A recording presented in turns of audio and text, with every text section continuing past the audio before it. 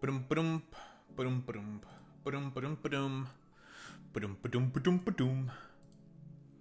Can't be up too late, obviously.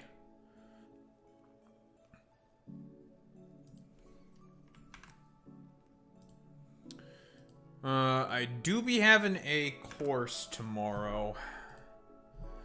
Do be loving our courses and shit.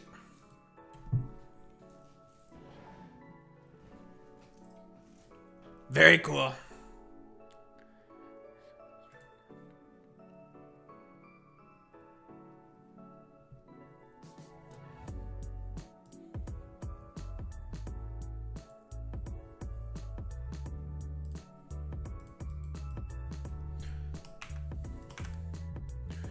Ba-dum, ba-dum.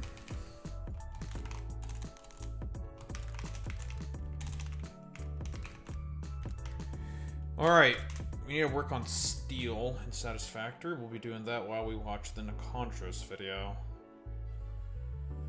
Figuring out our ratios and whatnot.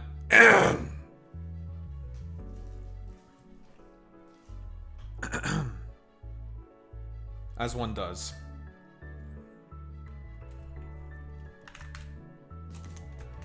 Oh, and we must create our...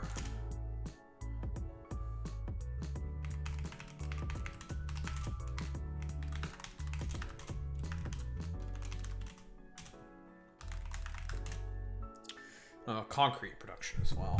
Gotta rebuild that. That'll be easy though.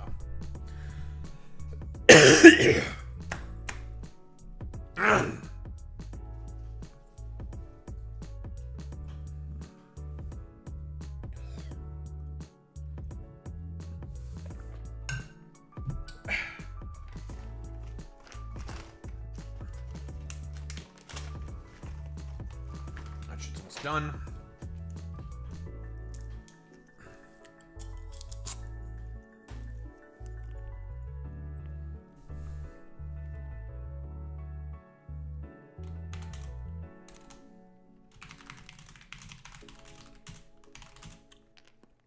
What's up, Big Jerry?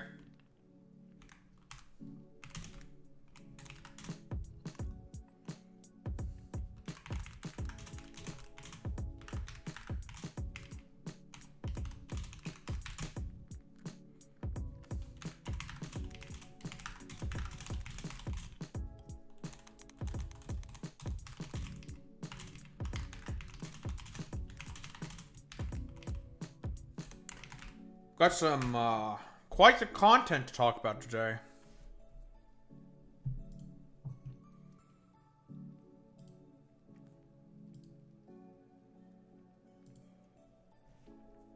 Quite the wacky stuff to talk about.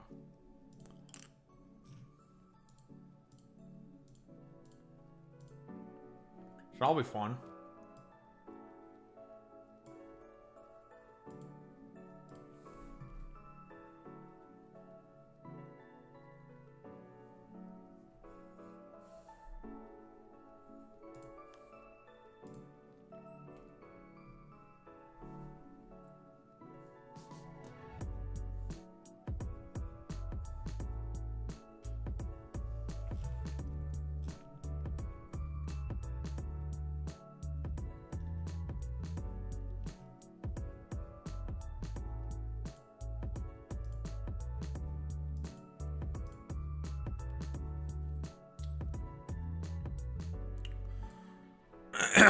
Alright. Time to satisfy our factories. Flip shit over.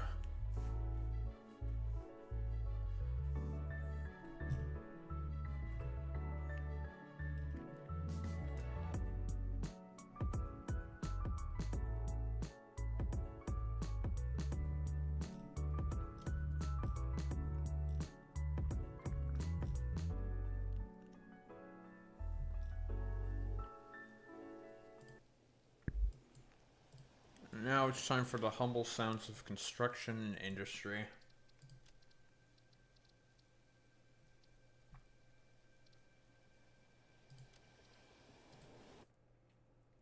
I forget to save.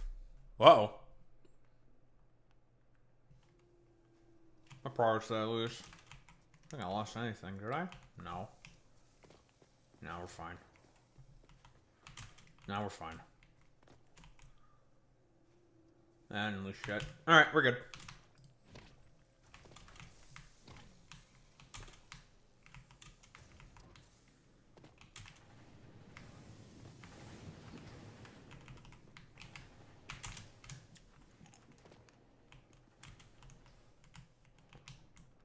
Break the legs.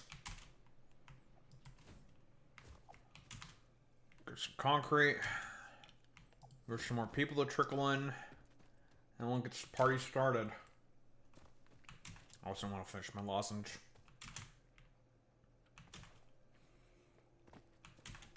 Because Nikandros put out an hour and 15-minute banger. I wouldn't expect much less from Nikandros, though. Bro puts out bangers. Bangering.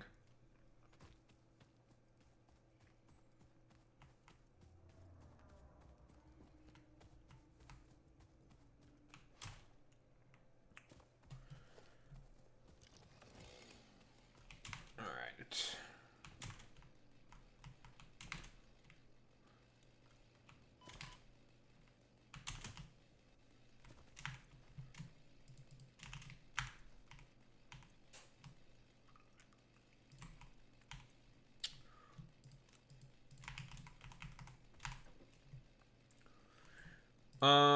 Put you there. We already just constructed our MAM and everything. I'll figure out where to make a centralized location eventually. I'm gonna put production for space parts or spaceship parts and whatnot alongside the space elevator. Figure that out eventually.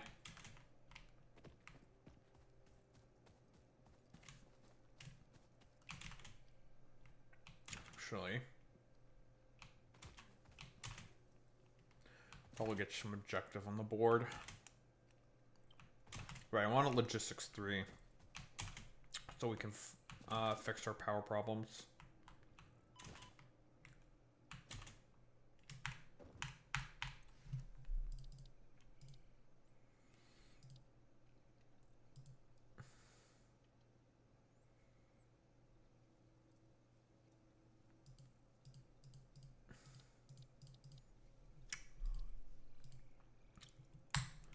Okay, well, we need steel production for that shit. Well, if it isn't fucking Pazuzu.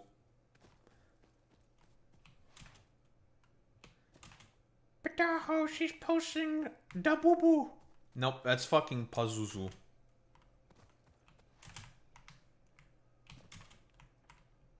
What do you want, you dang harlot?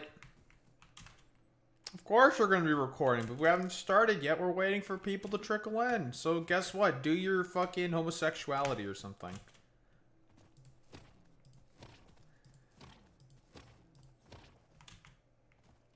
Nice. Why are you gay? Who says I am gay? You are gay. Pepe, why are you gay? Who says I am gay? You are gay.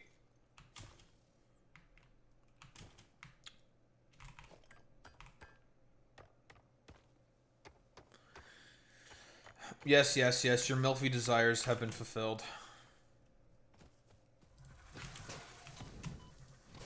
Hey, fuck you.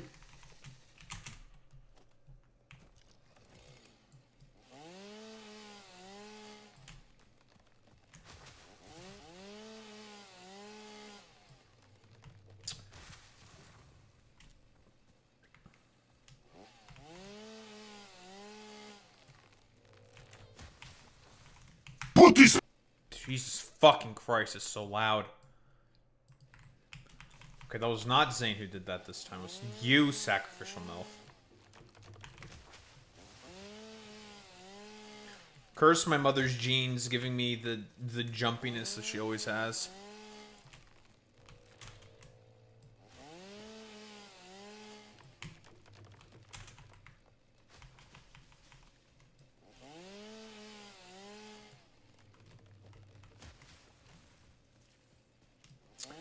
Surprised you never asked about the hentai convention. Wait, what? Huh? Huh? The fuck you talking about? Wait, was that the convention that you went to or some shit? Okay, well, I'm a man and I'm a misogynist, so therefore, obviously, I didn't listen to what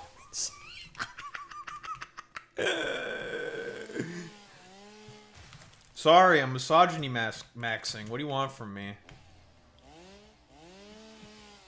Whoa, whoa, whoa, whoa, whoa. Don't let Tactical Templar hear about that. He'll have like a, I don't know, like a schizophrenic conniption about it. He'll call you like a pedophile or something. I don't know. Let me guess. You saw a lot of big cocks. A lot of giant tits. What else? Oh, I will gladly rip him to shreds. Listen, did you make? You had to make sure to bring your kids to the hentai Matsuri con.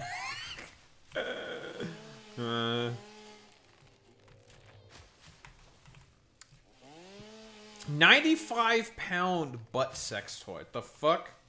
Why? Why is it 95 pounds? Hello? That's so excessive. How the fuck does that? How the fuck do you fit that all up your ass? That's crazy.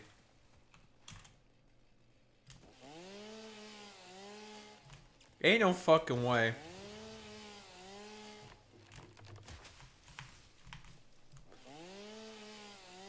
Rippled like the waves of the Pacific. Oh, I bet.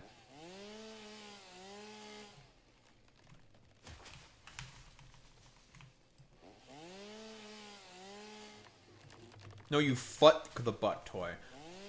Oh, it's like a fucking fuck doll or whatever the fuck, isn't it?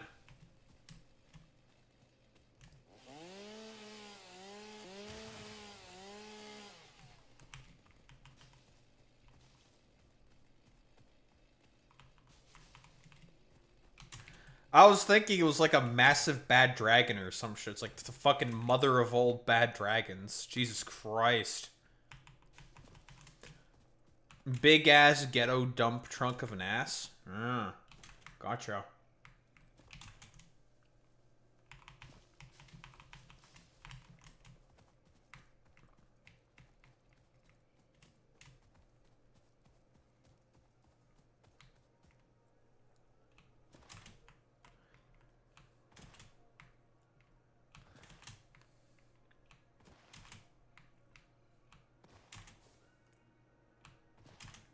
It was literally its own guest at a point. Lol. I bet.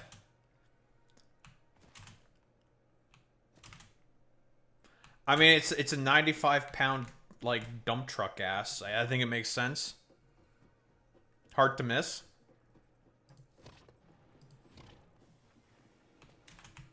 I would really like to have the alternate recipe for iron pipe, but I don't really have the tools necessary to fucking get that at the moment. I need weapons.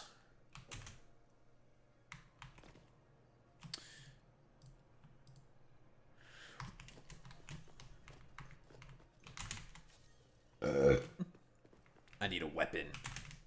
Right this way. What's up, Clay? Alright, let's just get this fucking shitter out. That's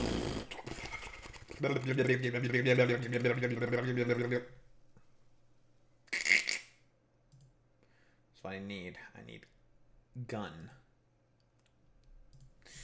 I need gun! I need to shoot people with gun.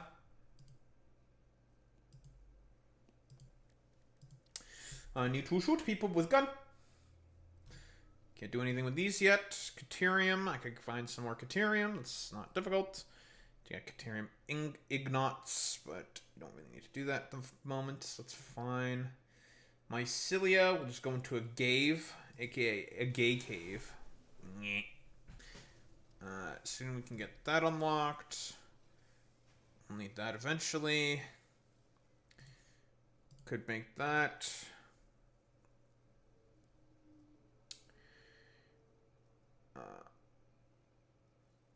I would love to make some Blade Runners. So there will be no more peasant running.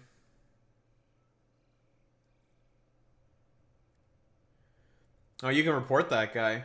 Easy clap. Get another fucking Destiny turd off the fucking internet. Let's fucking go. Let's go. Let's fucking go. Fuck that bitch, Destiny. Huh? Dance by the poolside at night in your undies. Uh-huh. Was part of a Glow Lube presentation. Huh? Glowing lubricant. Interesting.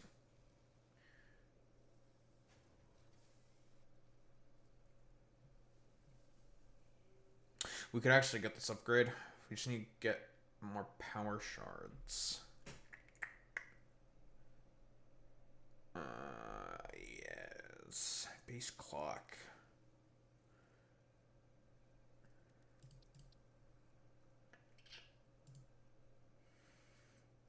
This we could also make as well. Well, it goes up 11%. That's kind of shit. It's better than nothing. Happily reported and blocked. Very good. Fuck that bitch, Destiny. He's a bastard. Foundry. We'll be able to get those upgrades soon. That's shit. Ooh, that was in your DMs, eh? Nice. Very classy.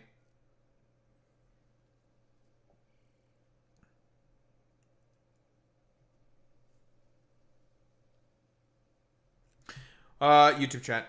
Yep. We're talking with Clay.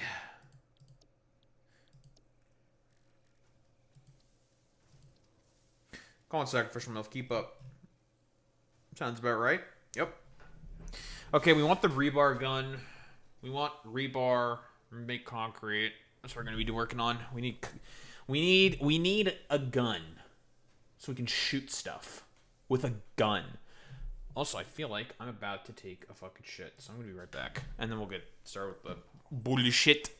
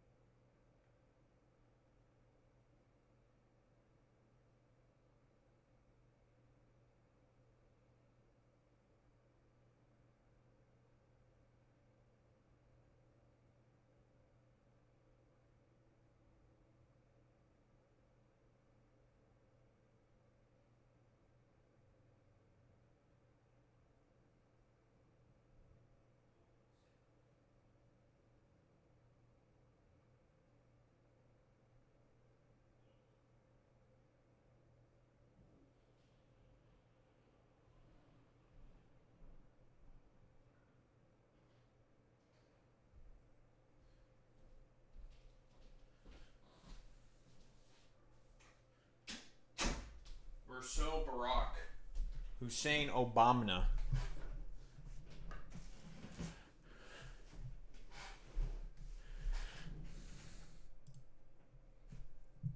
Listen, Clay's not being an idiot.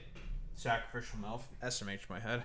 Destiny fan got mad at me because I posted something about Destiny over the fact that Destiny was trying to get Ethan's kids taken away from him by CPS and justifying the calls. Yeah, he said that on stream. Like, but we have all that smoke for fucking Ethan for some reason. Yeah, I have... It's nonsense. Stupid.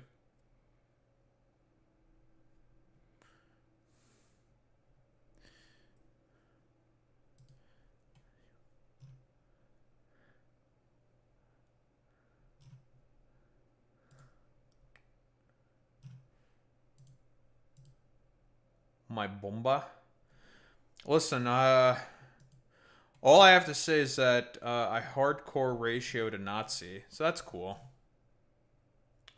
Oof, by a solid 2.5 to 1 margin. Clean.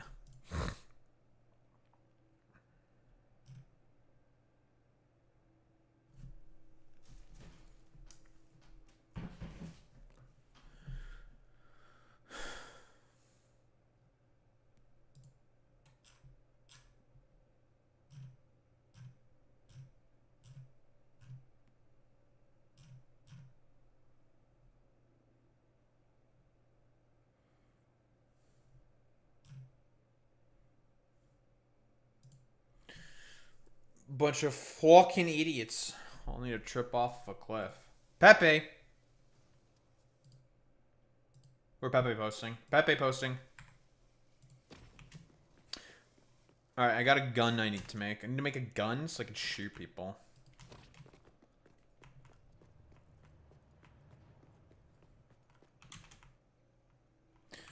I really thought about it today. The Ethan Klein is going to go way too far one day, and the next thing, you know, he's going to be receiving the end of a lawsuit from another content creator. I mean, that'll probably happen at some point in time. When? Who knows?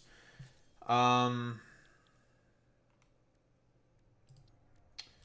will not be occurring, though, for the time being. Yes, Ethan will get his comeuppance eventually.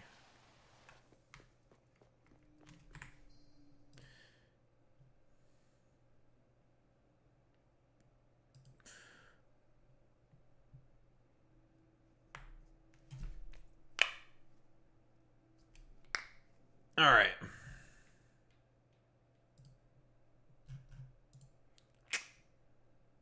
Shall we get started?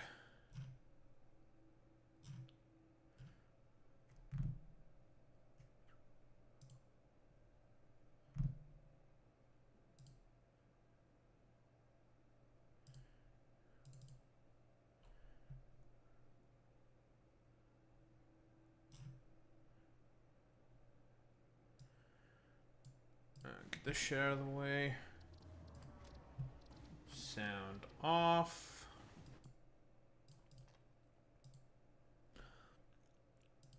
No more humble sounds of industry.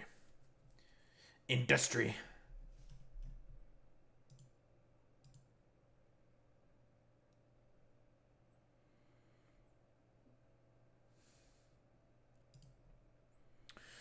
Well, I mean, who cares? I mean, Hutch is also just a fucking lolcow. Who the fuck cares about Hutch? Hutch is a lolcow. For like brain dead blue mega fucking dumbassery. Who gives a shit about that bitch Hutch?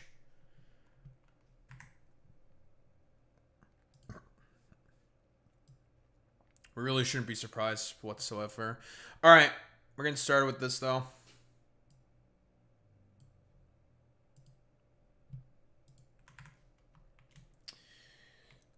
So, Nikandros with not the part 2 on the NuxTaku video, but with something a little different, where he is talking about his detractors, going after the people who are, shall we say, criticizing him.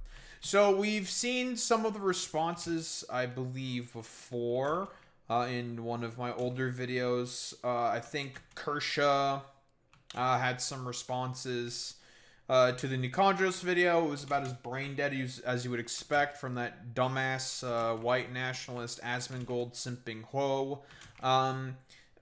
NuxTaku's whole response to the Nikandros video was buried in a fucking Hassan Bad video.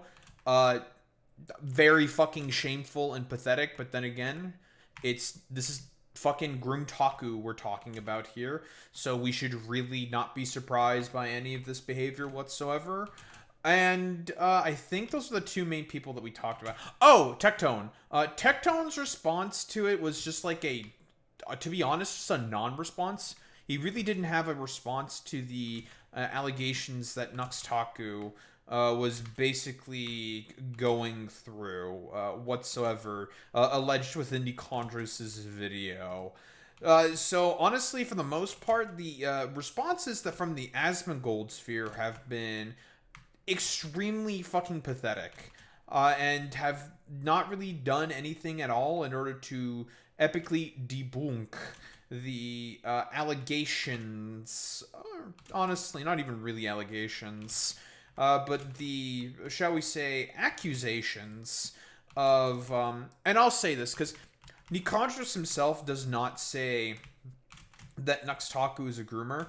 I will fucking say that because, again, if we're talking about EPI, aka early porn introduction, that is something that groomers do to minors in order to groom them for, it doesn't necessarily have to be for a sexual encounter or whatever. Grooming is more complicated than that, but people think of it colloquially only in that term in particular. But very, very often, grooming can be for belief in a certain political ideology. Because I've made the argument that I think conservatives groom children into conservative ideology. I do think that, and I will continue to believe that, without like a shadow of a doubt, to be quite honest. And also, if we're talking about a lot of, I guess for lack of a better term, idiot sort of like conservative, maybe not even conservative, but like dumbass, idiot, moron, detractors, especially from like NuxTaku and whatnot, and all the associated morons and sycophants or whatever. We shouldn't really be surprised about the fact that the orbiters around Asmongold have not really had any effective, shall we say, addresses to any of the allegations in particular, right? Yes, you can also groom people into pedophilia, Clay. You're not inaccurate there. A lot of people can be groomed into terrible fucking ideologies and, well, systems and power structures and whatnot. It's not explicit to something to it being fucking sexual, although very often it is associated with that primarily. So, whatever. I'm kind of rambling here a little bit, but here, Nikandros, of course, has created his video, basically addressing the detractors. And he goes through quite a cast of Asmongold Orbiter sort of characters, because, as expected, most of these guys are not really going to address anything that's being said here, because they are more interested in having their echo chamber of very, very easily impressionable morons to continue their fucking grifts on. That's really about it with like most of these individuals. What do we got here from Nikandros? It's just it's an annoying game overall, but Uh-oh. You know, what is this? It's got nothing to do with minors being Okay, that was good. What the wow, Jesus Christ. People, like, honestly, like, guys, I'm gonna be real. Like, if you're a content creator, you need to stop interacting with anybody that's under 18. You do. Based Asmongold. He's correct there. But he still associates with fucking NuxTaku. Yeah. Yeah, okay. need to stop doing it. It's a massive fucking mistake. You are putting Real. yourself in a bad situation. True. Stop. Like, do not let the kids. Do not let them on your Discord. Don't let them in your community. Don't do anything. What was supposed to? No, Los Post didn't do anything, right? Like, this is just some other bullshit. And yet, when it's someone within his fucking orbit, he immediately fucking just moves on, avoids it, and just does not address it. It's fucking incredible, dude. Should we really be surprised at all that this is the behavior that Asmongold decides to fucking engage in? I, for one, am not surprised whatsoever. Shit, right? And yeah, it's a total liability. And if you're not a content creator, I mean, listen, whenever you're a content creator and you have a community, it is just better for everybody that kids are not allowed in it. That's all I'm saying. I think that's very fair. True. Welcome. I'm Nikandros. Remember this? Nux has always been Hi, with me, Tectone. and I'm a guy who's always going to have the back of my friends. However, I will also be the first guy to hold my friends accountable. We'll see. Oh, really, Tectone? Because from what I recall correctly, when the Nikandros video initially came out, you tried to do everything possible to throw doubt in the wind of Nikandros' sort of very accurate research and reporting, and decided to do a bunch of sweeping for NuxTaku. Very, very interesting here. See about that. And what did we see? Anyways, looked like NuxTaku completely obliterated all of the allegations that were thrown his way in the matter of 5. Okay, I did pre-watch this, but we also covered this exact fucking clip. It's almost as if I am a luminary. 5 minutes. So that was always really fun. I mean, the amount of people were like, you need to denounce Nux. You need to denounce Nux. I'm good, bro. I'm Nux. Straight up. I don't care. You're That's not what going I to weigh thought. the evidence or be transparent with your audience about what the allegations even are. Okay. Of course. Dude, lip filler Tectone. Oh, man. That's fucking good, bro. That's good. Very good. Of course not. When a Kotaku journalist speculates about Bowser being bisexual, Tectone demands the author to be investigated. And this Of course. screws child groomer, not gonna lie. However, when he's asked about his friend's long history of profiting from exposing masses of young children to incredibly obscene content and funneling them to dangerous and barely moderated communities, I don't care. Oh yeah, I forgot. I also must have No forgotten that he's a standards. rapist. Why would I reasonably expect anything from him? What does he even mean by Nux? Yes. Keep calling this obvious rapist a fucking rapist. Fan fucking tastic, dude. Jesus Christ. Did Think Before You Sleep also defend NuxTaku? I don't even know if Think Before You Sleep knows who NuxTaku is. I'm gonna be honest.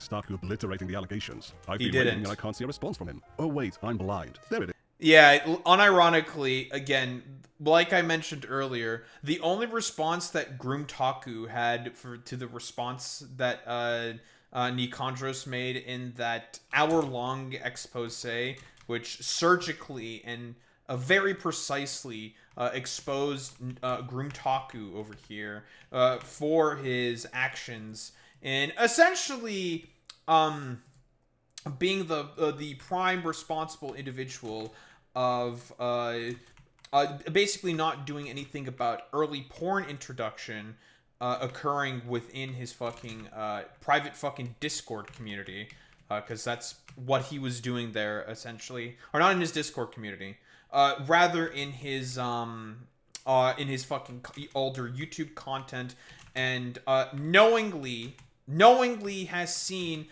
messages of fucking people within his fucking private Discord sending messages to Red from Alan fucking Weebus, because that fucking dipshit Romanian, typical dumb fuck Romanian behavior, I should fucking know, I am a Romanian myself, doesn't understand how age of consent laws work. It is, plain as day. 21 minutes deep into a video called It Backfired. He effing found out. Now that's what I call burying the lead. That's apparently a very common criticism for my video. I Hi, tried starting Kershaw. to watch some of like the shit about what's going on, and I was like, oh, I'm in the car for like an hour and a half. Let's throw on. Yeah, we've seen some of Kershaw's fucking criticisms in response to this. It was about as pathetic as one may expect from this mold-drinking white nationalist dumbfuck. On that Nikandros video. I like the beginning of the video starts out with him just lobbing a ton of insults at Tectone, Problem? and I kept having to look back. If I recall correctly, I like literally the beginning of that video. Also, yeah, problem. Good point. Good problem. Who gives a fuck? Fuck Tectone. Also, like unironically, part of the video, I think that was only like 5 minutes of it or something, was like talking about, well, the insults on fucking Tectone. But then again, Kershaw's not very bright. She's not really intelligent.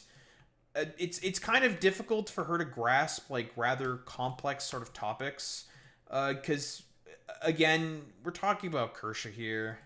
She's really not very smart. It's very difficult for her to understand complex sort of, well, topics.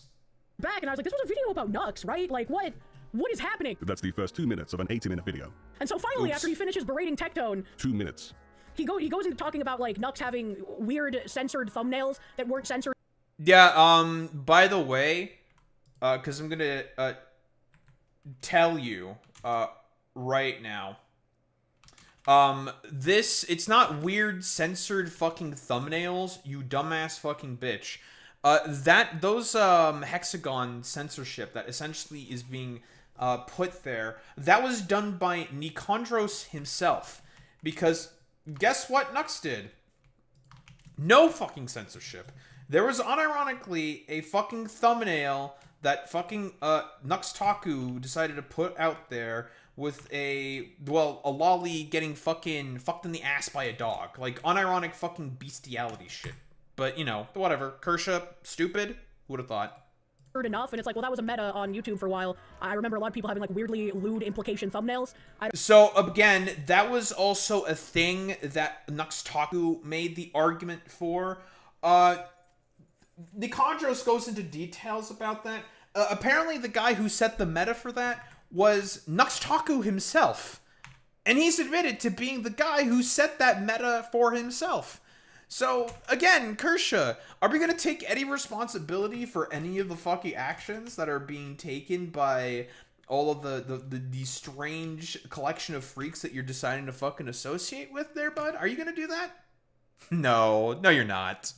I don't, maybe that's bad, I don't know, like... Yeah, that it was is just a thing bad, for a while. dumbass. The first time thumbnails are brought up is 13 minutes in. After showing NuxTaku describe his past content as him reacting to weird stuff from Japan, I show NuxTaku using a drawing of a fully naked underage girl on his thumbnail. Maybe that's bad, I don't know. You can still Yeah, it's kind of bad, Kershaw. You know, a fucking monkey raping a fucking goddamn little girl in a zoo exhibit is kind of bad. Kershaw. That's a bad thing, Kershaw.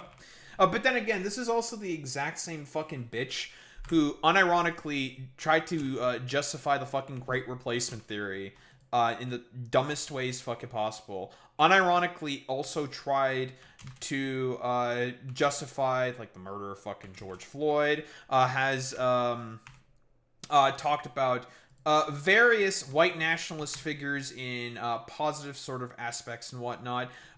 Anything that Kershaw can do is bad. She'll just do it. She doesn't really give a shit. She is a fucking psychotic weirdo. find it uncensored on his channel, by the way. And then he's going on about these thumbnails, and then I fell asleep. And by the way, that was a thumbnail, even as Nikandros himself said within that video, something that he changed about 3 times. Are on screen for 17 seconds. And I feel like if you're making an expose video and it's supposed to be like, this guy is big bad evil man, here is why, you should put the big bad evil man stuff like in the front. You should front.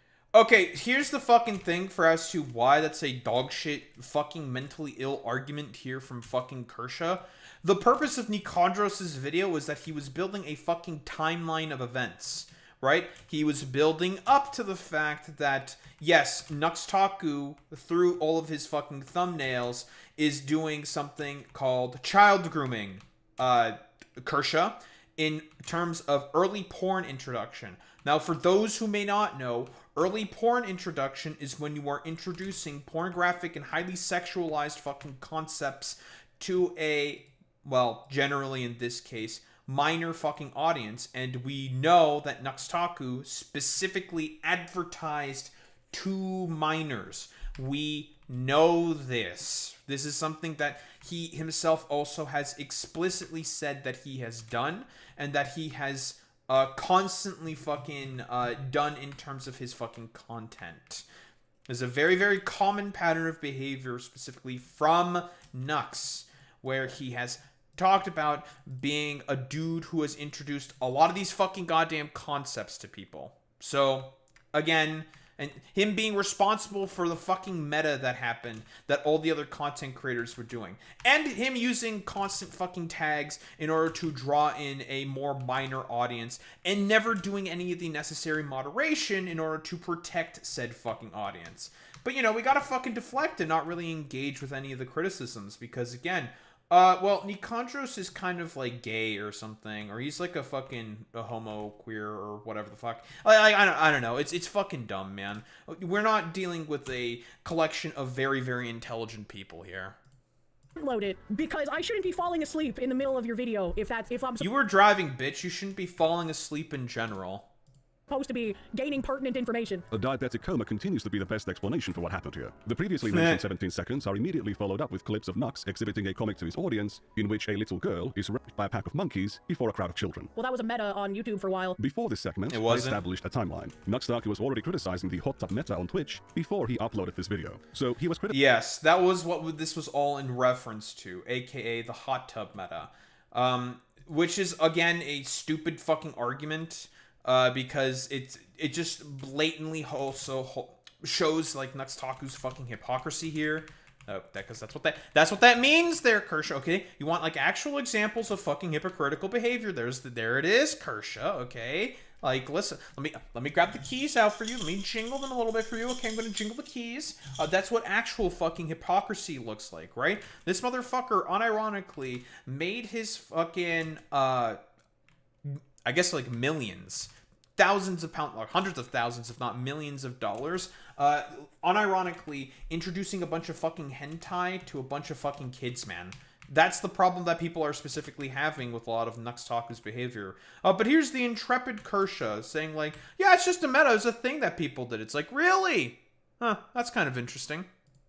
Criticizing a meta on another platform that involves putting softcore pornography on a 13+ website, while supposedly participating in a meta of regularly publishing incredibly obscene on his channel for a child audience to view. As I established even earlier in the video, NuxTaku currently holds himself out as this voice against degeneracy and hedonism, while totally obfuscating his own past. Not only does he describe his past content in a totally disingenuous manner that downplays the— And that's specifically the problem that people are calling out here, Kershaw.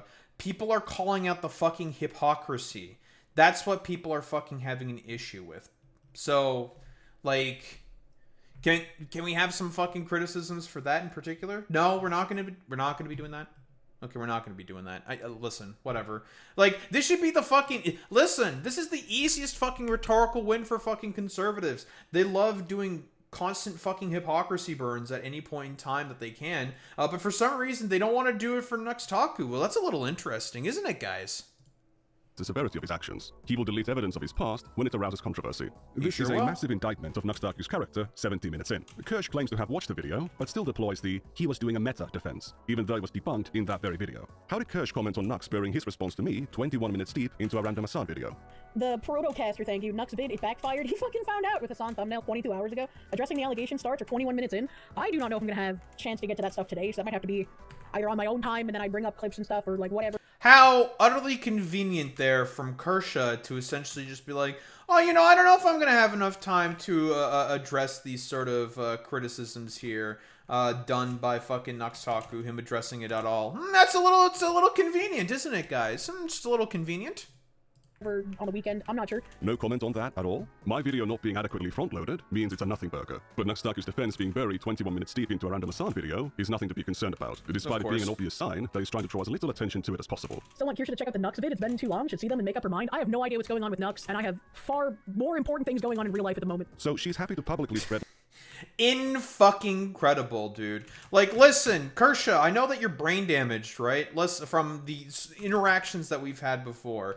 But, like, come on, dude. Like, you're making it a little too obvious that you just don't want to fucking address any of the correct criticisms that people are having of NuxTaku's fucking behavior. Like, come on. Come on, I know that you're very stupid, right? And you drink fucking moldy Arizonas. But come on, you gotta keep up, Kershaw. You gotta keep up. lies about my video, but she's way too busy to publicly engage with it or with NuxTaku's response. In that segment, I also pointed out that NuxTaku claimed he was going to confront Shadman for making lolly reality comics. That obviously can't be true if he was obviously did fine not with do putting that. lolly reality comics on his own channel before and after that collab was supposed to happen.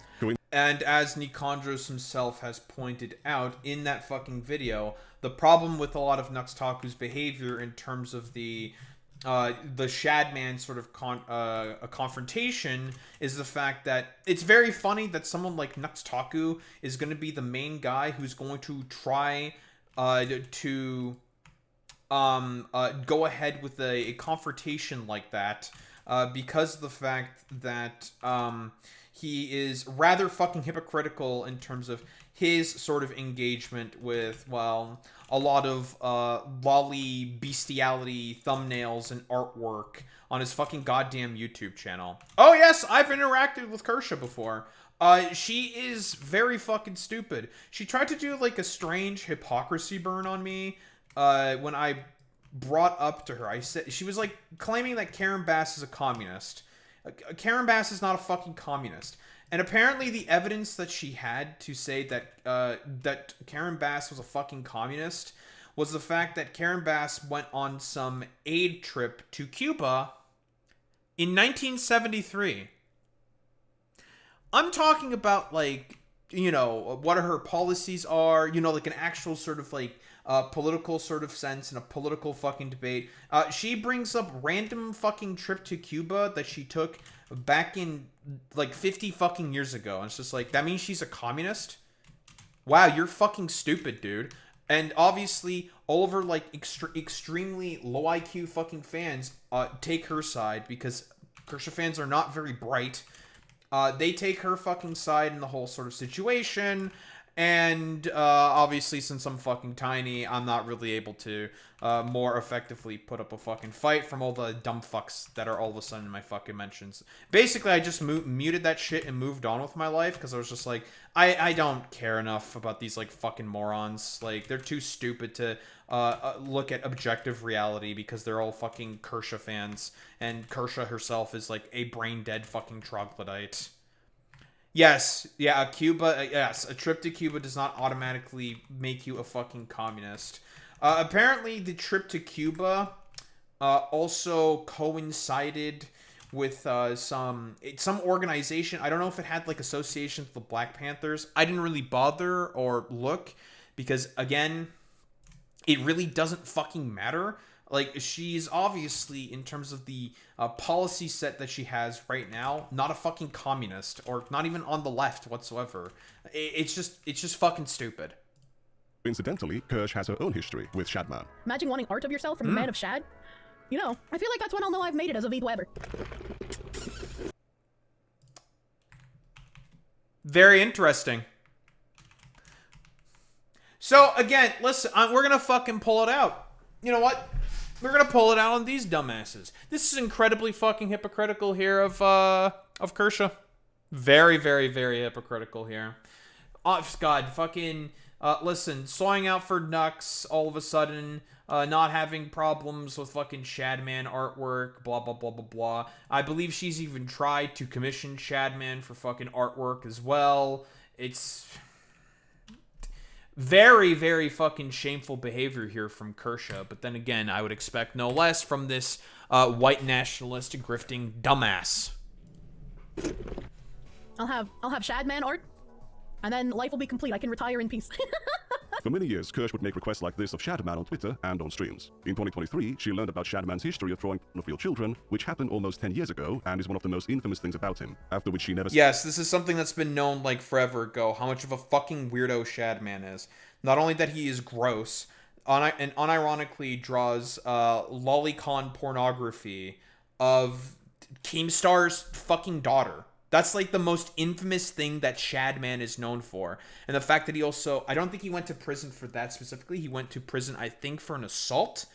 But he also did go to prison, I believe, as well. Those are the things known about Shadman. And apparently there's also reports of people who lived with Shadman who have said that he's a extremely, extremely fucking gross individual to live with. Like, a disgusting, disgusting individual. said that again. Moral crusades are moral crusades. It's just like the Twitter freaks virtue signaling. And if there are people like super chatting to Null about how apparently I still like Shadman when I do not, and I have not since I learned about him last year. The problem is that she did. I can always see if Shadman has taken commissions. It has always been a dream of mine to have artwork done by the Shadman. Before the fucking Ava Chris Tyson whole situation, this motherfucker was soying out about wanting to get fucking Shadman artwork. Just... It's poetic. It really is fucking poetic, dude. by the Shad? Was he in prison for drugs? I mean, Shad is a very controversial figure, but That's a way to put it. Him. Was she lying on purpose to get away from the Chris Tyson Shadman list drama? No. I would appreciate if you wouldn't repeat that I still like Shadman, because that is patently not true. I have brain damage, so I forget things frequently, and I don't expect anyone who doesn't watch me to believe that. I think they will. At the time I made this, I had no idea of Shadman's crimes. She did know about the one crime that he was actually arrested for. And I admitted that, and I read Null's post, and I was like, wow. Yeah, it's very, very convenient that you didn't know about the other crimes, the stuff that he's more sort of infamously known about.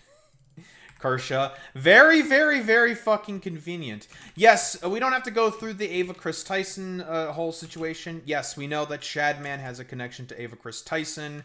That gets explicitly brought up. Let's just talk about that real quick. A lot of the commentary YouTubers, although a lot of their sort of criticisms of Ava Chris Tyson were pretty fucking bad initially, but they were correct about the associations from about 8 years ago, from a long time ago, of Ava Chris Tyson having associations with Shadman and having gotten artwork from Shadman specifically. Again, for those who do not know, Shadman is let's just say a drawer of some rather lascivious artwork.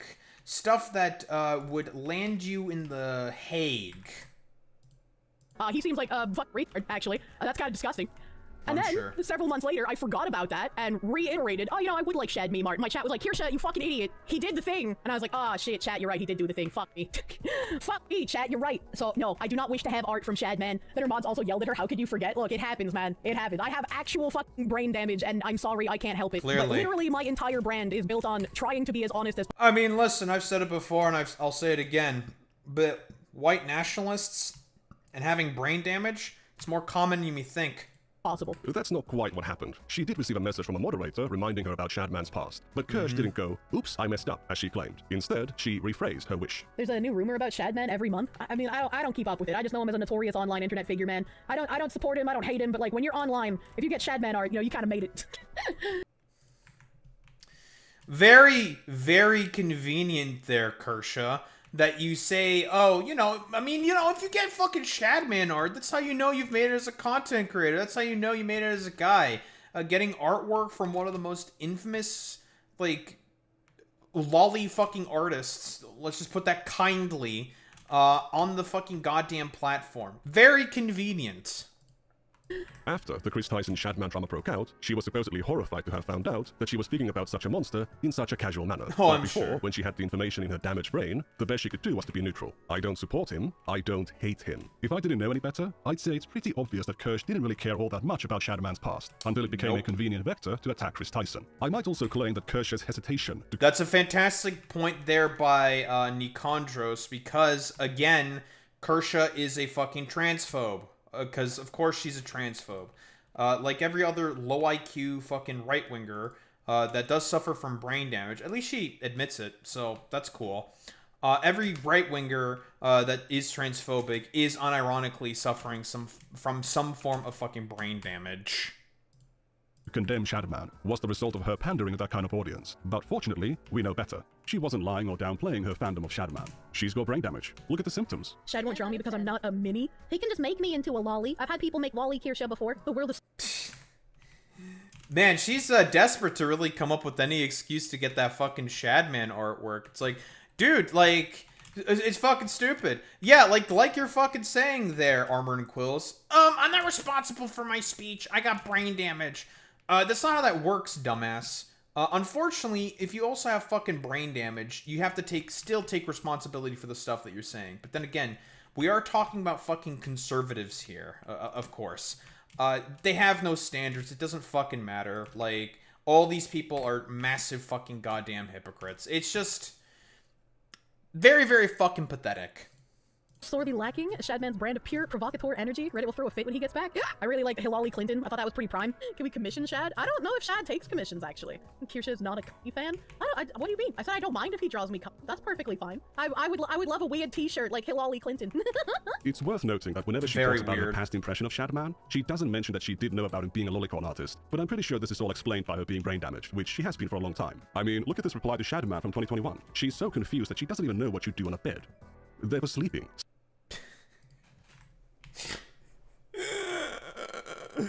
Kersha. God, you're so she's really fucking stupid, man. Silly. If she had prefaced her take on my video by Very, saying she very has brain silly. damage, I would have been a lot nicer in my tweet. My impression was that she's lying about my video and actively avoiding the subject. I don't mind if he draws me. That's perfectly fine. I would love a Thank weird you, T-shirt YouTube, like for Hillary doing that. Clinton. It's worth noting that whenever she talks about her past impression of Shadman, she doesn't mention that she did know about him being a lolicon artist. But I'm pretty sure this is all explained by her being brain damaged, which she has been for a long time. I mean, look at this reply to Shadman from 2021. She's so confused that she doesn't even know what you do on a bed. They were sleeping. Silly. If she had Stupid. prefaced her take on my video by saying she Stupid. has brain damage, I would have been a lot nicer in my tweet. My impression was that she's lying about my No, Nikandros, you should not be nice to someone like Kersha. Listen, I understand we're trying to be good faith here. Of course. Listen, I don't blame, of course, Nikandros for trying to be good faith. But we're talking about Kersha here. If Kersha can have any opportunity to be as bad faith as possible against her fucking detractors, she gladly will be as bad faith as fucking possible. And she is continuing to be consistently fucking bad faith, or just not really understanding any arguments whatsoever, because, well, as she says herself, she is brain damaged, which means she is very stupid. video and actively avoiding the subject. She knows that if she has to engage with the video in front of her audience, she either has to condemn NuxTaku and lose that connection, or totally lose her face. If you pretend the video is boring by lying about it, you don't need to do either. However, she isn't satisfied by merely lying about my video. She'll also platform all kinds of random smears about me. Taking 50 minutes to get to the actual allegation, Nikandros is a lefty furry, and even the commentary community dislikes him. That's funny. So, by the way, the accusation that quote-unquote Nikandros is a lefty furry, and he's like a gay lefty furry, guess who fucking came up with that one specifically? That was from Tactical fucking Templar. Yeah, from that fucking troglodyte.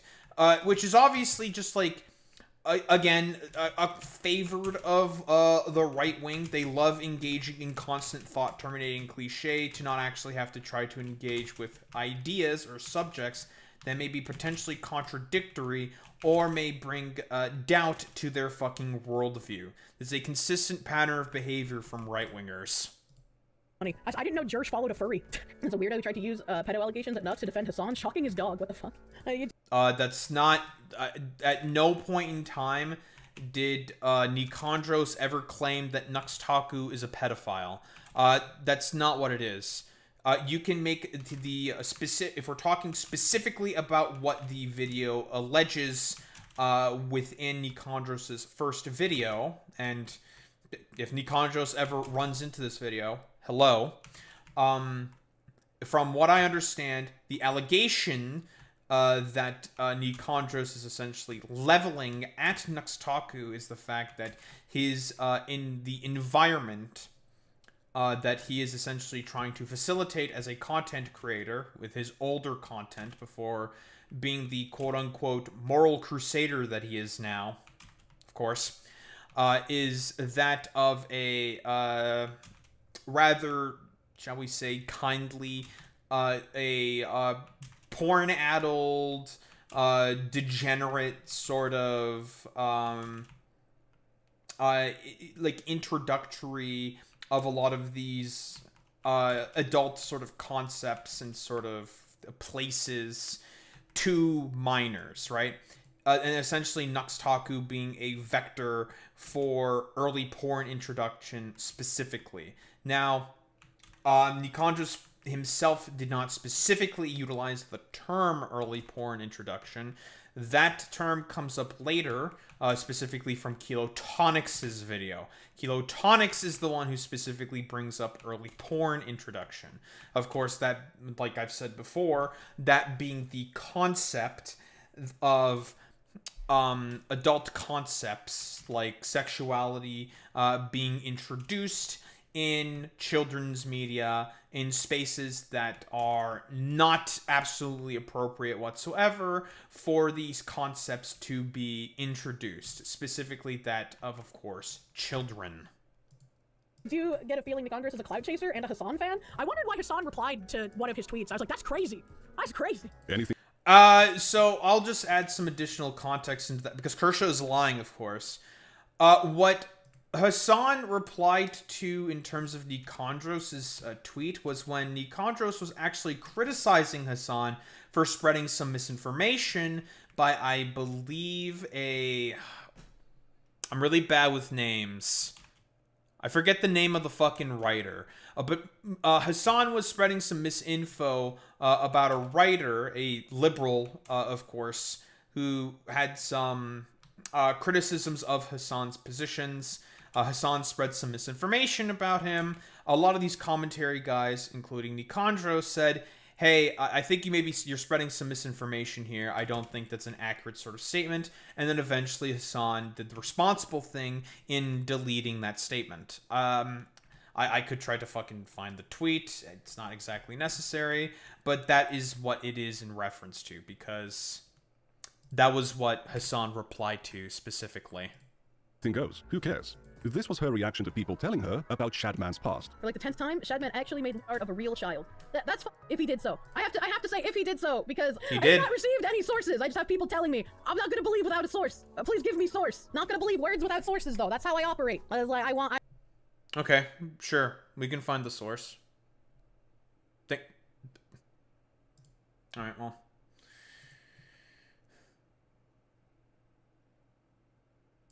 We'll have to be a little careful with this. But here, Shadman.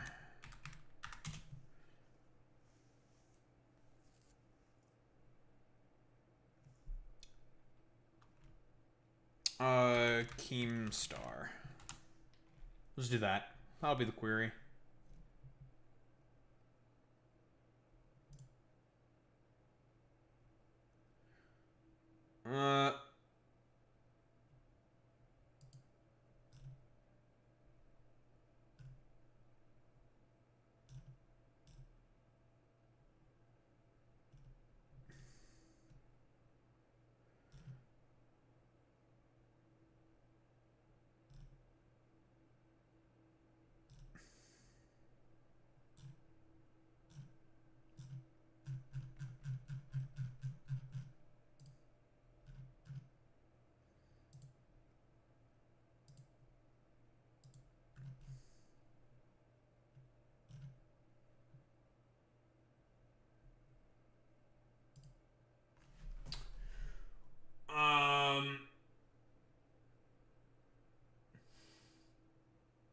Okay. This should be fine.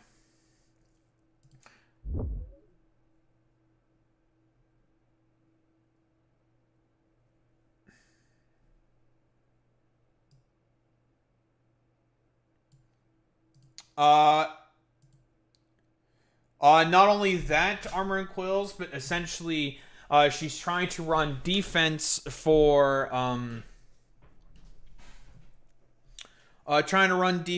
Nux, while trying to, yes, minimize her contact and his contact with Shadman, and then is doing guilt by association bullshit between Nikandros and Hassan. Yes.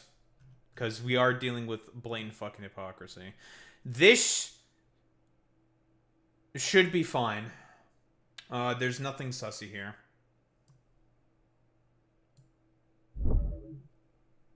Here, Kershaw. Just for you, buddy. Obviously, this is in the Kiwi Farms thread. Kiwi Farms has the actual sort of evidence on there as well. We're obviously not going to put up the actual fucking artwork as well. But this is artwork specifically of Keemstar's daughter that Shadman made. Yes. And obviously he, well, drew her in a fucking sexually compromised fucking position. That's who we're dealing with here. Kershaw? I want sources, dude. Kirsch already knew that Shadowman was an infamous child illustrator, who might still be in prison for something, but she had hopes of receiving some personalized... That should be for his assault, I believe. as child illustrations from him. So, if you make any claim about him, Kirsch demands to see evidence. However, if you call her a diabetic hog because she demonstrably lied about your work, she'll abandon her principles and lie about you even more. Not gonna believe words without sources, though. That's how I operate. Literally, my entire brand is built on trying to be as honest as possible. If she doesn't have that expectation of receiving child cartoon. Oh, yeah, I'm sure, Kershaw, that your whole shtick is trying to be as honest as possible. Sure, buddy, yeah. Yeah, whenever the only time I've interacted with your goofy-looking head ass, you unironically just lied about everything I was fucking saying. But hey, you know, she's, guys, she's the most honest, moral, right-wing fucking VTuber. Okay, bro. Staying honest becomes impossible. The Nikandros guy is very clearly a spurg, though. I would not trust anything coming from that guy. Kirsch is primarily a political commentator. Her reliability is heavily tied to her knowledge of politics. So let's see her grasp on what should be 8th grade civics in the United States. Oh my god. I forgot that she does fashion herself as a political content creator. Trust me, I've seen enough of Kirsch's analysis to know that motherfucker, she fucking stupid. People watch our show and they're like, you guys are super political. No, we're not, right? I don't even know what any of this shit means. Like, what does an attorney general do for the United States? I can answer that question. An attorney general is essentially the federal government's law enforcement officer, for lack of a better term. They, generally speaking, will bring out lawsuits and try to prosecute corruption within the government. They will try to prosecute instances of federal crimes as well. And also, if need be, defend the fucking president from a bunch of fucking bullshit, for lack of a better term, let's just say. I mean, that's certainly what this current fucking DOJ is being used to do. As essentially Trump's personal fucking goddamn attorney. Anybody? Sorry, what was the question? She continues to stay silent for a full minute. Meanwhile, Tectone spins his ignorance about how the government works into a point about how it's difficult to understand on purpose, so that government bureaucrats can get paid for doing nothing. Seems like the Democrats do. Yeah, if I recall correctly, the guy all the way on the right, that guy used to be an old side-scroller fucking content creator. Like, a part of the Rooster Teeth orbit. And now he's like, the dude hosts like a really just sloppy, shitty, like right-wing podcast. And I mean, it's about what you would expect from like individuals like this. Like just very, very low IQ fucking dreck. Like it's just very, very dumb. Things. It's just things that most normal people don't like. And Republicans go, we should do something about that. And then they never do. What stunning insight. The reality about nice fucking analysis, Kershaw, you fucking moron. Yeah, is the AG being the head of the US DOJ not common knowledge for adults? Well, listen, here's the thing, Armor and Quills. You are correct in saying that it should be common knowledge for adults. But I've talked about this concept before. You and I both know that civic education and civic nationalism within the United States is absolutely dead. And who killed it? Reagan. Reagan killed it. About these conservative creators in the Asmongold orbit is that they are financially tied to each other. It doesn't matter what I say or how polite I am, They are looking for any excuse not to engage. Honesty and principles don't matter. What matters is playing for your side. Remnant 777 learned this lesson the hard way when he called out Leaflet for not taking any accountability for her to... Hi, Remnant. Now, obviously, Remnant, of course, we've talked about this individual before, who has no idea about what the fuck a goddamn, he has no idea what a fucking grifter is. Now, Remnant is still a stupid fucking right-winger. He's very dumb. He doesn't know what he's talking about most of the time. His media analysis basically boils down to, well, the left basically thinks of media analysis in the way that they just think everything is theirs. And therefore, whoa, crazy. Nothing matters. Who cares? We can just all just lie. Blah, blah, blah, blah, blah. His fucking analysis is really, really bad. We've taken a look at some of the shit that he said. He's very stupid. He also thinks that left-wingers are grifters because they, like, apparently took some money, or rather in, like, the case of Dean Withers. He thinks Dean Withers is a grifter because he did, like, a university program once, like one of those scam university programs, when that's not exactly, because like I said before, there are multiple definitions of what a grifter is, right? There's a grifter in terms of like a financial sense and also an ideological and political sense. If we're talking about grifters in terms of a political sense, then Dean is not really a fucking grifter because he's been consistent in terms of his, like, liberal sort of progressive beliefs. So you kind of failed there, Remnant. You're gonna have to try a little bit harder than that. And he said that Hassan is a fucking grifter because of the fact that he took a bunch of fucking money from his uncle, and also he's a part of, like, a rich fucking family, and that's the reasoning for as to why Hassan is a grifter. That also does not really pass up the fucking smell test, okay? It's just like, okay, you're saying that, but you're not going to talk about how he's been, like, ideologically inconsistent in terms of any of his beliefs or something. You're just going to say that he's like that he got his start through TYT and his parents are rich.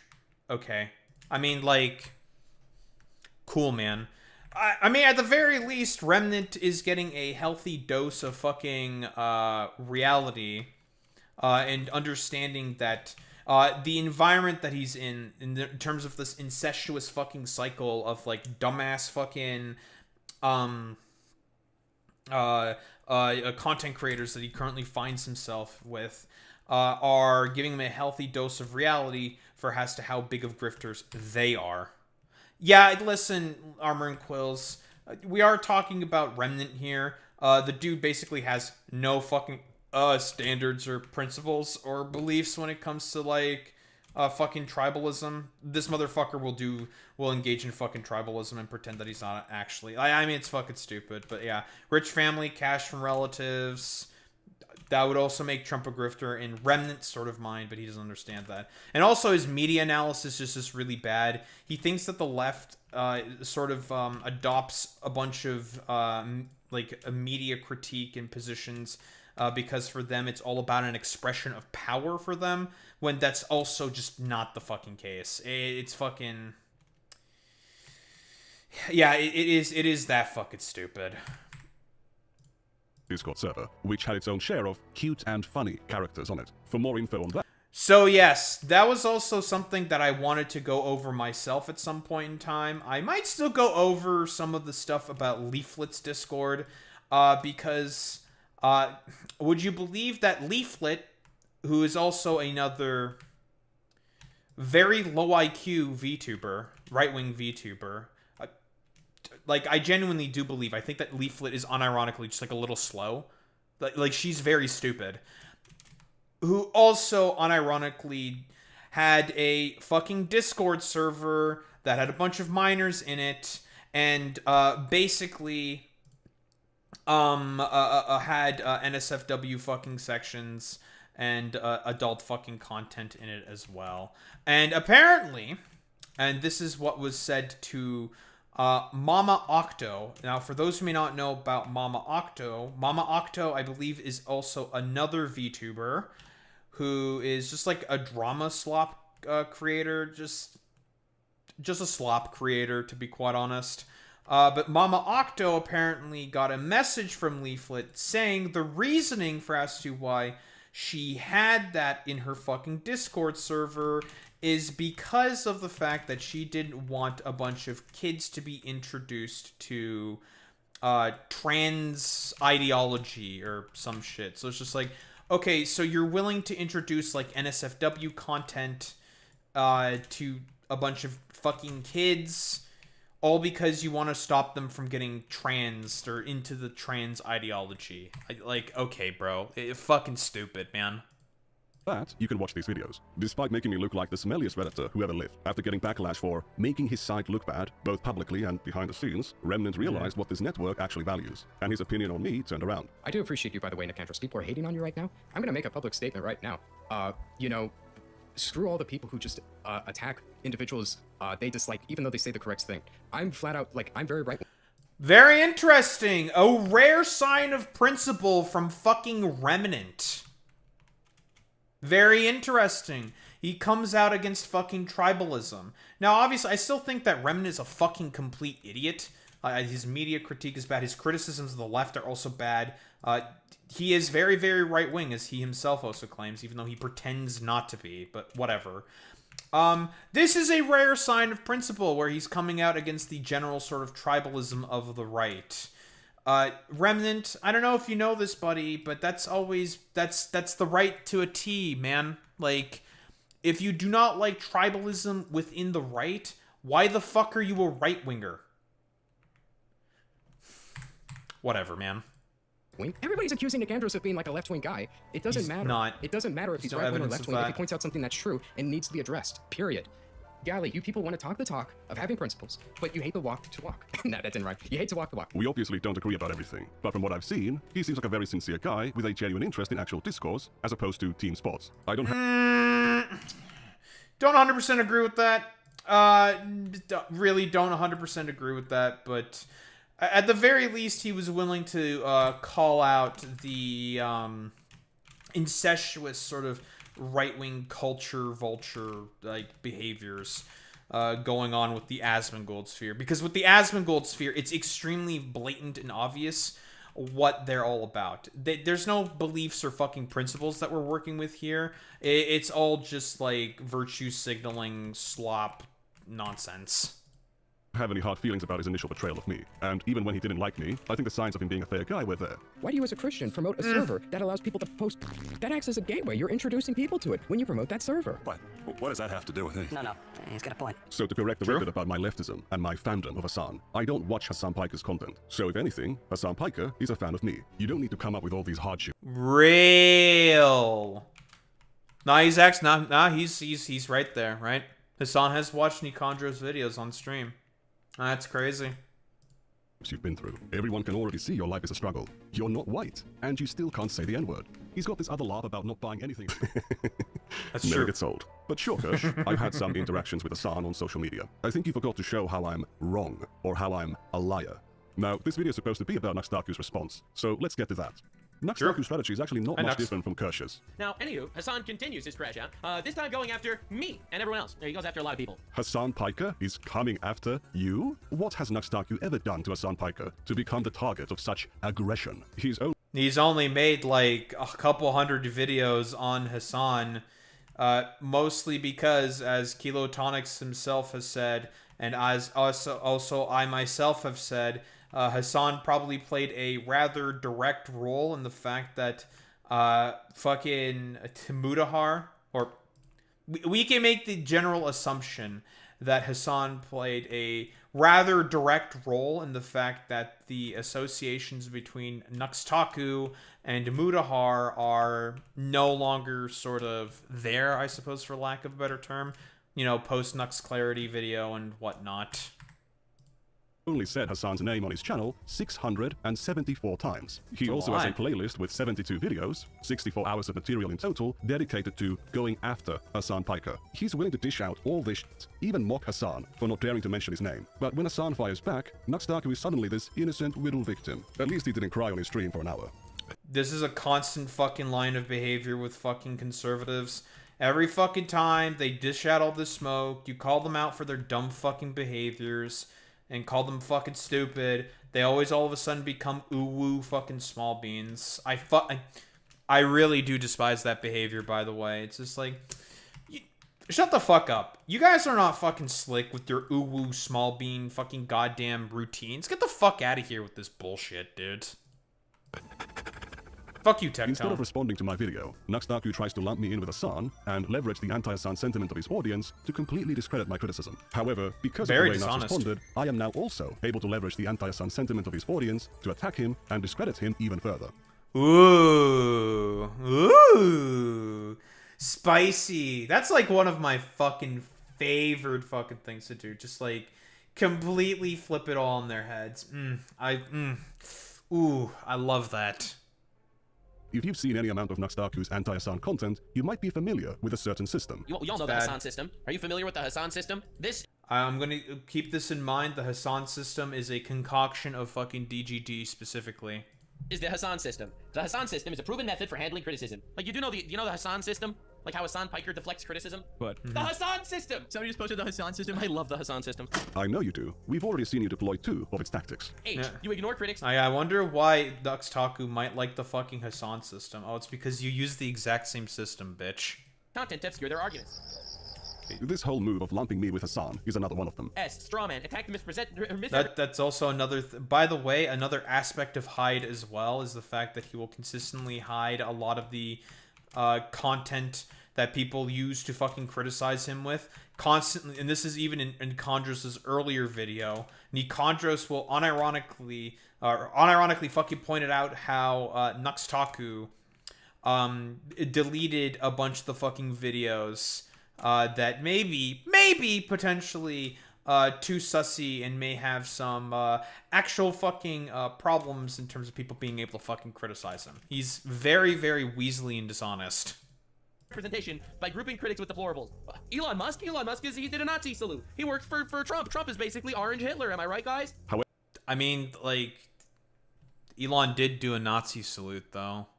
I mean, he did that. I mean, that was on national television, Nux. Okay. However, some of these apply to Nux's response in multiple ways. Hi, ignore critics' content to obscure their argument. True, he never reacted to me or anyone that ever criticized him. True, he never reacted to me or any... Fucking...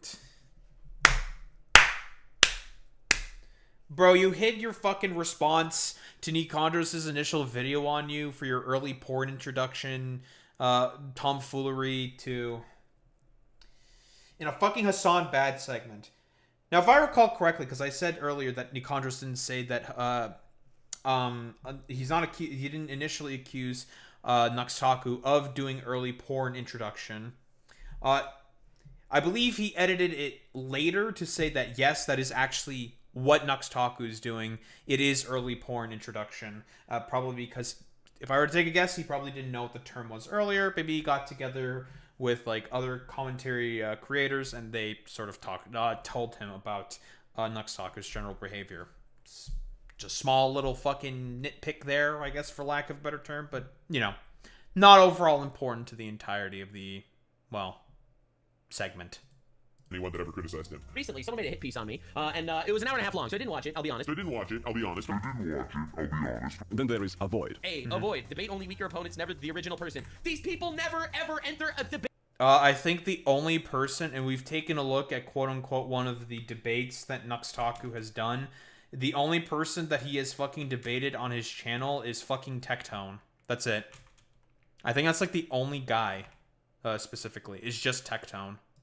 Debate at all. NuxTaku has never debated anyone who isn't his friend or on friendly terms with him. I asked NuxTaku if he wants to talk on Twitter, and he ignored me. It's not very surprising. He has run from conversation. Okay, listen. Okay, just this one time, I'll be fair to NuxTaku, okay? Just this one tiny bit of charity to NuxTaku.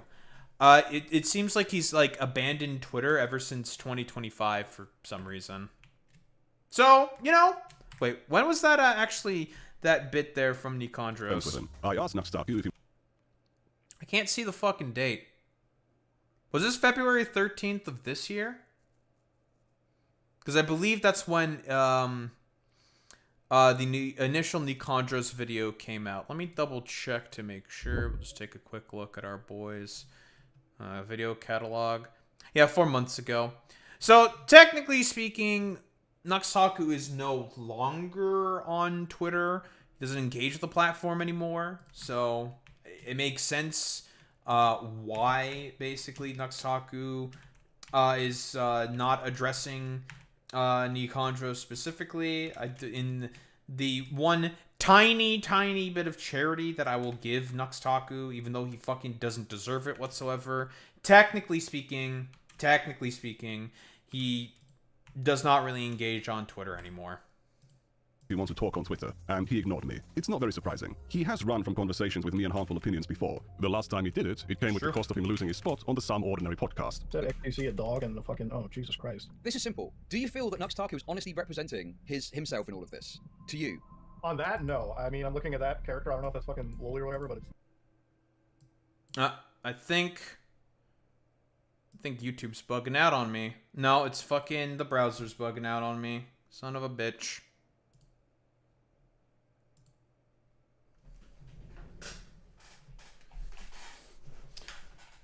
No, it's fucking stuck on one particular image like a bastard. That's annoying.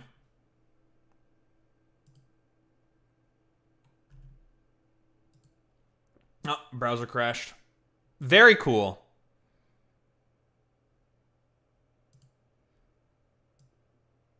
Why did browser crash? Good question. No clue.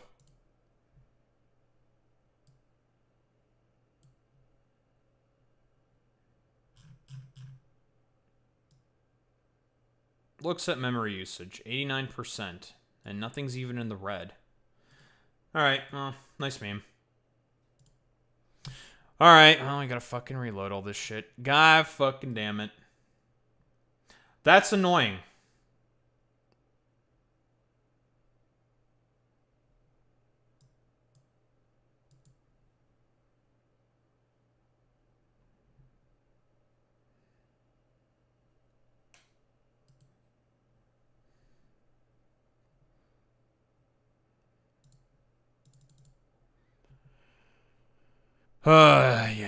Yeah, man.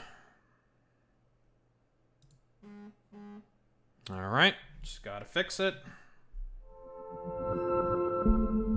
Yes, go fuck yourself. Thank you. Bastard. And we're back. I guess we had a fucking Opera update, and that's why Opera decided to get fucking pissed. Very, very cool. Nah. Ain't that big of a deal. No biggie.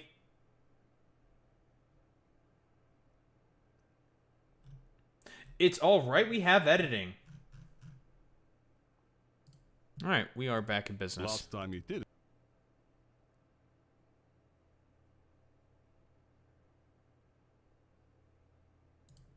Me.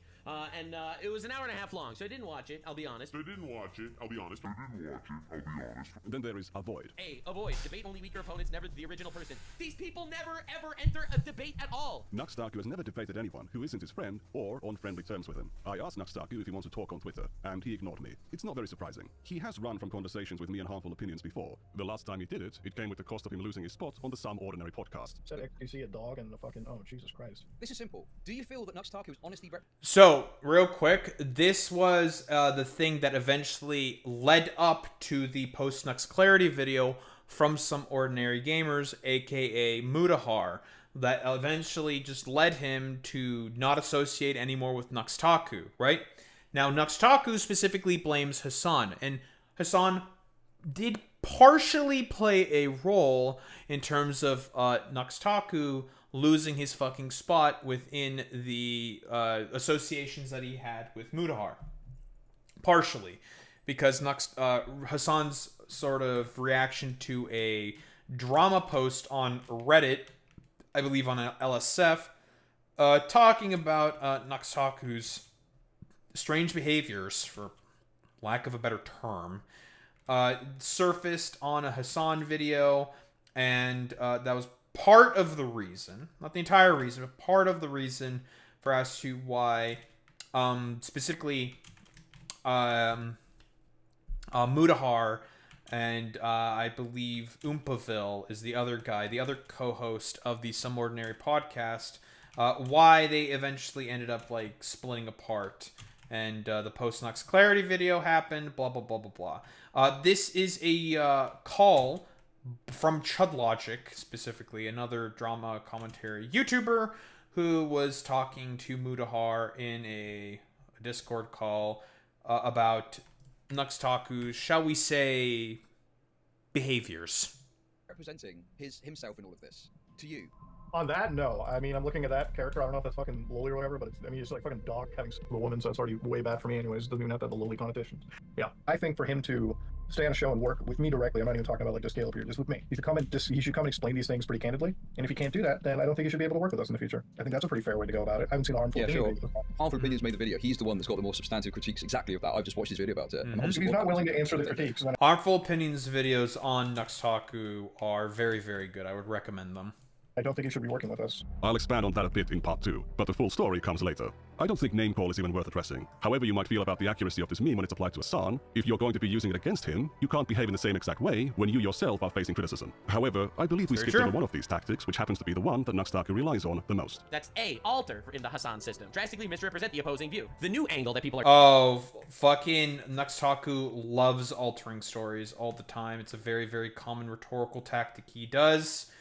consistently, because again, well, first off, Nux is an idiot, and he's not very, very bright, and he will basically do everything possible to change a narrative if a narrative is not really going in his fucking way. There's a very, very common line of behavior from NuxTaku. Are taking is that I was grooming people in a Discord. A lie. I've never groomed anyone ever, and they've never had any evidence of me grooming anyone ever. All right, so it's a lot of implication. So he's lying here. That is exactly what early porn introduction is. Like, I mean, we can look up the definition of the word. We can do that here. Let's just do that real quick.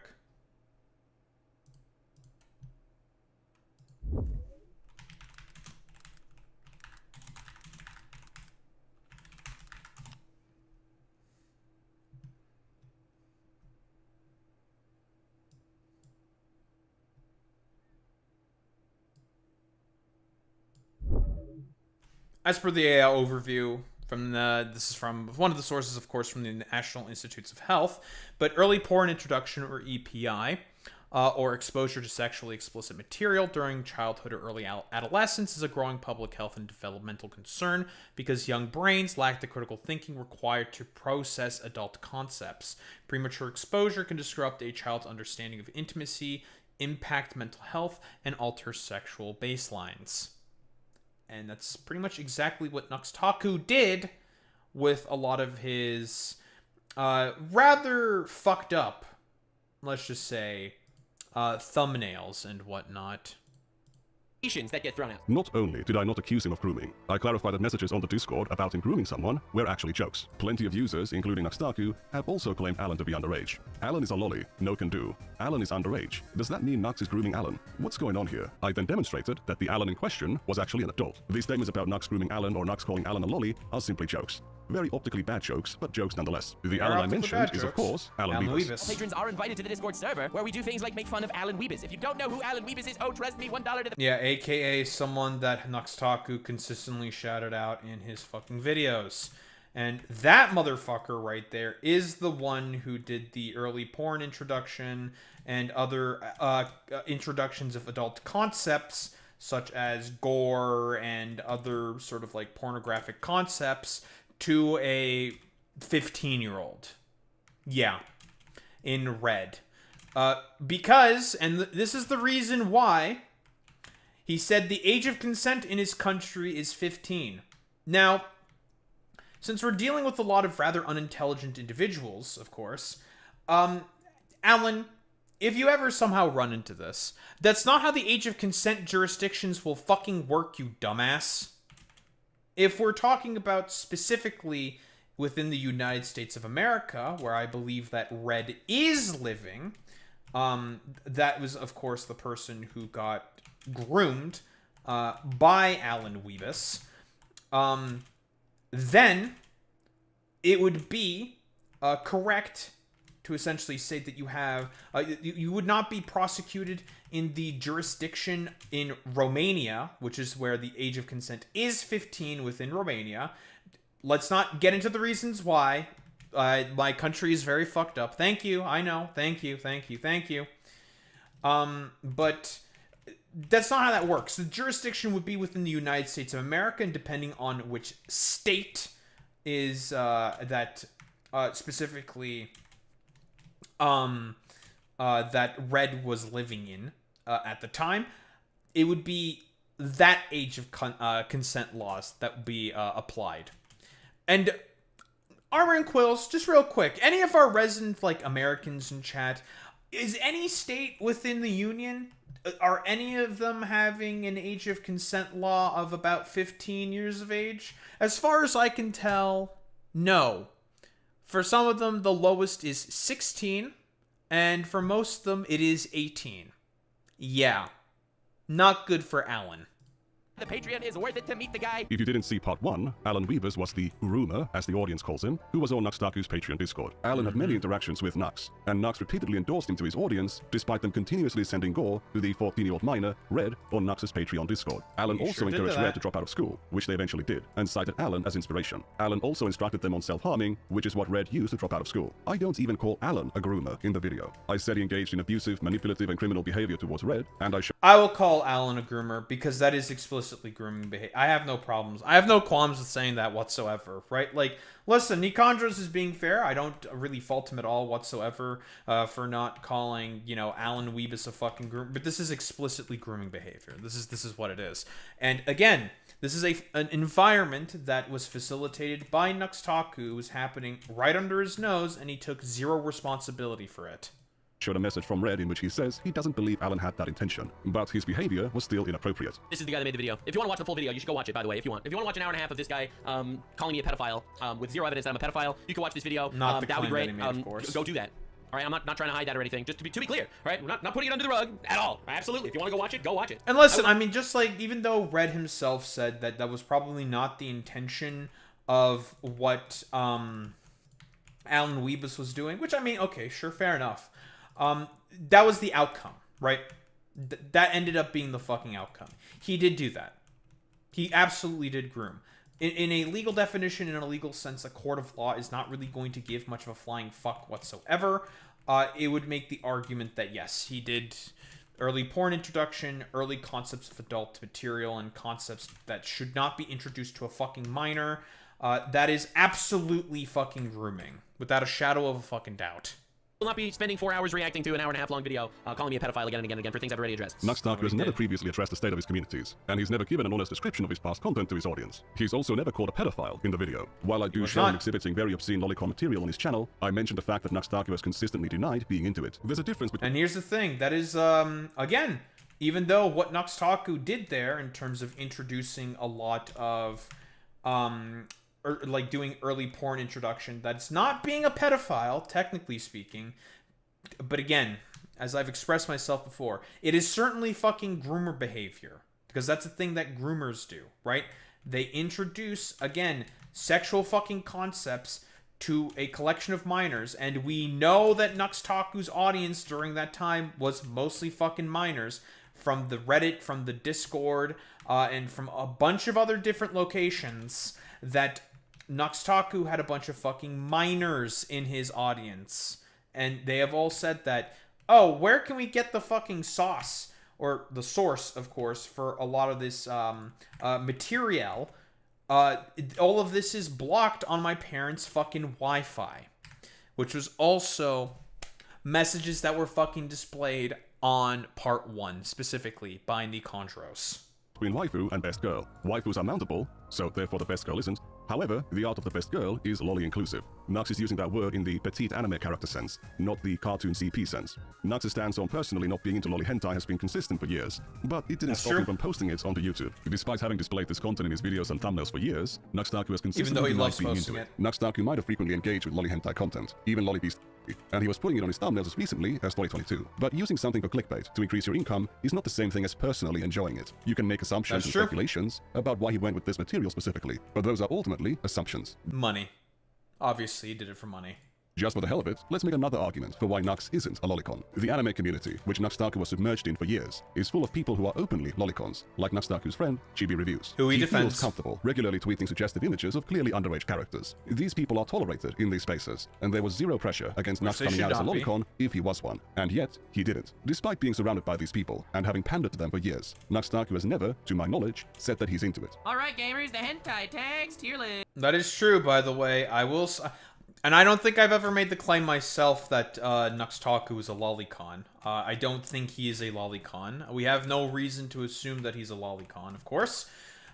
There's no evidence that's been really presented whatsoever to indicate that he is a lolicon, right? It would not be fair for us to say that he is one, right? However, and it's a big fucking however... him introducing all of those fucking goddamn concepts and explicit material, early porn introduction, that's a differing fucking story. And that is another form of fucking grooming. It is. We can definitely make the argument that NuxTaku is a fucking groomer because of early porn introduction. Because again, a child or a minor, right?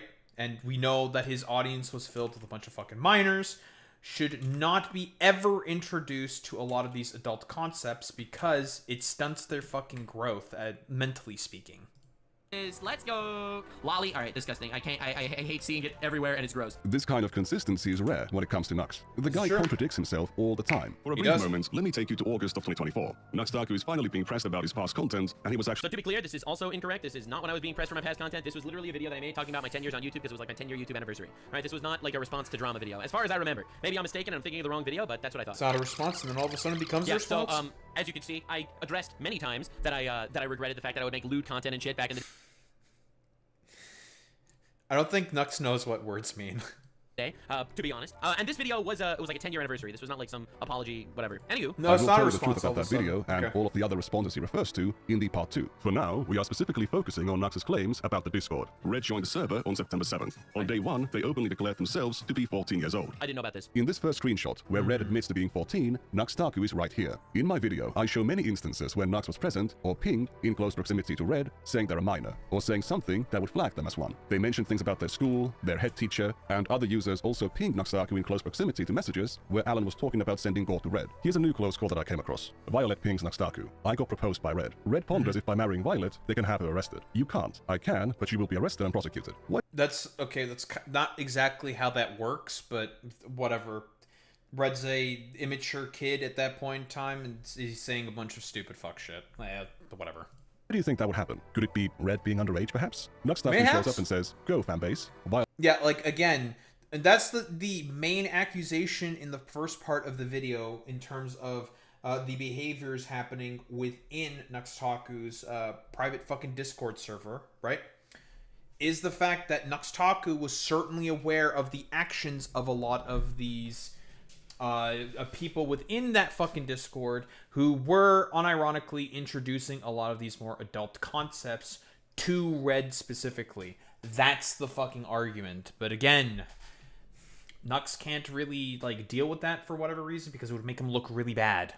Violet responds, "I can't, Nux. It would be against the law." Nux doesn't respond, but he's still present 10 minutes later. This is a totally Looney Tunes level of a lack of awareness, especially when you realize how small the server was. I recently learned about this tool for analyzing Discord exports, and according to it, when Red joined the server, the number of active members was 44, which is an incredibly small number. Here is the server's overall activity, Red's activity, and NuxTaku's activity. NuxTaku's most active months on the server are when the events I covered happened. When we limit the users being analyzed to Red and NuxTaku, we see that according to this definition of a conversation, they participated in 130 conversations with each other. If we include... Which means Nux is definitely very, very aware of Red's presence because he has interacted with Red before, as has been indicated by Nikandros in Discord calls at the very least. So we know that NuxTaku, at the very, very least, is aware of the fact that Red is a fucking minor. He has to be, unless, again, we're dealing with someone who is just critically, and I mean just absolutely critically fucking unaware. All users, but limit the time range to the first 3 months when Red was on the server. Red was 2.5 times more active than Nux, and the most active person on the server with the exception of the deleted users, which would include regulars like Zach, Alan, and some other figures who were too obscure to identify. With these filters turned on, the number of conversations that NuxTaku and Red both participated in was 57. If we look at the period between Red joining and when NuxTaku made the In fact, it looks like Red was probably one of the most frequent posters in that private Discord server.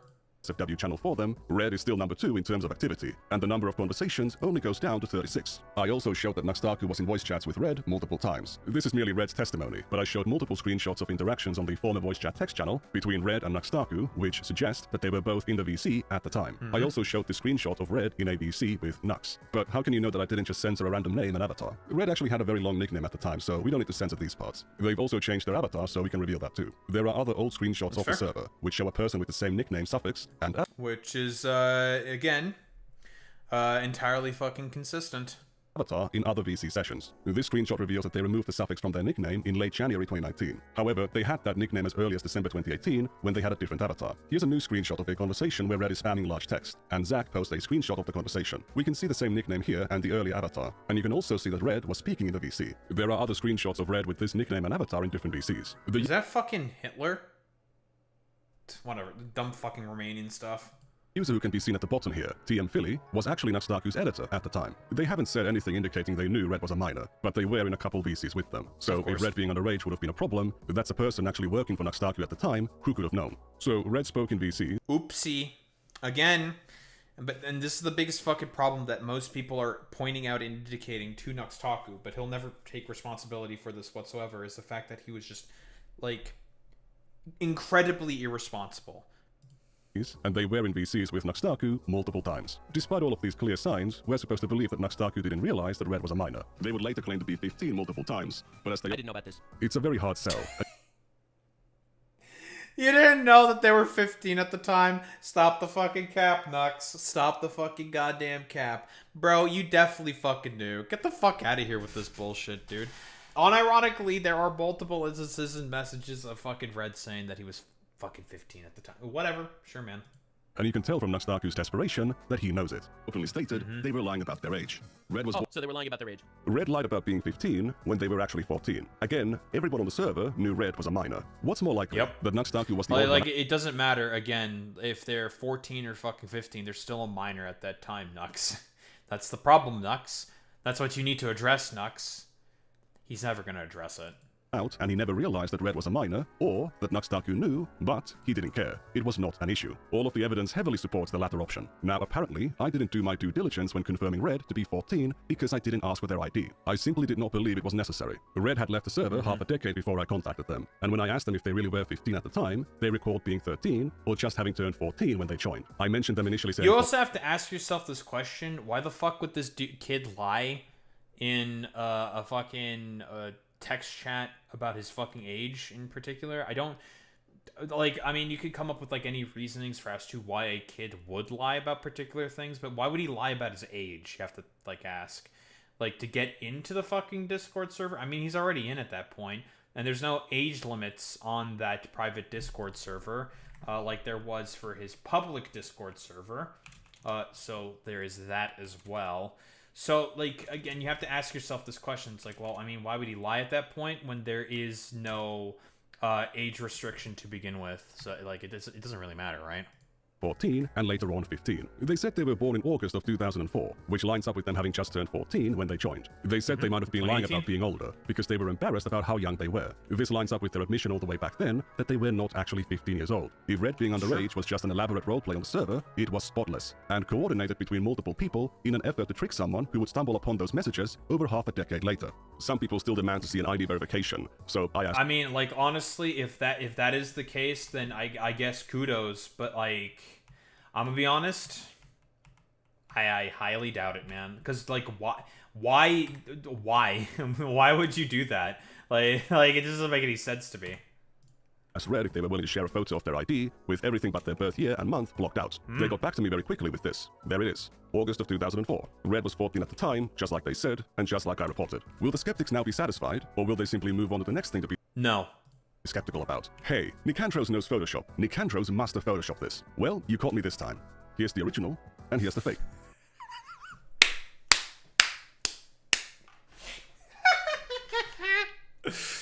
Man, that's funny. Listen, just like you're saying, Nikandros, we're talking about people here who will never be fucking satisfied because we're dealing with right-wingers, man. They're fucking conspiratorial fucking cranks. They will come up with, like... Because, listen, in a metaphorical sense, and I've said this myself before as well, NuxTaku is absolutely fucking dead to rights. There's nothing you can do. There's nothing you can really say in order to try to fucking weasel his way out of this one. We're gonna be so fucking for real here. He in a metaphorical sense is absolutely, and I mean absolutely fucking dead to rights. And again, I mean, he'll still try to weasel his way out of this. He'll come up with an excuse. He'll come up with excuses. Because NuxTaku is a grifter. He doesn't actually believe in really much of anything. There's no principles. There's no level that Snux will not fucking stoop to in order to essentially protect himself and his fucking brand. And there is no level that Nux will specifically not go to in order to make sure that he can just continue, well, making the money that he fucking makes. We are dealing with someone who's incredibly fucking weaselly in NuxTaku. I can show me refreshing the DMs where Red sent me the picture, but maybe Red sent me a fake passport, or maybe I used an alt account to fake these messages. I True, didn't. maybe it's This all is real. fake. I hope this demonstration shows why I thought that it was worthless to get an ID verification. If you're already Yes. skeptical, this isn't going to do anything for you. There is just so much more other evidence which supports Red being underage. And this is a fantastic point here that's essentially being raised by Nikandros here. Even if you perfectly craft an argument for the fucking right-winger, we're dealing with people who have, fundamentally speaking, no fucking principles whatsoever, right? It doesn't matter what you say to them. They don't care, because they're not honest actors. So in reality, there is no point in trying to appeal to the sensibilities of a right-winger or trying to engage in honest debate with them unless they are actually willing to be good faith. And then in that case, are they actually really a fucking right-winger at that point in time? At that point, I'd say no, because again, like, if they actually are willing to engage in a sort of honest sort of manner, they would probably learn and understand as to why a lot of the idiotic fucking nonsense they believe in is exactly that, idiotic fucking nonsense. But hey, you know, we are talking about right-wingers here. Right-wingers are never, very, very rarely are they honest with any of their thoughts and fucking beliefs. It's really fucking annoying, man. After my video came out, I've been contacted by 3 people who could be seen in the video showing or saying something inappropriate to Red. They've all offered an explanation for their actions, and if Red hadn't actually been a minor at the time, pointing it out would be a total exoneration. All of them acknowledged that they knew that at the time, Red was a minor. One of them even emphasized how immature Red was, and how their lack of knowledge about adult matters became a running joke on the server. I want to emphasize that I do not condone any kind of harassment of the individuals whom I feature in my videos. It is entirely possible to do something inappropriate with a minor as a consequence of a lack of thought. If I believe there was anything deeper and again, this shit was 8 years ago. If I were to take a guess, I mean, this is an environment with a lot of fucking young adults. Young adults will do stupid, immature shit all the fucking time. It happens, blah, blah, blah, blah, blah. I don't think it is, as Nikandros himself is saying, and I wholeheartedly agree with this, going after the people who engage in that behavior with Red is fucking pointless. Like, it doesn't accomplish anything. Sinister about the actions of these side characters. I would have mentioned that. Red actually defended 2 of them, and believed that the reason for their misbehavior was the environment that NuxTaku had fostered on the server. A lot of these people were also very young adults, and this happened 8 years ago. Later on, I will address why that excuse doesn't fly with NuxTaku. In case you believe I faked all of the logs on the server, or that I took them out of context, I'm not the only one who's seen them. I expected NuxTaku to purge the whole server, so I presented its contents to Nicholas Diorio, Dickers, Quinn Theo, and Samuel. Now, Nikandros had actually... Oh no, Nuxy boy. Ooh, you are, in a metaphorical sense, completely dead to fucking rights, buddy. Damn. Nikandros is certainly doing his fucking goddamn homework, making sure that Nux is absolutely, well, dead to fucking rights. So, guys, I mean, listen, if they want to make the claim that Nikandros is fucking lying, I mean, they can, but there's witnesses. Good luck with that, buddy. Actually reached out to me, and we ended up going through some of these Discord logs where he literally just pulled them up from the server. He didn't have to archive these messages or anything. He could just search them up and find them and show me what he was talking about. Nikandros pulled a couple of YouTubers aside, myself included, and did about a 30-minute presentation showing me everything from the actual server. So, in an event where this took place, a YouTuber who covered it can turn around and go, no, it's real, I saw it with my own eyes. So I'm lending that credibility now, because I have actually, by his request, recorded our little conversation that we had, the 30-minute presentation, and I recorded that in... Ooh, good luck with that one, Kersha, Tectone, and Asmongold, to try to hand wave away the accurate fucking criticisms that Nikandros is going to have. Good luck with that one, bud, because at any point in time, those conversations can be immediately pulled up, and it's going to be rather difficult for you fucking morons in order to hand wave away any of the accurate fucking criticisms and positions that Nikandros is having. My man is certainly doing his fucking homework. He's,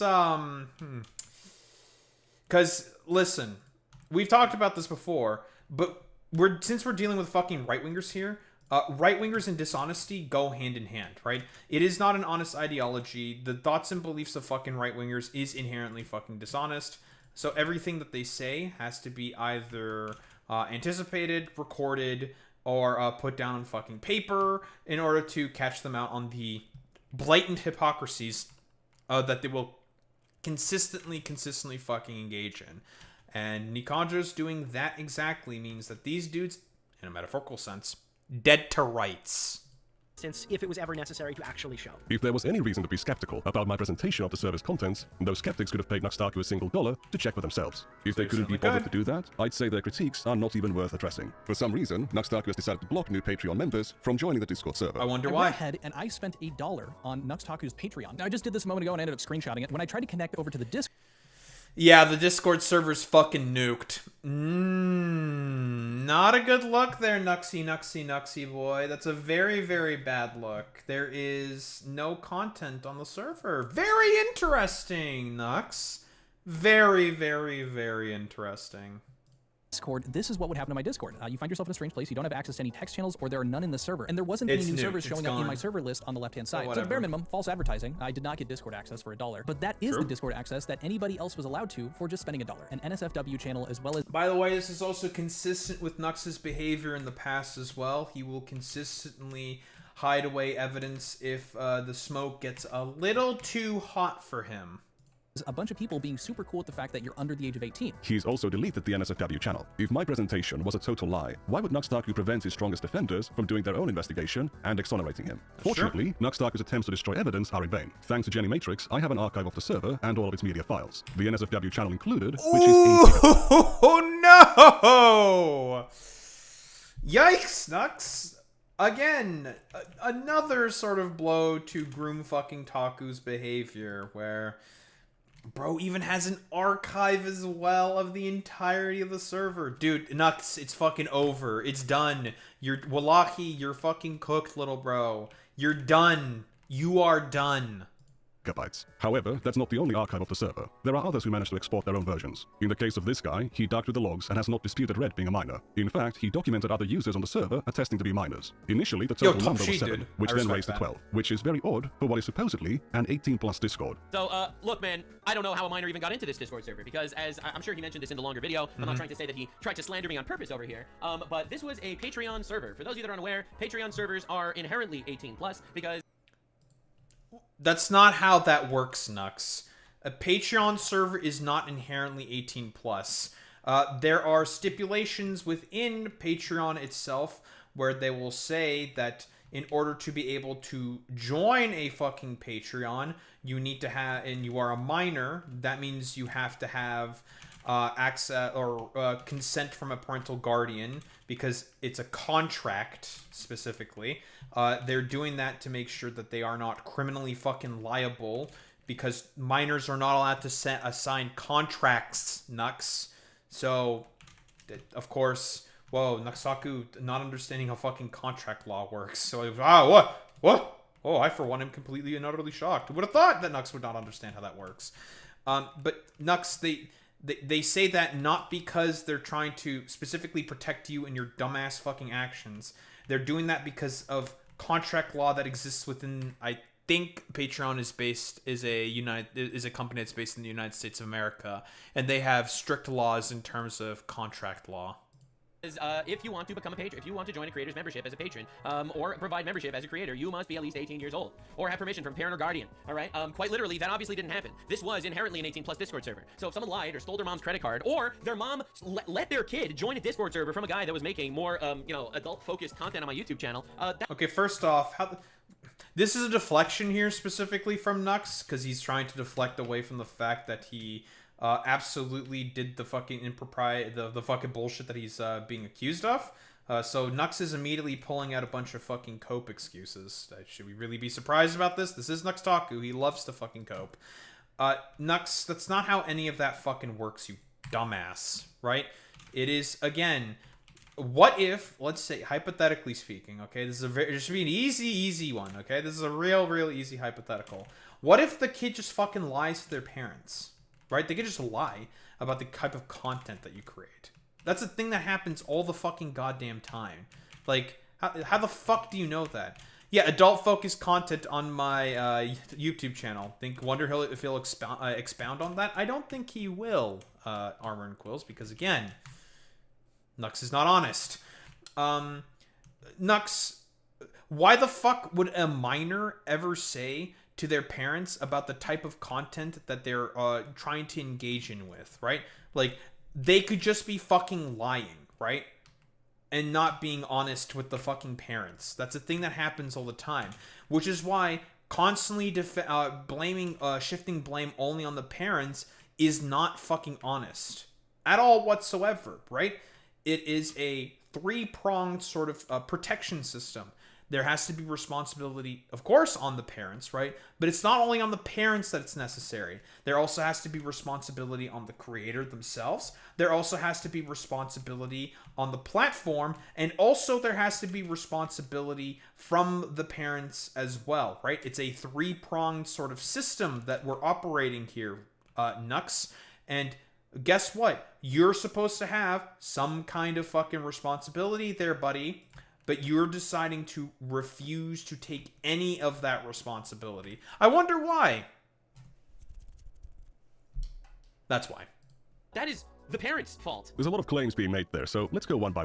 Well, like I said, and listen, Armor and Quills, I don't know if you've seen Nikandros' part 1. It's because he was making a lot of money from it.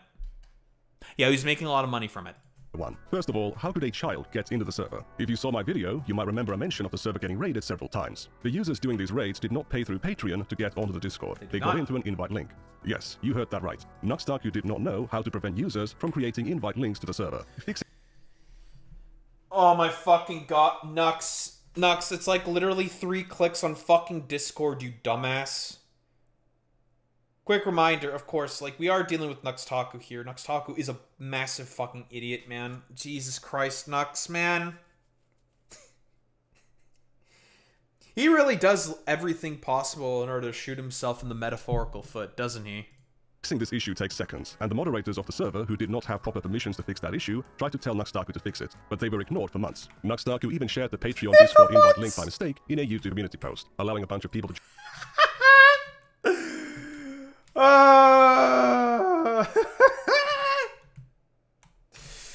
God, Nux, you're so fucking stupid, man.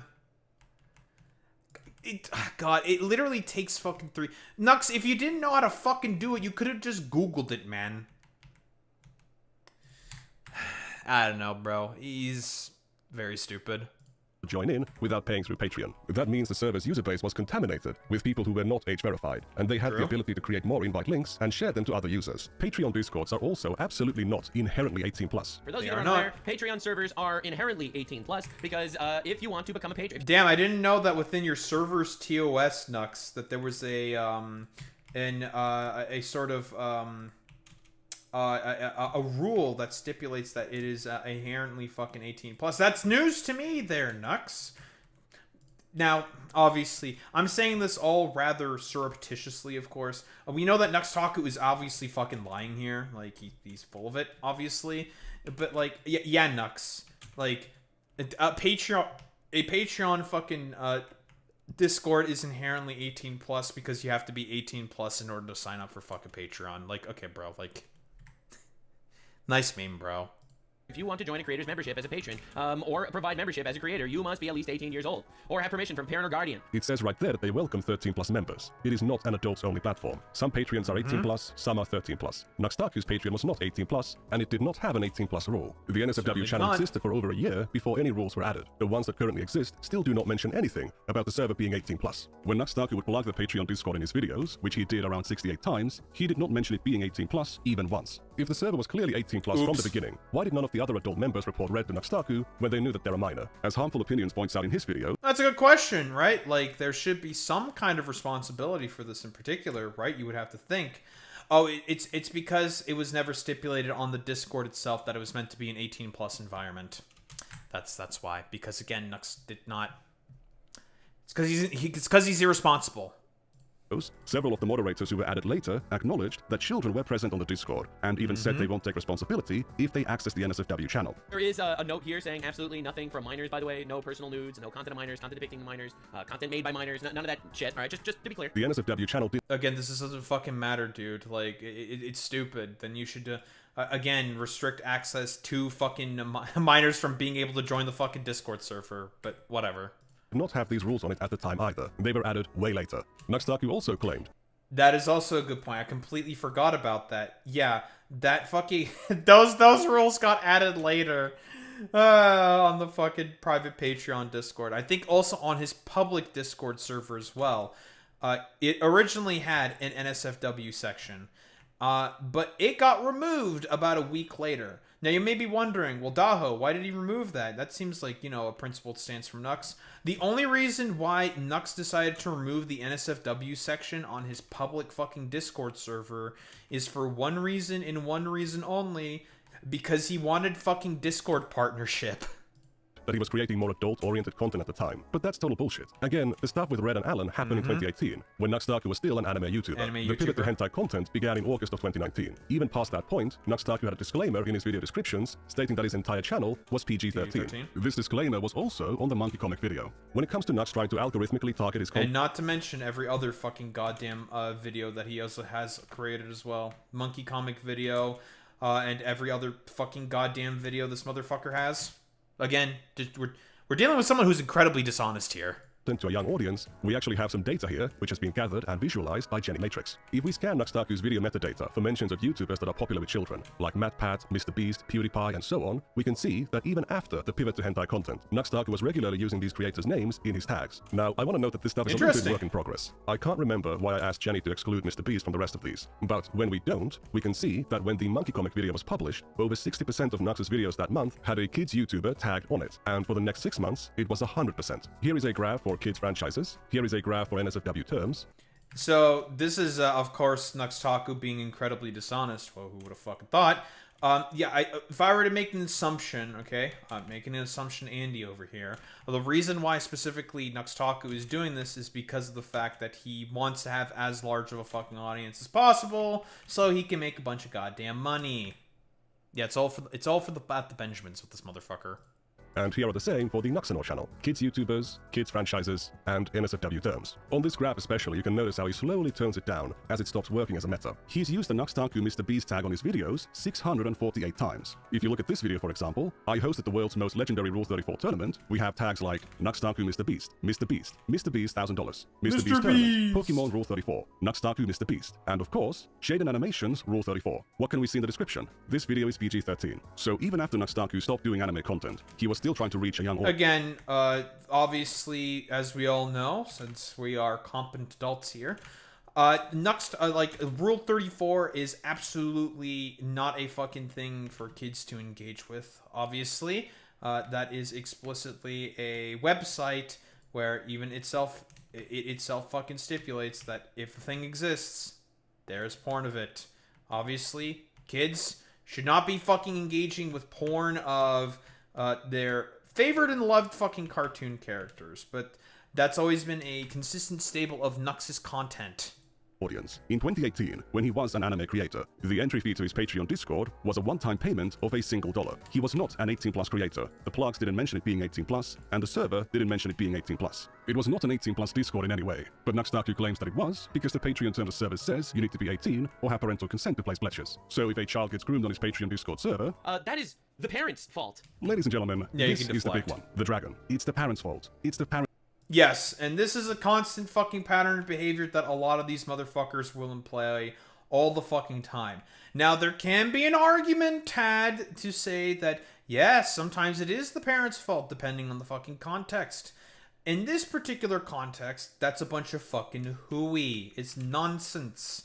And the reason why it is not the parents' fault in this particular sense, in this context, of course, is for one reason and one reason only. Because, again, NuxTaku made it very, very clear that his content is to be approached and sort of engaged with... Well, children are supposed to be engaging and approaching his fucking content, right? There's a consistent pattern of behavior with Nux, right? He is a dishonest actor when we're talking about his behaviors with... hentai content and law content on his fucking goddamn channel, right? Very, very fucking dishonest Weasley behavior here from fucking Nux. But then again, this is a motherfucker who has like no standards in terms of fucking creation whatsoever. He will consistently lie, he'll grift, it doesn't matter. He's a fucking charlatan and a liar, obviously.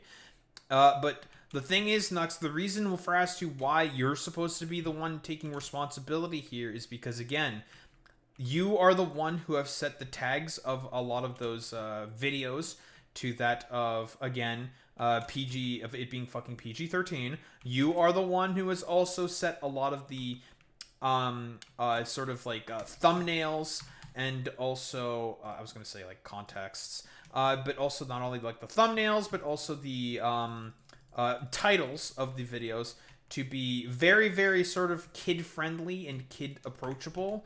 Because, again, YouTube, very often in terms of its algorithm, especially at that time, was very, very, very favorable to kid fucking content creators. That is why he fucking did that. Because, again, let's never forget, the reason why NuxTaku did all this fucking behavior is because of the fact that he was making a bunch of money doing it. That's why.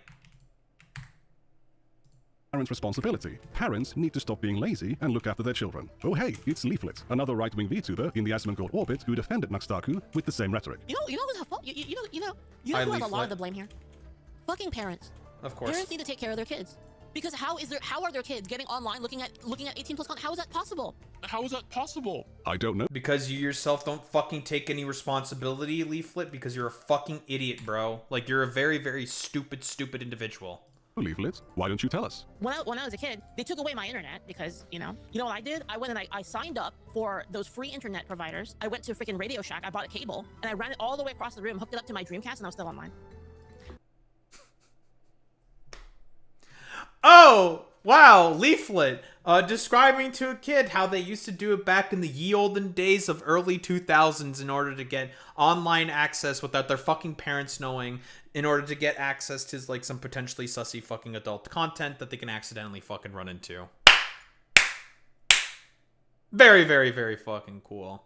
Yes, it's a good point there, Armor and Quills, you're correct. Also worth mentioning that grooming is a literal crime in most jurisdictions. Nikandros himself also brings that up, and therefore parents cannot consent to it. Exactly. Get fucked, parents. Yeah, so that's what I'm saying. It's like they can't. Very irresponsible behavior there, Leaflet. I hid the cable like under the bed, but they're not gonna know, right? They're not gonna know, right? And I'll just get up like late at night, 2 a.m. Fantasy Star Online time. Plug it out. Okay, everyone's a bit. In-fucking-credible. Hey, Leaflet, I guess you are just a fucking secret groomer now or some shit. Oh, man, dude. God. I've said before, Leaflet is, like, this motherfucker is extremely fucking stupid. But here is her unironically admitting how a kid could potentially get around, parental fucking restrictions in order to get online and see potential content that is not meant for them to see. Incredible, dude. Very fucking stupid. In bed, open the door. Okay, everyone's asleep. Plug it all in, get ready. Now I'm playing Fantasy Star Online at 2 a.m. You can't stop it. You can't stop it. When Leaflet is talking about ID verification on Discord, it is impossible for parents to stop their children from getting online. They're not going to know what their kids are doing, and there's nothing they can do to stop it. When she defends NuxTaku 12 days later, she suddenly fails to grasp how parents aren't able to do what she previously claimed to be impossible. How are their kids getting online looking at 18+ content? How is that possible? You sneaky bitch. If something bad had happened to Leaflet when she was accessing the internet without her parents' knowledge, whose fault would it be? Would it make Leaflet's parents bad parents? It would be Leaflet in this particular instance because of the fact that she's going around her fucking parents and accessing a lot of this fucking content.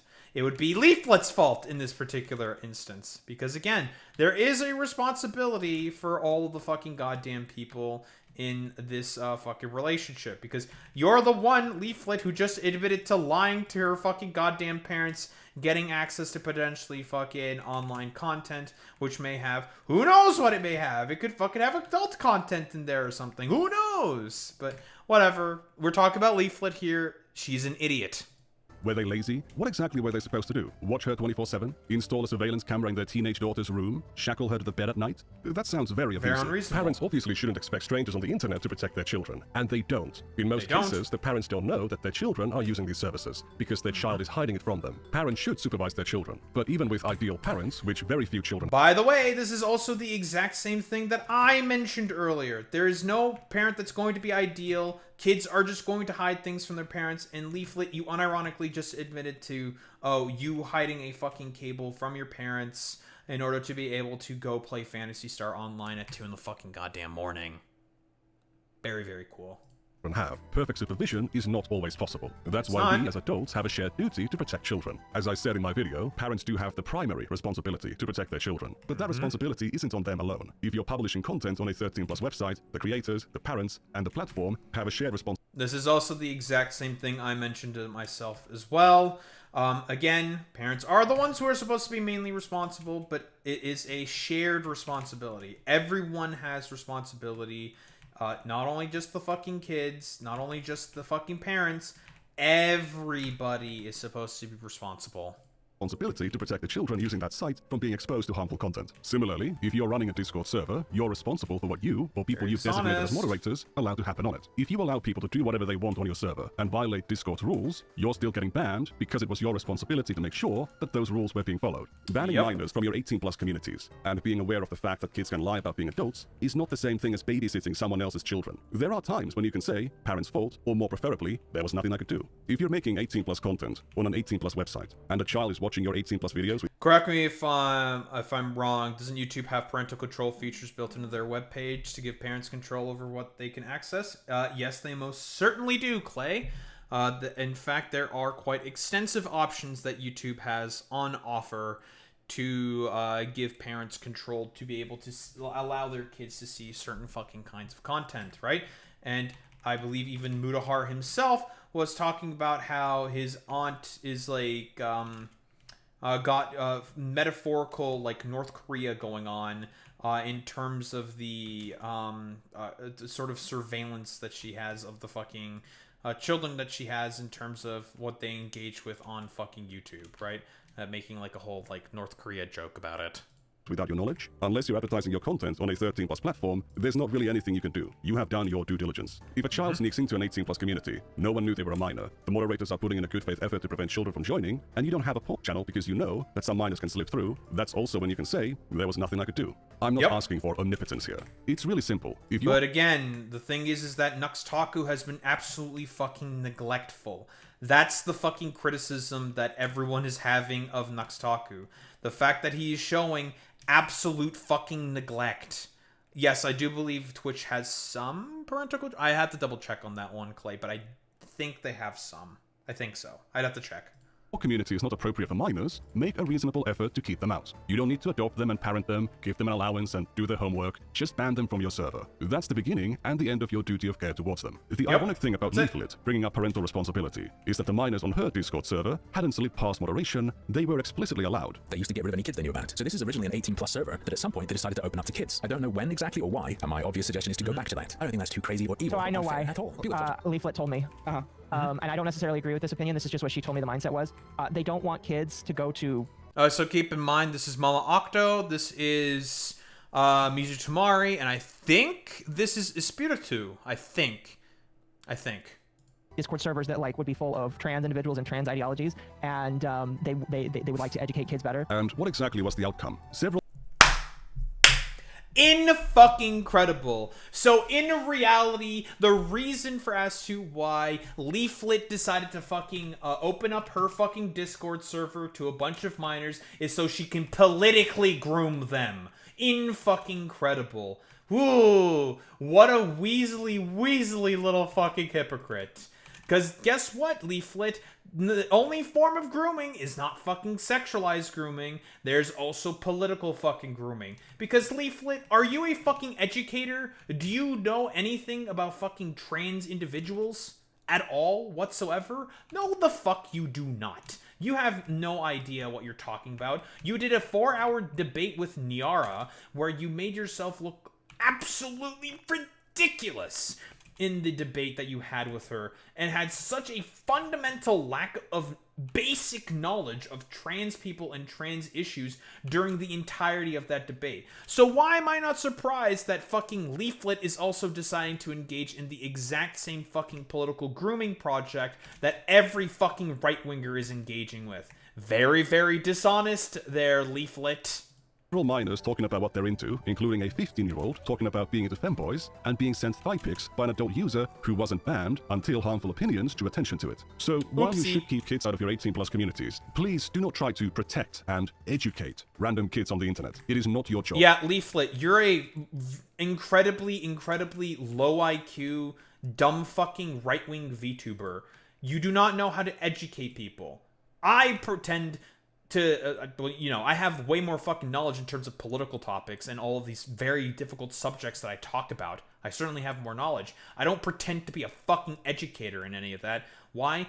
Because I don't have that fucking credentials. I don't have that fucking sort of credibility to say that, yeah, I'm a political educator. I'm educated in all of this. I'm a political scientist. No, the fuck I'm not. I often say that I'm a STEM nerd, and not everything that I say should be absolutely taken at sort of face value. I welcome fucking criticisms all the time.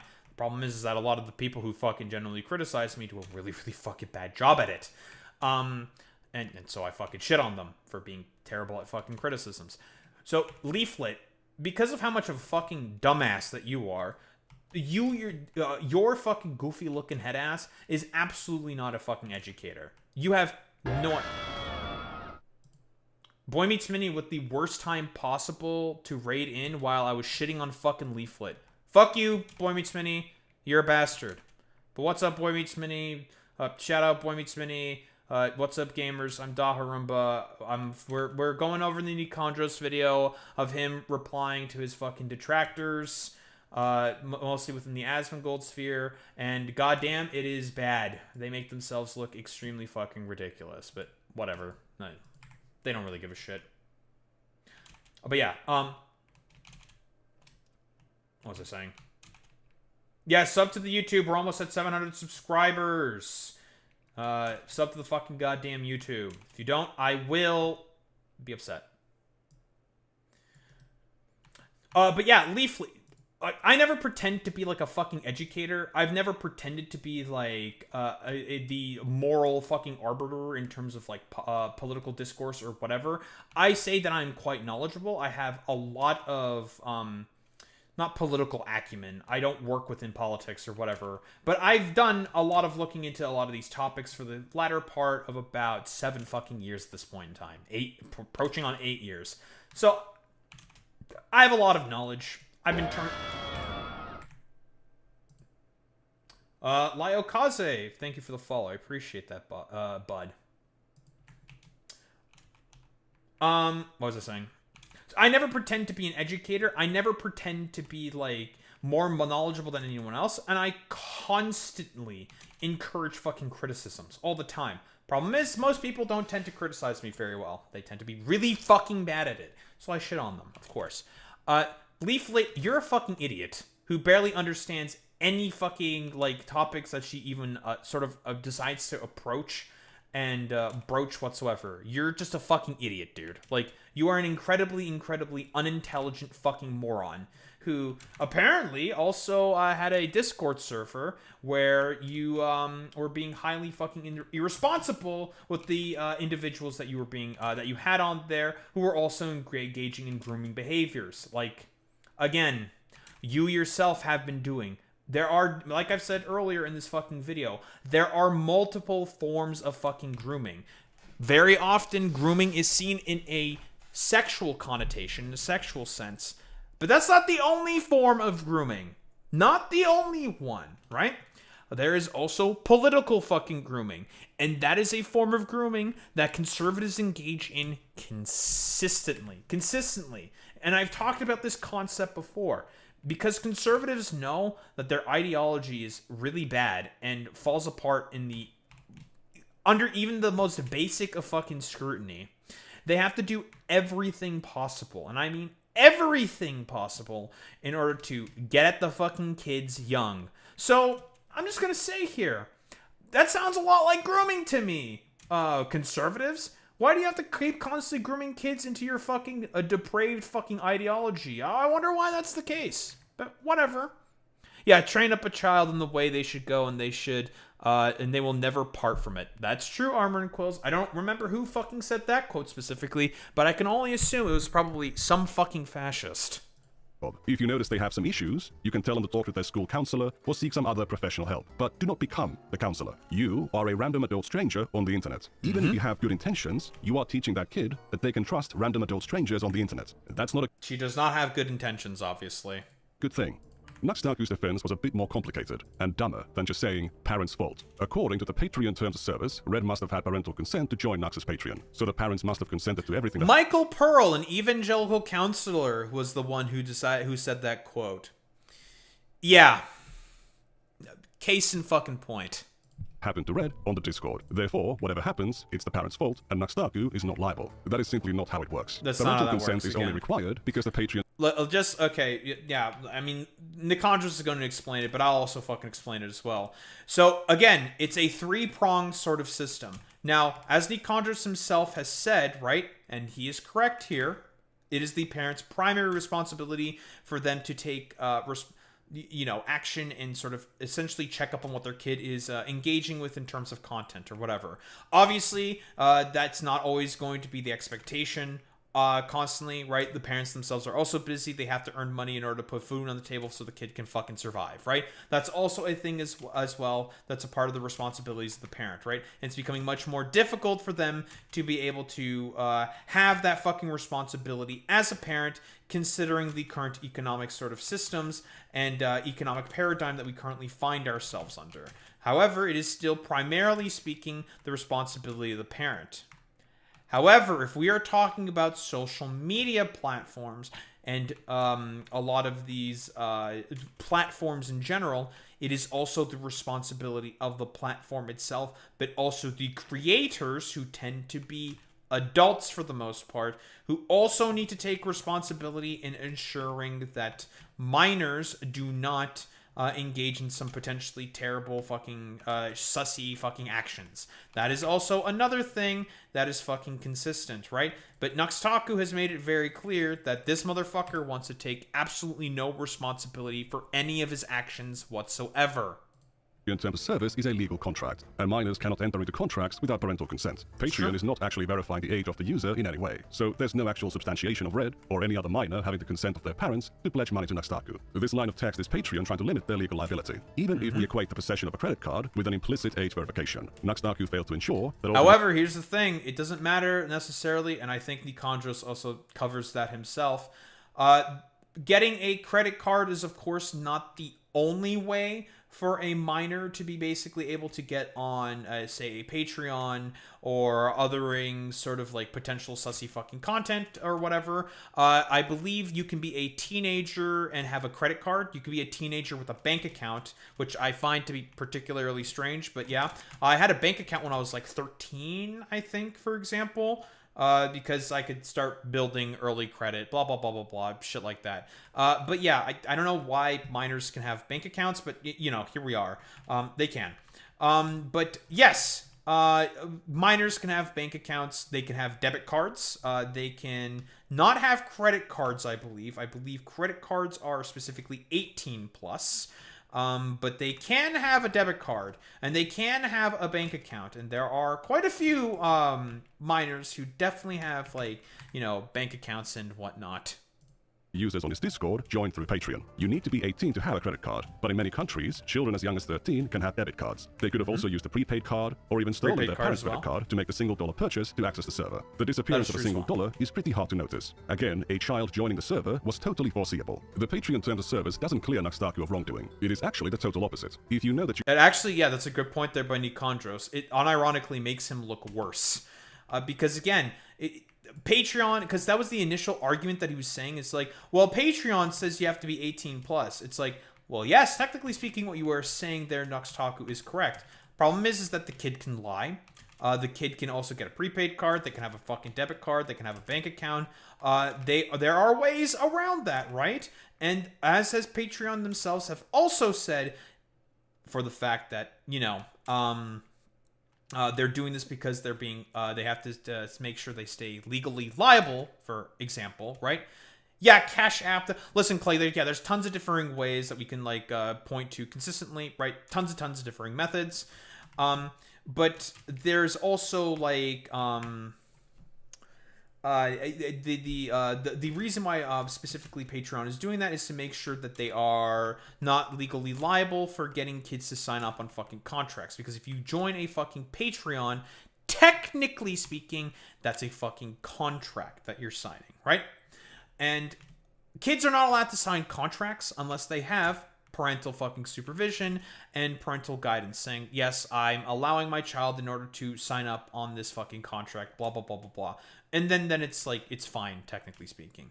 But the thing is that kids lie sometimes. Listen, as Sundowner himself said, kids are cruel and they tend to lie a lot. And Sundowner is very, very in tune with his inner fucking child. Fucking Metal Gear Solid Revengeance Beam aside,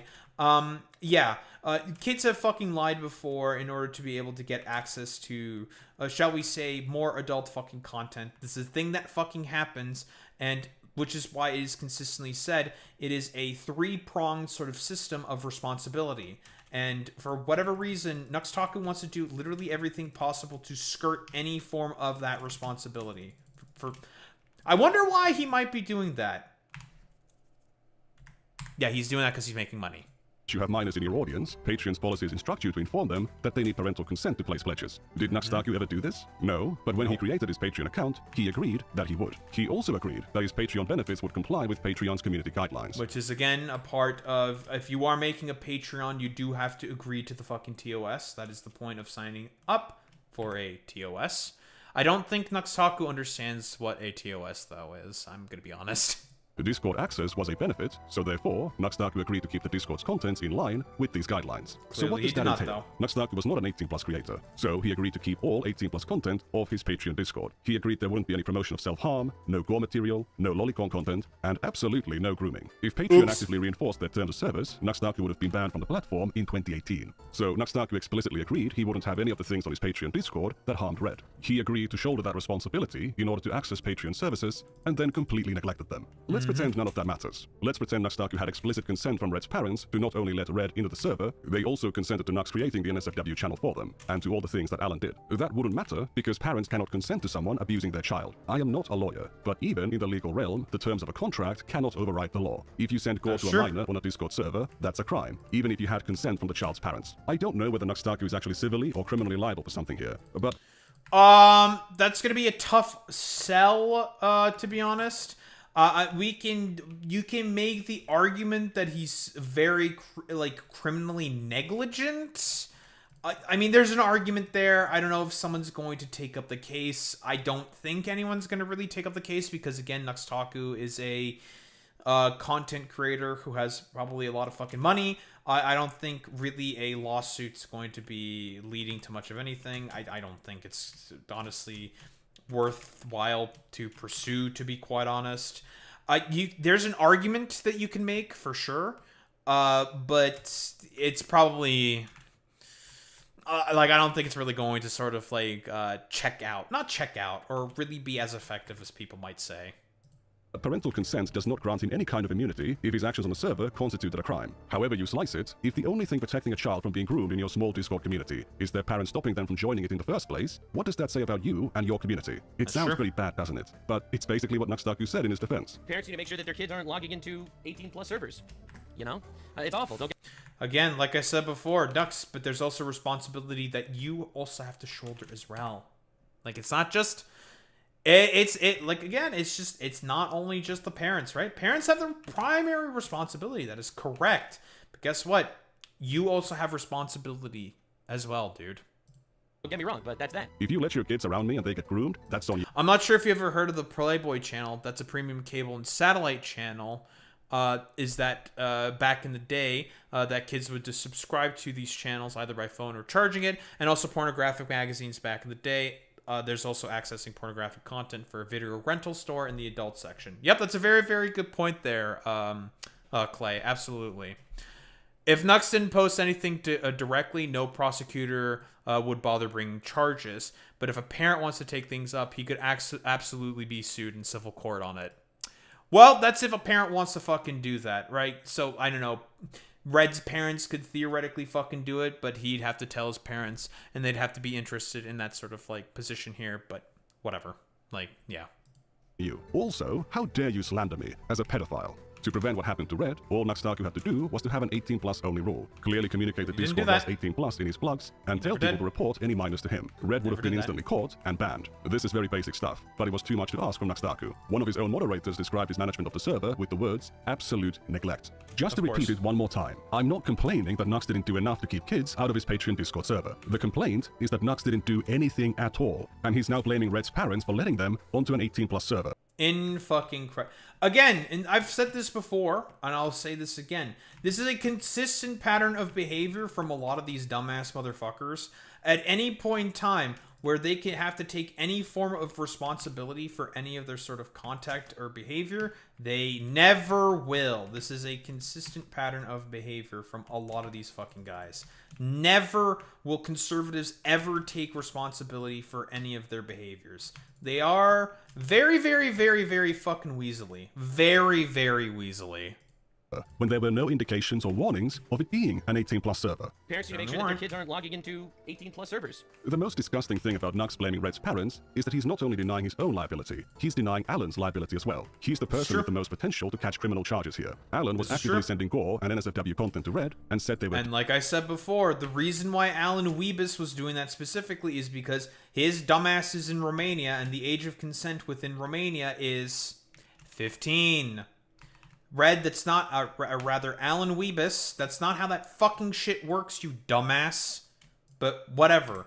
Because guess what? If there were criminal fucking charges that were brought against fucking Alan Wiebes, it would be litigated within the jurisdiction of the state that specifically Red lives in.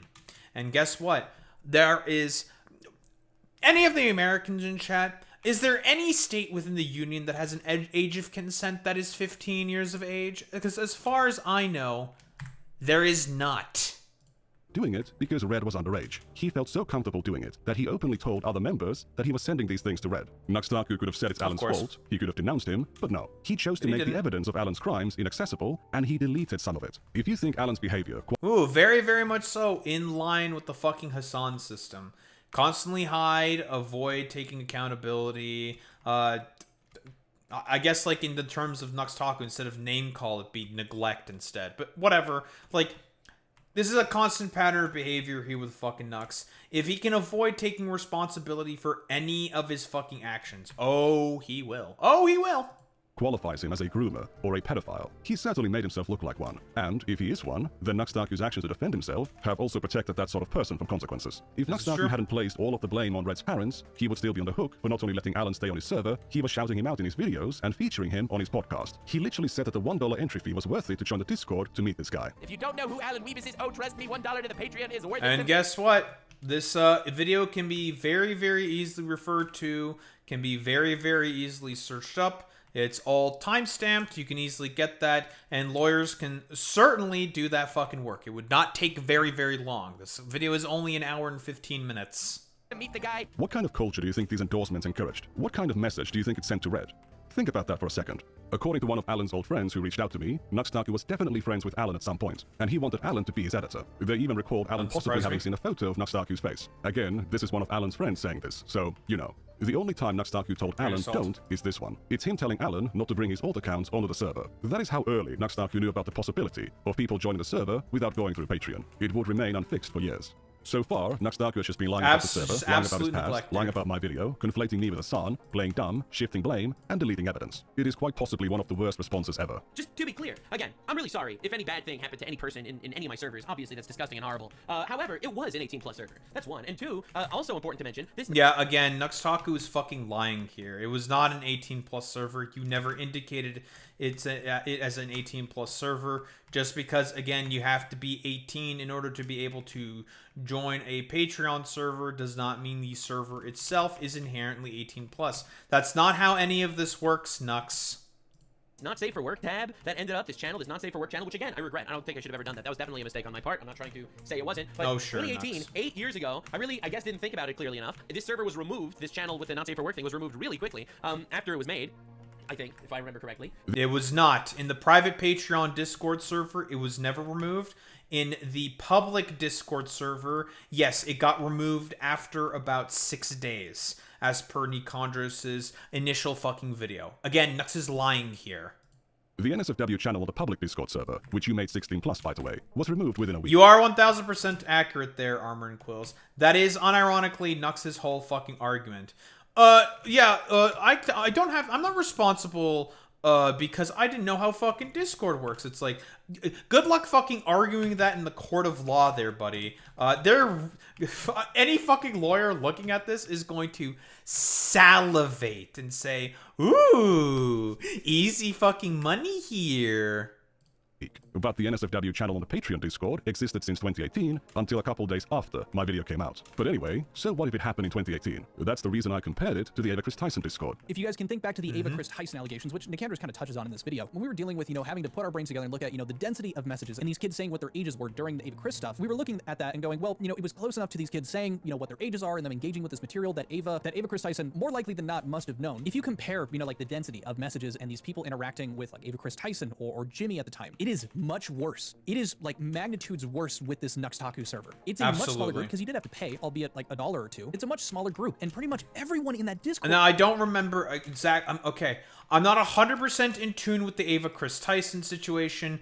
Mostly the biggest criticisms that I have of the Ava Chris Tyson situation in terms of all the people who engaged with that sort of drama is the fact that people were being highly fucking transphobic about Ava Chris Tyson, but still, we're essentially trying to use the fact that she was trans, or they were trans.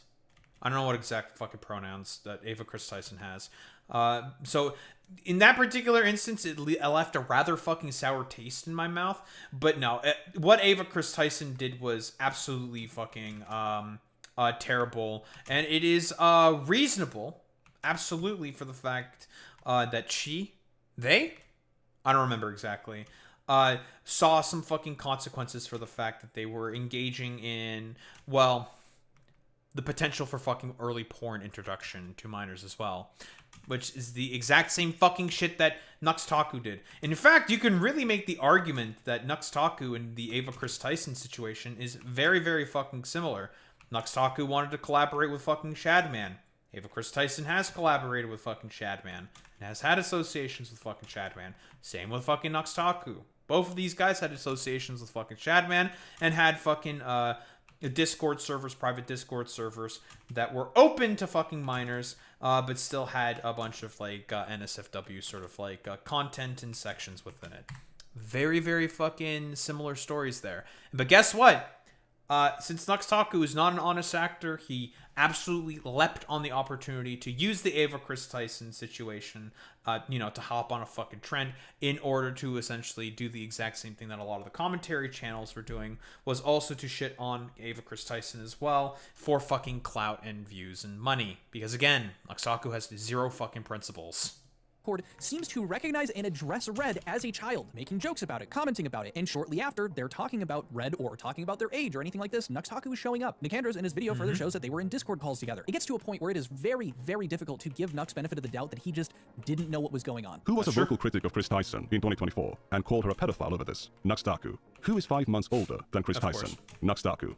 What's the excuse here? It was okay to destroy Chris Tyson's career in 2024 for something she did in 2018, but in 2026, it's too late for that. If that's the case, why is NuxTaku using clips of Hassan Piker from 2018? What exactly is the standard here? NuxTaku goes after Hassan for videos he made 13 years ago. Oh, there is no standard.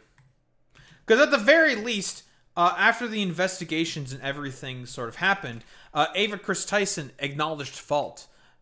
Nux never has. Because again, with NuxTaku, we are talking about someone who is just a complete fucking grifter.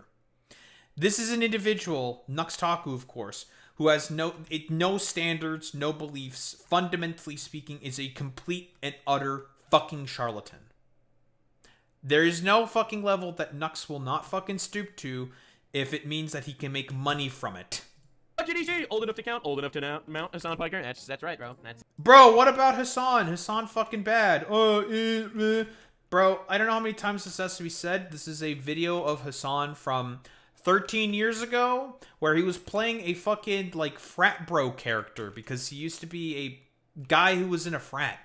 And he was playing a frat bro character. Like, come on, Nux. You unironically did EPI. You did early porn introduction to a bunch of minors that you were explicitly advertising your fucking Patreon. Yeah, like your, not your Patreon server, but your fucking YouTube channel was explicitly advertised and geared towards. Like, he's such a fucking liar, man.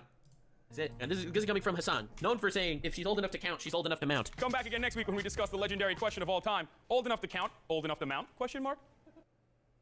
That's Hassan. Definitely listen to his moral. Yeah, I wonder why NuxTaku's never going to talk about that particular bit showing up where it says, the answer is no. Like, that's a no. Just like... I really do fucking hate this motherfucker, man. Moral guidelines. Hassan is playing a character in these videos. This episode was specifically supposed to be more offensive. Oh, and by the way, this is also the exact same argument I believe Nikandros also brought up in his first part as well. There's been a lot of reviews about how bro tip is not offensive enough, so I decided I'm gonna kick it up a notch. Even in character, when the things Hassan is saying don't represent his own beliefs, he's merely asking the question, after which a big no is shown. So not only is NuxTaku fine with judging people for things they said more than 8 years ago, he's fine with lying about them too. And then you're saying the thing that I've done that you consider to be completely unacceptable is like a satirical fucking, an attempt, a shitty attempt at satire that... So the shitty attempt of satire he's referring to is his bro tips past, where he had comments like, if she's old enough to count, she's old enough to mount. If that like, again, literally at the end of that fucking goddamn satire, it says the answer is no, Nux. Nux, do you understand what the word no means? Guys, hold on. Revelation. I don't think Nux knows what the term no means. That's not pedophile behavior. I don't know what is. NuxTaku has twisted this one joke from 13 years ago into some regular catchphrase that Hassan would say back then. Now, please note that I'm simply deriving NuxTaku's standards from the standards he holds other people to. It doesn't matter whatever else Hassan might have done or what your opinion about him might be. Using this quote as an expression of Hassan's genuine belief is just misinformation. And the fact that NuxTaku feels so strongly about it ties very nicely to his Patreon Discord. By the way, for those of you that don't know, Hassan Piker, largest leftist political streamer in America, has been doing streams talking about back in the day, back when he was a wee baby at the wee young age of 24. He was saying if she's old enough to count, she's old enough to mount. Right? If she bleeds, she breathes. What the fuck? What? Wait, what? Hold on. Did Hassan ever fucking say that? That is very, very weird. Listen, again, if Hassan wanted to go with like some fucking defamation, some slanderous fucking goddamn lawsuits against you, Nux, he probably could if he wanted to. He won't, and I don't think it's a good idea for him to do that. He could have a potential argument there if you keep saying stupid fuck shit like this. Which is why I really despise these people, because, again, they open themselves up constantly to potentially criminal fucking behavior because of their schizophrenic fucking derangement that they have specifically on people like Hassan, for example. Which is just why, like, a lot of this shit is just not a good idea, and it's not very fucking effective propaganda either. It's just like... Man, guys, like, what are we fucking doing here, man? What are we doing? What are we doing? He's been saying shit like this, but he was 24, he was just a baby. In 2018, NuxTaku was 22. And when NuxTaku was 22, Alan Weaver said these same words right in front of his face on the server. If that...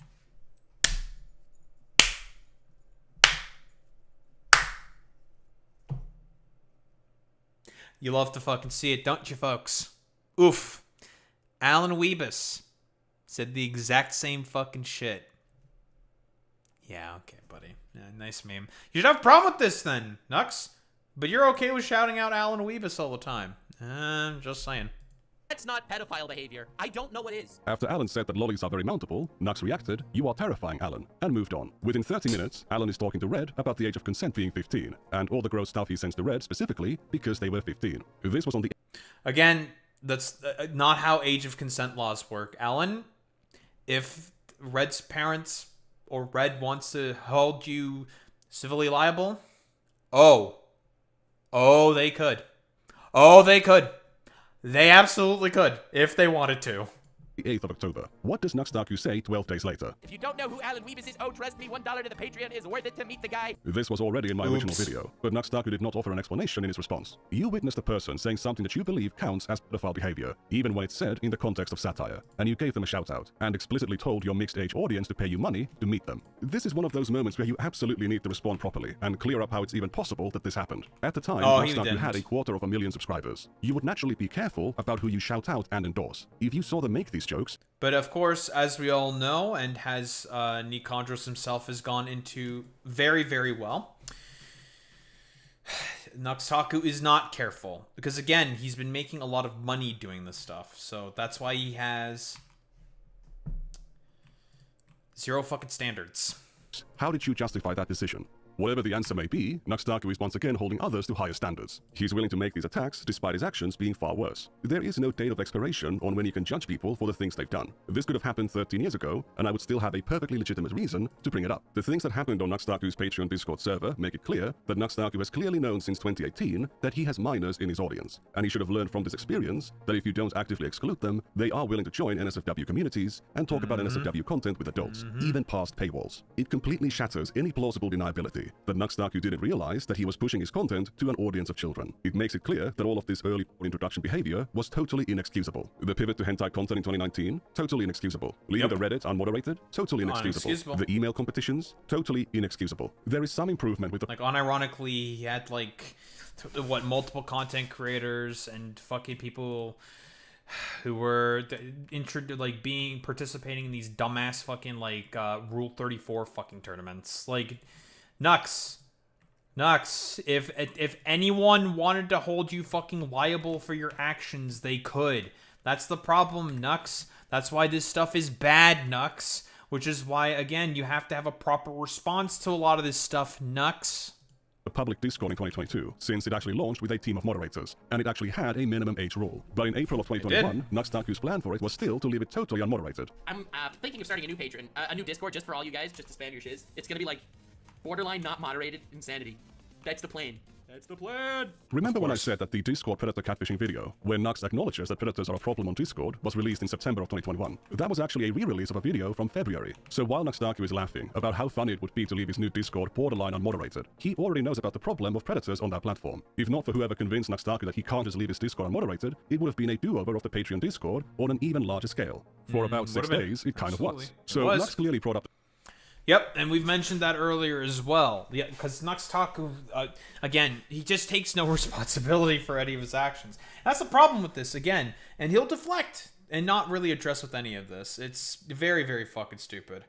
I do believe he lives in fucking Canada. I'm not exactly sure how it'll work specifically in Canada, there, Clay. Because the laws are a little bit different here. It would depend. I'd have to, like, look that up more specifically. The fact that these things happened 8 years ago in bad faith. He's totally willing to judge and condemn other people for things they've done that are way older than that. If we apply the same analysis to his other defenses, we quickly realize that they were all made in bad faith as well. He does not genuinely believe the things that he's saying. If we grant NuxTaku that the Patreon terms of service requiring parental consent means that he's not responsible for anything that happened to a minor on his Patreon Discord, that position does not mesh with his other beliefs. Just recently, you had the implied nudity meta on Twitch, where they allowed artistic nudity, which is, again, still mind-blowing to me that they even thought this was a good idea. Again, like, this is just... the constant fucking hypocrisy burns, as NuxTaku will do consistently, because, again, no standards for any of his behaviors constantly. Yeah, honey, 13+ gaming website, by the way. What's the problem? Look at the Twitch terms of service. Minors need parental permission to use it, so it's an inherently 18+ website. If parents are not comfortable with their kids watching this stuff, it's their then that is their fault. Again, because, again, that's how you act criminally sort of responsible and liable. That's how it works, Nux. But then again, listen, rules for me and not for thee when it comes to NuxTaku. Fault if they let them watch it. What does it matter if the Twitch... app comes pre-installed with your smart TV, and because it's 13 plus, it's super easy for kids to access on any computer with internet access, like the computers at their school, their library, or their friend's place, where you can't supervise them. If following the TOS was a principle that NuxTaku genuinely believed in, he would not only have to apologize for attacking Twitch for 5 years for no reason, he'd have a far easier time defending his past. Yeah, I do regret making lewd content in the past. What are you regretting? Yeah, but here's the thing, like, again, in reality, no, he doesn't. Like, he's a massive fucking liar, man. He's weaselly about it. That's, like, the most annoying part about all of this, to be quite honest, is the fact that he's a massive fucking weasel about it as well. Very, very, like, dishonest, shameful fucking behavior here from fucking Nux. And that's, like, honestly, the part about this that is the most fucking irritating. Just shameful fucking behavior here. The YouTube terms of service says that minors need parental consent to use the service. NuxTaku might have used all kinds of tags, brands, and properties to maximize the odds that his content would reach an underage audience. However, just like on Patreon, the terms of service says that the parents of the kids watching his videos must have consented to it. So NuxTaku should have absolutely no regrets whatsoever. But for some reason, he still does. NuxTaku does not articulate this distinction, but Patreon has a paywall, whereas YouTube and Twitch don't. If we steal Manny's defense and shift the focus from the terms of service to the paywall, which we then equate with an implicit age verification, Nux's old YouTube content and the rants about Twitch hot tub streamers would no longer be sufficient to demonstrate hypocrisy. Assuming all of that in his favor, and I'm literally inventing more arguments in favor of Nux to take down, it wouldn't save him because NuxTaku did not merely criticize Twitch for exposing minors to bikini ladies. Yes, because again, like, it wouldn't really matter at this point in time. Like, in every sort of way that NuxTaku can be essentially, metaphorically speaking, dead to rights, he's completely fucking dead to rights in a metaphorical fucking sense. Age of consent laws in Canada, I think it depends on the province. But federally, it is all enforced in all of the English-speaking provinces as 19 in every other fucking province except Quebec, where I believe the age of consent in Quebec is 18. Let me double check that really quick.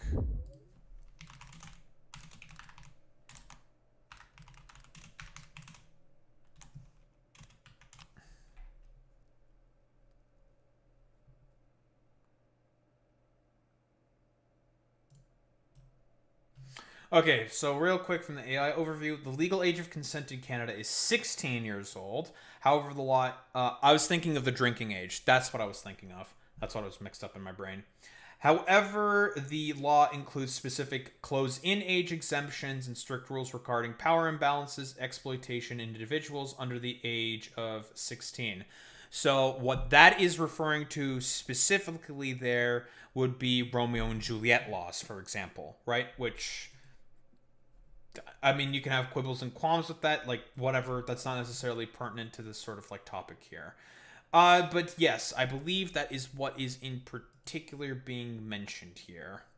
Single freaking ASMR streamer on Twitch is linking their OnlyFans because ultimately Twitch is a massive funnel to that stuff, and Twitch knows that. Most of Twitch these days is a literal funnel to OnlyFans. Twitch is funneling children to OnlyFans. Again, and even here's the thing, that argument is just so fucking dog shit and fucking terrible. Like, yeah, Twitch is an OnlyFans sort of funnel. Dog, you're the one who unironically is doing all the early porn introduction to all the fucking goddamn minors that you had, knowingly had, within your fucking YouTube videos, right? And that you advertise explicitly to your fucking YouTube videos. All of these 18 plus, fucking booby streamers and whatnot, they indicate constantly on their streams itself that it is an 18 plus fucking environment. Now, obviously, Twitch has those parental sort of controls that exist. Same with a lot of warnings for minors who may potentially stumble onto those fucking streams. And the streamers themselves constantly make those indications that it is an 18 plus environment. If some fucking minor decides to go through all of that, what are they supposed to do? What is the platform supposed to do? At that point in time, they have done everything possible in terms of their side of the responsibility, right? They've literally done it all. It's not necessarily going to be their fault that someone still managed to slip through the cracks anyways, because that's how that actually works in reality, Nux. fans. In case you didn't hear him specify children, here's another clip from November of 2025. In the past, they've made plenty of questionable bans and unbans. Like having full-blown penetrative sex on stream was a 3-day ban. Twitch is hentai, as a very wise man once said. It really is just a soft to hardcore site that's used to funnel children into actual hardcore sites like OnlyFans. That and terrorism. It's literally tits and terrorism on this website. Yeah, dude. Yeah, tits and fucking terrorism. Like, it's fucking just like low IQ. Like very, very fucking stupid. Jesus Christ. I have no idea if Kick and Rumble have parental controls. I don't know. Who knows? How on earth has it not been swatted? Patreon accepts 13+ users. OnlyFans doesn't. It's an 18+, adults-only platform. So when NuxTaku goes after Twitch women, he does not care about the terms of service. He does not care about... And again, also, do the fucking Twitch women have their OnlyFans being explicitly... their fan sites being explicitly linked to within their fucking Twitch channels? No. They will certainly have a link tree, right? To all their fucking links, which will include their fucking fan sites, right? But the thing is that those are multiple degrees of separation and removal, right? If the kid is wholeheartedly fucking absolutely committed to wanting to join some booby streamer's fucking OnlyFans, what is the booby streamer exactly supposed to do at that point in time? Because again, OnlyFans is already an 18+ sort of fucking website. Same with Fansly and all the other fucking fan sites. They make it very, very clear in their TOS that, again, they are explicitly fucking 18+ websites. What is exactly are they supposed to do if there is some fucking minor who decides to go through all of that, right? At that point in time, it becomes the responsibility of the fucking parent, not of the creator and not of the platform itself. Then it lies on the parent to make sure that they are monitoring what their kid is fucking looking at and also signing up for. Parental responsibility. He does not care about paywalls, and he does not care that parents are not checking the transaction history of their children's debit cards, or that kids might steal their parents' credit cards. He holds the Twitch platform and these streamers directly accountable for funneling minors to a paid adult platform. I'm trying to hold NuxTaku accountable for funneling a minor through a paywall on a 13+ platform. So in the best case scenario, when we are steel manning his defense, NuxTaku is holding these Twitch hot tub streamers to a higher standard than I am holding him in my video. It's almost like every single standard I'm trying to hold this guy up to is a standard he has held other people to. If you make videos featuring... This is, again, and I'm going to just listen, Nikandros, this is a consistent pattern of behavior here by conservatives, right? Listen, all of the highest standards must be applied to thee, but to me, I'm supposed to take responsibility for any of my... Of course not. Why do I have to take responsibility for my actions? Because again, we're dealing with a fucking hack here. The only times I've heard a streamer had an OF was when chuds have tried to slut shame them for it. That's a consistent pattern of behavior as well with chuds. It's a very good point there, Armor and Quills. Suggestive material of characters that are popular with children, like Rule 34. Children are going to be watching that content. This is insane. It's insane that there's a channel that's out here just grinding this stuff. And you know who's watching this, right? You know who's watching this. It's kids. It's kids that never figured out about Twitch meta yet. It's kids too young for the Twitch meta. Then he uploads that video on his channel with no added censorship. You also have to ask yourself the evidence here, right? About what evidence is there that a bunch of kids are automatically always engaging with a lot of booby streamers, right? Again, as has been said before, there are indicators and fucking warnings and responsibilities the content creators themselves also take in order to try to mitigate that as much as possible. You never did any of that, Nux, and that's what people are actively criticizing you for. With this thumbnail and these tags in January of 2024. He also understands that the presence of adult content on a 13+ platform functions as a way for children to circumvent their parental controls and access 18+ content. As you know, whenever someone says Twitch meta, it's just women on Twitch finding new ways to sexualize themselves and get mostly underage people that can't log on to porn sites. Mostly underage people that can't log on to porn sites. Very, very funny that NuxTaku is saying that explicitly when Nikandros himself has also displayed comments on NuxTaku fucking goddamn videos of them unironically saying, hey, I'm 14 or 13 or whatever. What is the fucking sauce? AKA, what is the source for this fucking goddamn video? And guess what? There would be people within his community providing said sources to explicit fucking material and content. Again, he's lying. You know, to beat it a little bit. You know what I'm saying? You know what I'm saying? What is wrong with you, bro? Jesus Christ. You're saying this about fucking minors, apparently. And we all know that your audience maybe was filled with them. Fucking freak, man. Jesus Christ, man. Okay, fucking gross. But did you notice the absence of parental responsibility being mentioned? It wasn't mentioned in 2021, 2024, or in November of 2025. What about this clip? Talking about OnlyFans is an entire meta of that has existed for years. 100%. And I don't know. Hi, TYBS. That fucking freak who has no standards in any of this whatsoever. Well, maybe it has something to do with people like Morgpie trying to bend Twitch's rules so she can show her boobs to 13-year-olds and try to get them addicted to pornography. Yeah, man. Everyone that streams. Again, like, you have to think about this, right? What is the... Because there are Twitch analytics, right? You can see the age of people, for example, right? If I look through my YouTube analytics, for example, and I've done this before, I've looked through my YouTube analytics, 0% are 13 to 17. 0 fucking percent. I have no fucking minors in my audience. It's all fucking 18 plus. So you can fucking check that, right? I can only assume what fucking NuxTaku's like YouTube analytics looks like. Streams on Twitch is quite literally bringing people to a platform where this crazy shit is happening. I'm just saying. No, this is insanity. It's insanity that this is allowed on Twitch. Sexual content. Again, I always said this. Twitch is just tits and terrorists. So we are again holding the hot tub streamers on Twitch that are advertising their OnlyFans directly accountable. No mention of parental responsibility, terms of service, allergies, bone spurs, or fibromyalgia. This guy has been ranting about the Twitch meta since early 2021, and he never mentions anything about parental responsibility. He does not even expect to get that response because he knows it's stupid. It's a totally worthless deflection of responsibility that he doesn't allow anyone else to make. After my video came out, and he's the one being criticized, after 5 years of ignoring it, parental responsibility suddenly matters. However, I believe I may have forgotten to mention something. Incredible. NuxTaku's response to me came out on the 13th of February. The clip I just showed you was 3 days later. 3 days...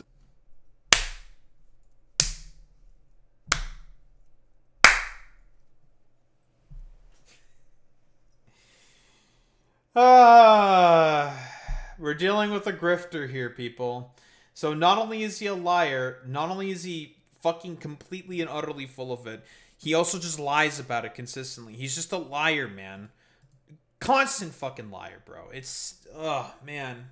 It's incredible, man. After defending himself, parental responsibility, terms of service, or paywalls no longer matter. This guy is a total liar. He doesn't believe anything he says. Ironically, the guy screaming about lies, defamation, and bad faith is himself the pinnacle of lies, defamation, and bad faith. Now, I've used phrasing in this video many times, which could be interpreted as me saying that NuxTaku knowingly targeted children with 18+ content for some kind of malicious reason. I have not seen a smoking gun for NuxTaku wanting to corrupt the youth, or that he's getting off to the idea of kids getting exposed to 18+ content through his videos. No Maybe that sounds insane to you. I mean, why would he tag Mr. Beast if he didn't want children to watch his content? Well, Mr. Beast is massively popular with children, that's true, but it's also a massive channel. There is another explanation for all of these things. NuxTaku wanted to make more money, and... But yeah, let's be honest here. We all know why in...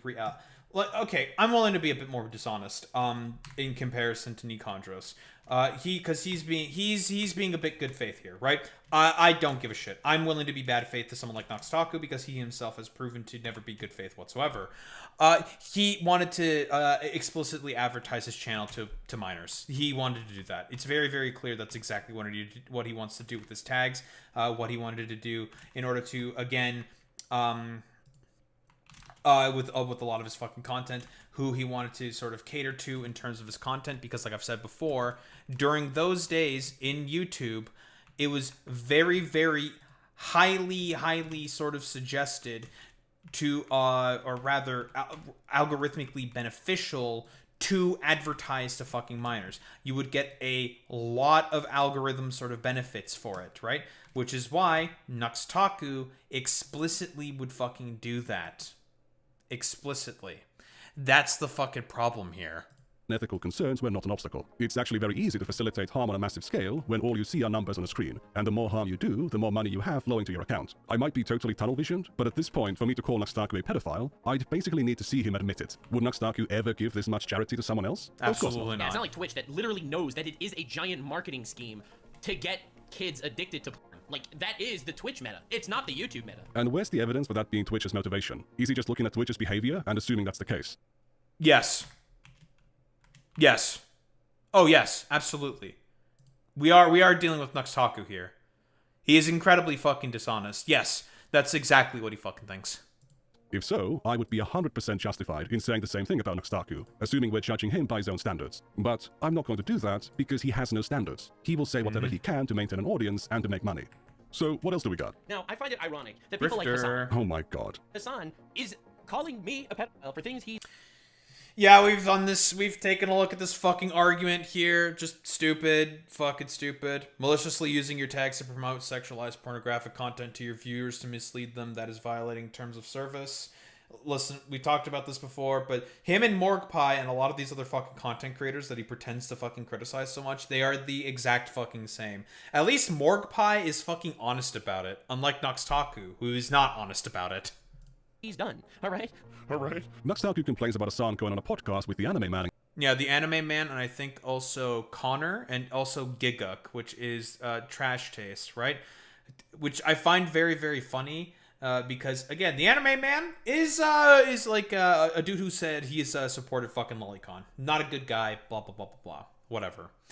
I find it very, very... I think he's also changed on that stat, sort of, not stat, but on that stance before. I'd have to double check that. But, again... NuxTaku had no problems with fucking introducing all this fucking goddamn, like, content to a bunch of minors. Even though he himself does not really, like, engaging in that fucking content. Which, you know, fair enough to NuxTaku. There you go. You've done the bare minimum. Good work, Nux. But that doesn't really change the fact that, again, the only reason why Nux is doing this in particular is to do some form of, like, a worthless fucking hypocrisy hunt. That's it. It's just constant fucking hypocrisy hunting. And Giguk, who Nux claims are pro-lolly, and his evidence is a tweet from 2019. But there's more. They have figurines of sexualized anime children on their broadcast. I'm not exactly a fan of Aramanga Sensei, but... Yeah, so Aramanga Sensei, for those of you that are unaware, it's a story about, I think she's like an 11-year-old girl that moved in with her stepbrother after her parents died or something, and they worked together to create child hentai. Or something. It's like in episode 2, Sagiri's classmate Megumi comes to check on her because she isn't going to school, but dead ass, randomly mid-conversation, she just drops this. Fucking anime is so weird, man, sometimes. And keep in mind, Japan, why are you the way that you are, man? 12 to 13-year-old talking about how much she loves dicks. What the fuck, man? Pretty bad anime, I'm not gonna lie. If NuxTaku was logged into his MyAnimeList account, you would see that he watched 8 out of 12 episodes and gave the show a 7 out of 10. So...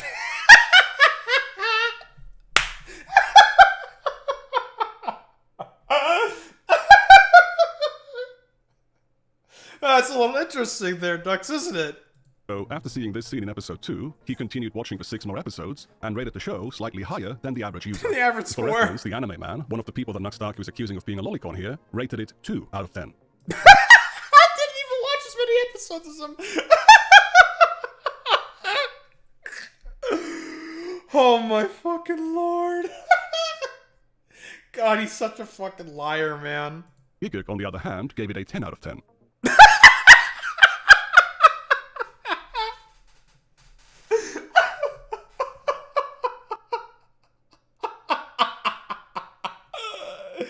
Bro, what the fuck, man?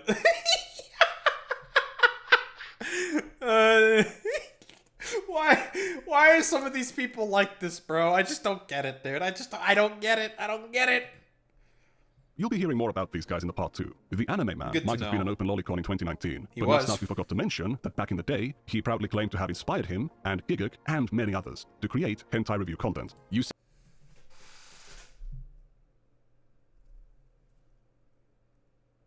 Very, very, very fucking interesting there, Dux. So it turns out it was you who started the whole trend of doing hentai reviews on fucking YouTube this whole time. And all these motherfuckers around you who were saying, it was a meta that they were following. PewDiePie did the exact same thing. It was because it was a meta set by you, Nux. Hypocrisy, hypocrisy, hypocrisy, hypocrisy, hypocrisy. Hey, conservatives. This is what actual hypocrisy looks like. See, NuxTaku wasn't following a meta back in the day. You are known for pushing the limits of what is acceptable on YouTube. He pushed the limits. All of a sudden, Lord Nuxinor comes along with like an angelic choir in the background and introduces the YouTube scene to Giantioi. All of a sudden, blammo, Lost Pause, the anime man, heavenly controller, following the trend. Very cool, fam. I would do the same thing, even though this time. He literally says he's the fucking trendsetter. Ooh, Nux! It looks like you guys can't use the excuse that that was the meta at the time because you fucking set the meta, buddy. Very, very convenient that he's also using the fucking happy merchant gif as well. Ooh, it's just really, really fucking... And by the way, this is how it was listed, this particular gif of his stupid, dumbass, old PNG model. Very, very fucking convenient here, Nux. You're certainly playing into the stereotypes all the fucking time. God, it's fucking... It's incredible, man. It really is incredible to me. Time I'm the trend setter. Feels pretty good, not gonna lie. He was the trendsetter. I mean, I've inspired countless others. No, the anime man, heavily. He inspired countless others. And he said he inspired countless others. Mentioned the anime man as well. Hypocrite, man. Just a God, the weaselly little liar. That includes Giguk as well. The fact that at least I'm convincing myself, inspired Giguk's video, I must say I'm honored. I've been watching Giguk all the way back when, long before I started my channel. But again, that's for the part 2. To summarize Nux's response, he deploys the whole Hassan system at me, as he sees it's about me ruining his public perception with things that he himself said/did, and then immediately lies about me while still scared to say my name. Cinema. Very, very, very fucking convenient there, of course, of NuxTaku. He's just a liar, man. Everything he does, and I've said this consistently myself as well, he's only doing it for fucking money. That's literally it. So, Tectone, how do you feel about NuxTaku now? Nux is a fucking Jew creep, and that's facts. Whoa, that's a bit unfair, isn't it? No, it's not. Yes it is. Alright. No, it's not. Good argument. Whatever. See you later. Shout out to Elon Musk, the ultimate swag champion of all time. Now, the serious question I have for Elon Dude, Musk it's the bro of is the week. this. How do you have the time to come up with this shit when women are probably tossing their salads your way faster than you can say Hyperloop in every single corner? You're a designated genius. You're a good-looking dude. Whoa, whoa, whoa, whoa, whoa, Hassan. What the fuck? You literally just were criticizing Elon Musk for being a trillionaire not that long ago? Seems rather hypocritical of you. Happen to not be a fucking billionaire. Anyway, Elon, I admire your conquest in becoming the real-life Tony Stark without the creepy facial hair. And for that, you are our bro of the week. Very, very good ending there by Nikandros, of course. But yeah, should be extremely fucking clear. NuxTaku is a liar. Fundamentally speaking, he's a grifter who only cares about one thing and one thing only, making fucking money. And that there's this incredibly incestuous incentive by a collection of dumbasses, of people who don't want to be held fucking liable, seemingly, for the fact that they are engaging in a lot of this content, and also a collection of fucking dipshits who are also all around NuxTaku, who seemingly have no problem whatsoever with any of the fucking behavior that Nux himself constantly fucking engages with.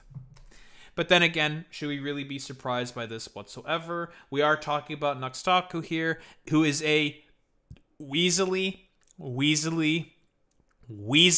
little fucking liar who will constantly deflect blame and not take any responsibility for any of his fucking actions to essentially, you sort of come to the conclusions that this motherfucker did a bunch of early porn introduction. It is not inappropriate to call him a fucking groomer, because that's exactly what he fucking did, and how there's a bunch of dumbasses and morons all around him who are willing to circle the fucking goddamn wagons because they themselves have associations with Nux, who's a massive fucking goddamn channel with about 4 million subscribers between 2 channels and other followers as well across other fucking platforms, and they just do not want to get rid of that fucking association because it's all about the fucking money with these people. All of these people are fucking grifters and have, fundamentally speaking, no beliefs whatsoever. Constant pattern of behavior with all these conservative liars, grifters, and fucking dipshits. Don't think there's really much else to say besides that.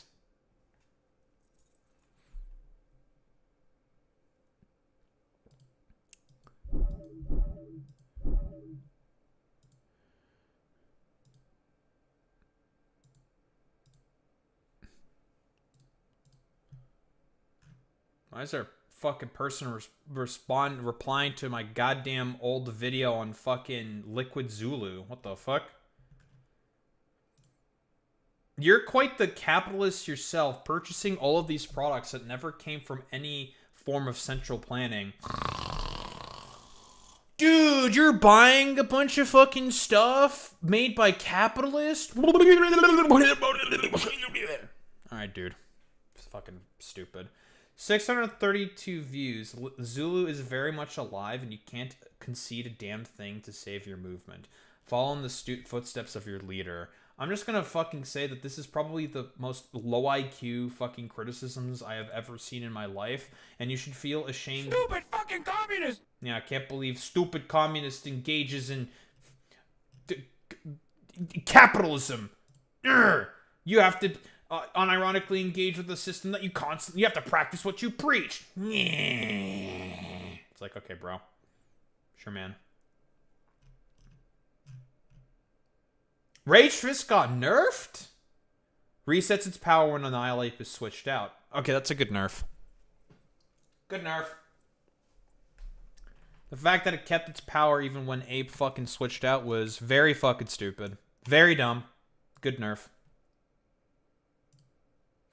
Oh, hello. Wet concrete. Well, that's one of the recipes I was looking for. Fantastic. Our concrete production is about to go up significantly. But we just do not have the building for it.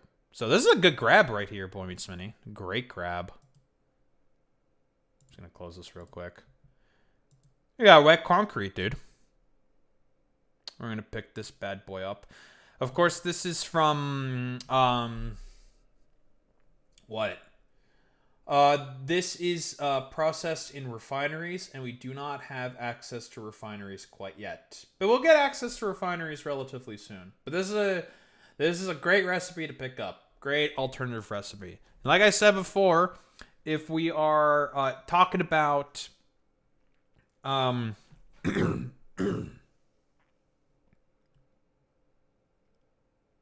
have to catch this fucking stream later. I gotta see the fucking leaks. What's it saying? Any recipe that involves water, which is essentially a free resource, you should always fucking grab in this game. So this is a great recipe. 80 concrete per minute, 120 limestone. Mark 1 miners. Every node is pure, so that's always going to be fulfilling the ratios 1-to-1. That's really fucking good. It's fantastic. We just don't have the building in order to make them quite yet. We do not have refineries. So, yeah. We're going to grab that. Because that's a good recipe. Great recipe.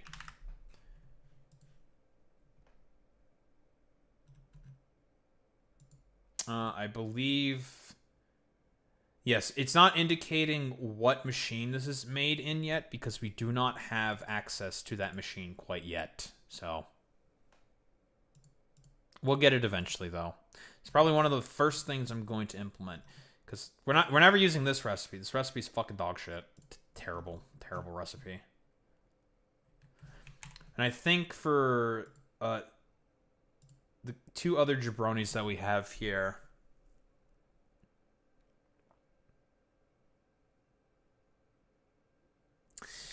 copper alloy ingots definitely seem not terrible. 100 per minute is like okay. Problem is that foundries take up a lot of power. It's not bad though. It's not a bad recipe. Just foundries are quite pricey in terms of power consumption. It's like 16. It's 16 megawatts. It's not that bad.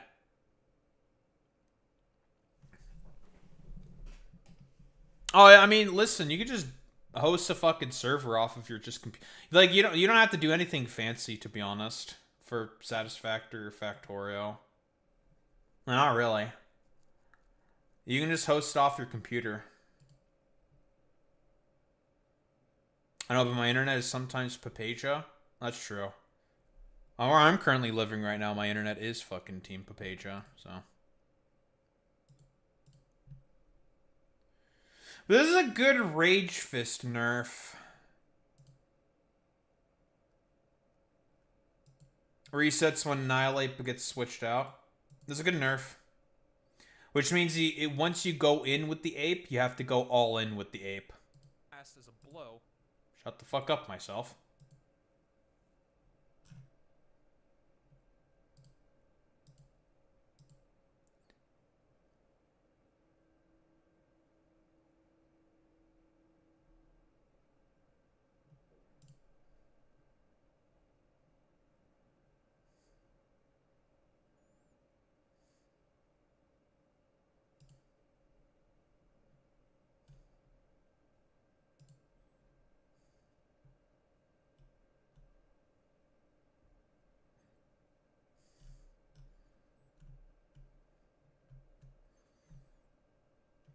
Wait, I don't know why there's a jabroni coming in to try to defend Liquid Zulu, because I was owning him in the fucking debates. I was ratioing him constantly in the replies.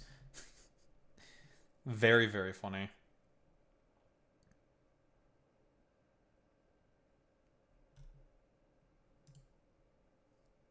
It's very strange.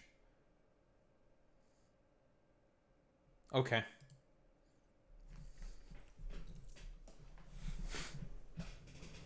The arguments I laid out in that video were pretty fucking good, but whatever. None of these people really care.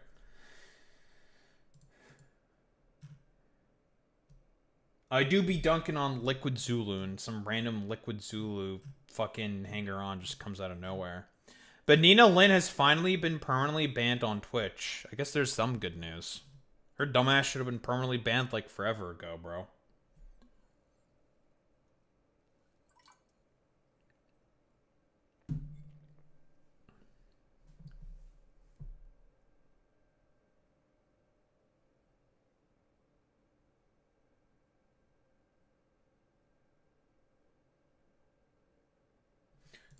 Wait, what the fuck is this shit?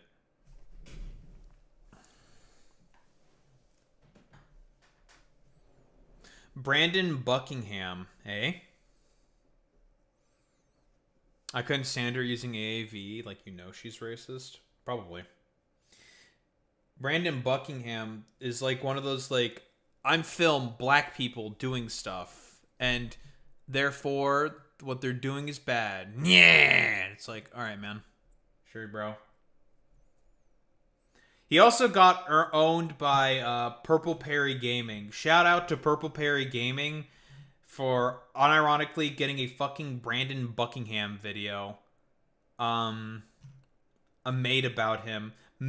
Listen, Perry stocks went up massively. Tiny fucking commentary channel getting some 1.5 million sub yee ass fucking YouTuber making a video on him.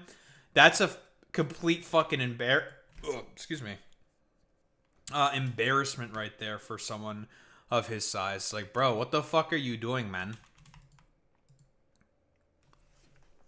Ain't fucking credible. But then again, whatever. Like,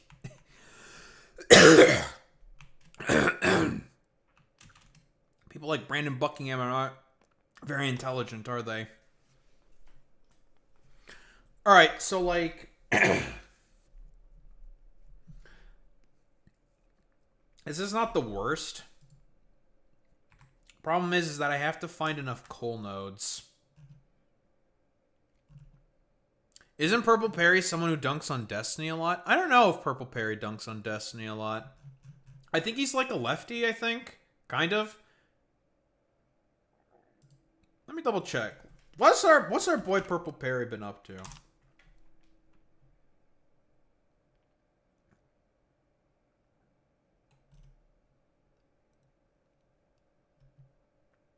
Dude, God, I can't believe this really fucking happened, bro. Massive fucking ups to Purple Perry Gaming, dude. Because, I mean, he's just, he's a commentary YouTuber. Destiny abuse victim tier list. Yo. He's shitting on a bread tuber. He's shitting on Kino Casino. He just kind of shits on like whoever, I think. Noah Samson is getting sued. He was right in the thumbnail. So I think he's defending Noah Samson, but mostly probably because he doesn't like... probably mostly because he just does not really like the lawsuit that Ethan Klein is doing, because I assume he probably has some debates or something. Awesome Hutch sister desk debate. I don't even know what that fucking means. No, I mean, he just seems like a regular old, like, commentary YouTuber. He'll just, like, shit on, like, whoever. He doesn't give a fuck.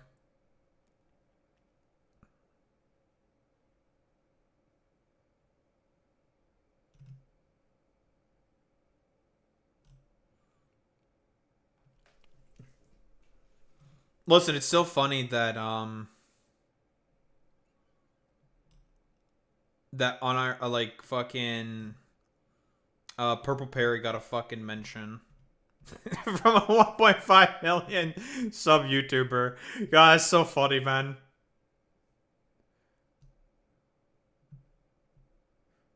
Still very, very, very funny.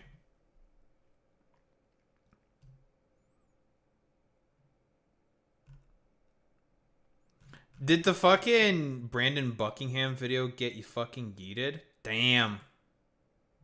That's unfortunate. Rip the goat. Well, apparently people were also criticizing him for that stuff or something. Nah, whatever.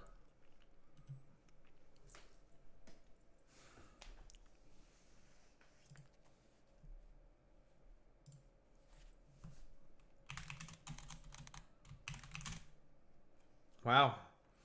I should not have expected anything less from a Liquid Zulu fan.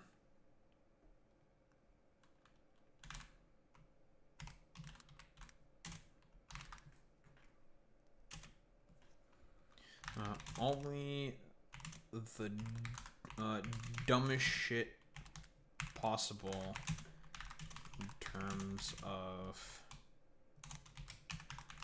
criticism.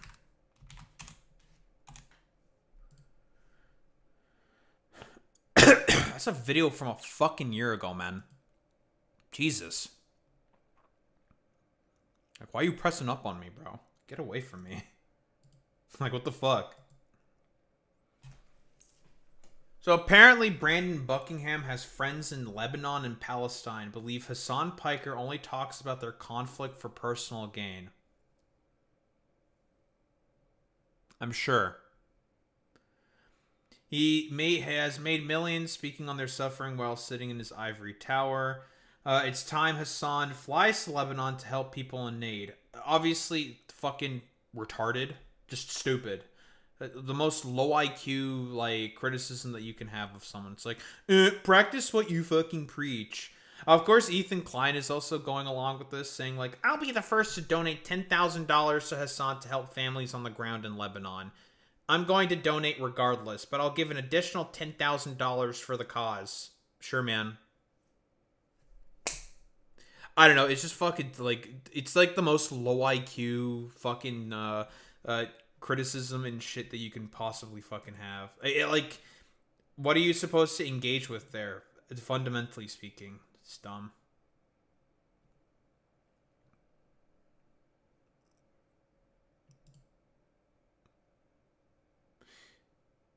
Two new abilities have been revealed. Alright, I see exactly who these are for. Elevate. You get it? It's elevate, but eel.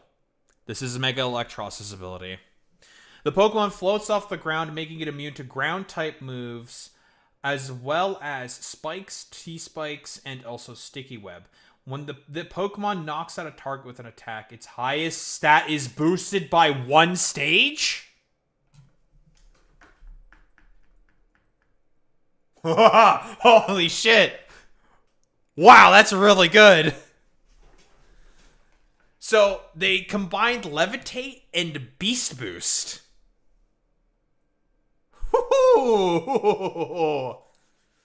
Oh man, that's really good.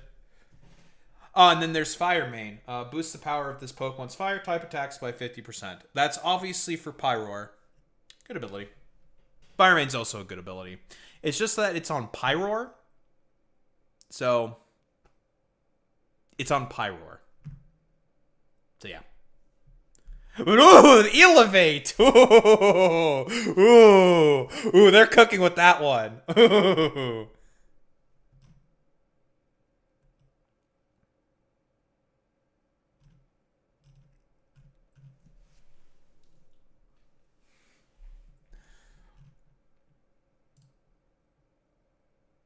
They are fucking cooking with Elevate on Electros. And what else is there? Oh, hello. Okay, we're getting all of the abilities. Because all the other Megas are being brought into champions. Megastar Raptor gets Contrary. I mean, I could get defense boosts like close combats now. Wait! Does it get superpower? Hold on. Then we might have something interesting. I don't remember if Staraptor gets superpower or if it got superpower added. Because if it gets superpower added, okay, then that's actually pretty good. If it doesn't have superpower, okay. Shit. It's just bad. Well, it's not bad. It's just not great. Gen 9 moveset. I'm not seeing superpower. So, mid. Legend ZA, do you have superpower? Got Blaze Kick. Oh, that's not bad. That's decent coverage, actually. Can hit Skarmory with that. I think that's pretty good. It's not bad. Nope. Yeah, nope. Mid. Mega Scrafty kept Intimidate. That's fine, I guess. Now here's an interesting one. Mega Dragalge gets Regenerator. Now that is interesting. And is actually good. Poison Dragon typing with that special defense stat and increase to its defenses with that slow flip turn.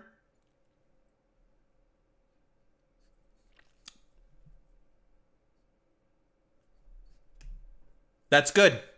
That's really good. That's really good. That's really, really good. Phalanx gets Defiant. Barbracle keeping Tough Claws, so it is now the strongest Shell Smasher in existence. Is it the strongest? It's definitely good. Is it good? They're still Blastoise. They're both good. Scolipede gets Shell Armor. Bleh. Dog shit. It's terrible. Mega Malamar gets Contrary, which is fine, I guess. Whatever. Make It Rain has been nerfed. It is now 95 accuracy. And it drops special attack stage from 2 stages instead of 1. Okay, that's the more significant part of the nerf. 5 accuracy is irrelevant. Who cares? But the 2-stage attack drop instead of 1, that is significant. New items are being brought in as well. Well, Life Orb is here. Shed Tail. And that's really about it. There's a Zoom Lens, Expert Belt, Light Clay. These are some actual relevant items. Otherwise, it's really about it. New Pokemon that are also compatible. Raichus, some shitters, more Megas. Mega Metagross is here. My boy. My big man. Fuck, now I have to play champions now. Fuck! Okay.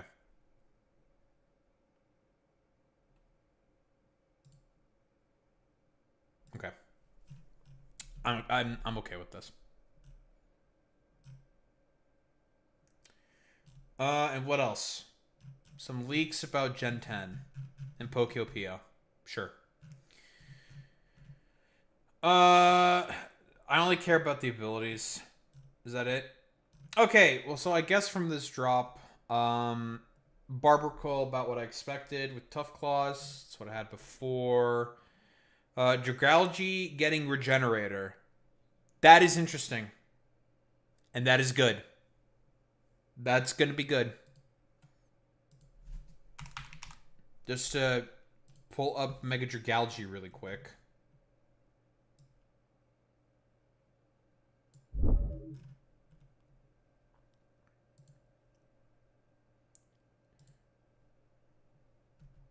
Yeah, this thing with these defensive stats, and Poison and Dragon is a pretty good typing. It's got a lot of good resistances.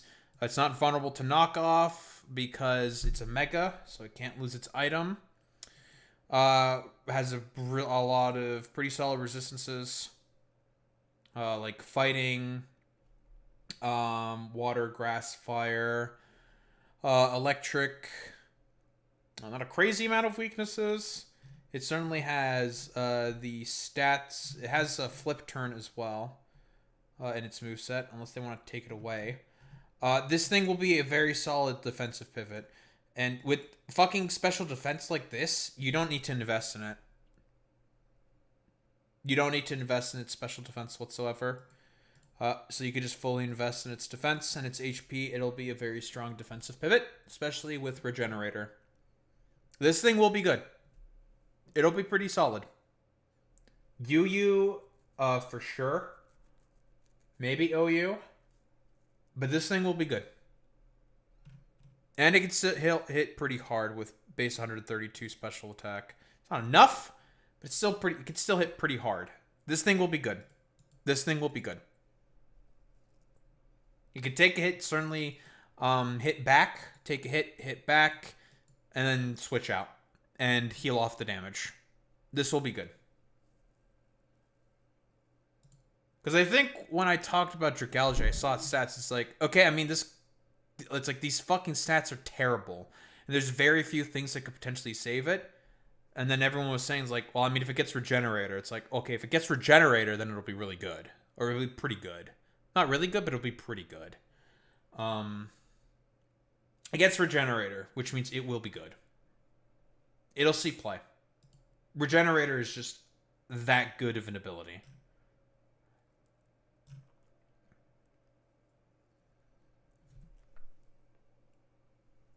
Yes, I do remember that goofy aw shit from Sneeko, yes. Sneeko looked very, very, very ridiculous waving that gun on stream. It's true.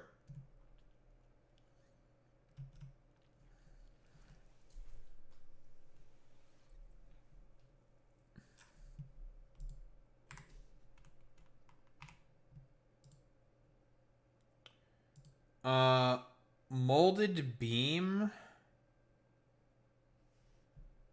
Is this a good recipe?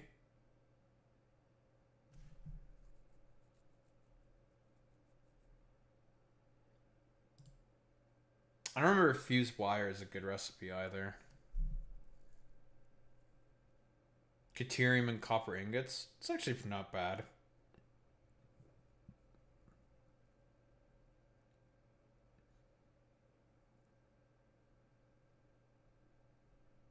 I'm gonna rescan. Steel cast plate or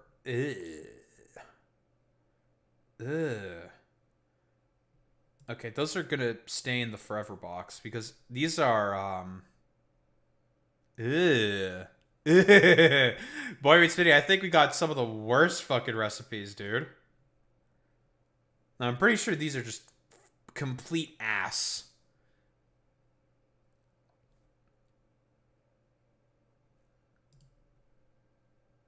Yeah, the absolute god roll. These are fucking terrible. I have seen like a couple of clips, but I've not seen the interview itself. I don't know. He talked about Israel. He talked about a couple of other things and stuff. That's cool. I think. Sure.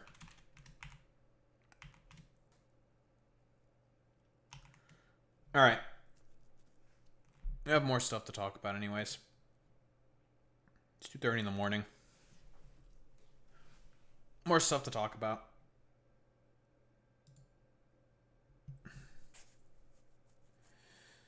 All right, let's get her started.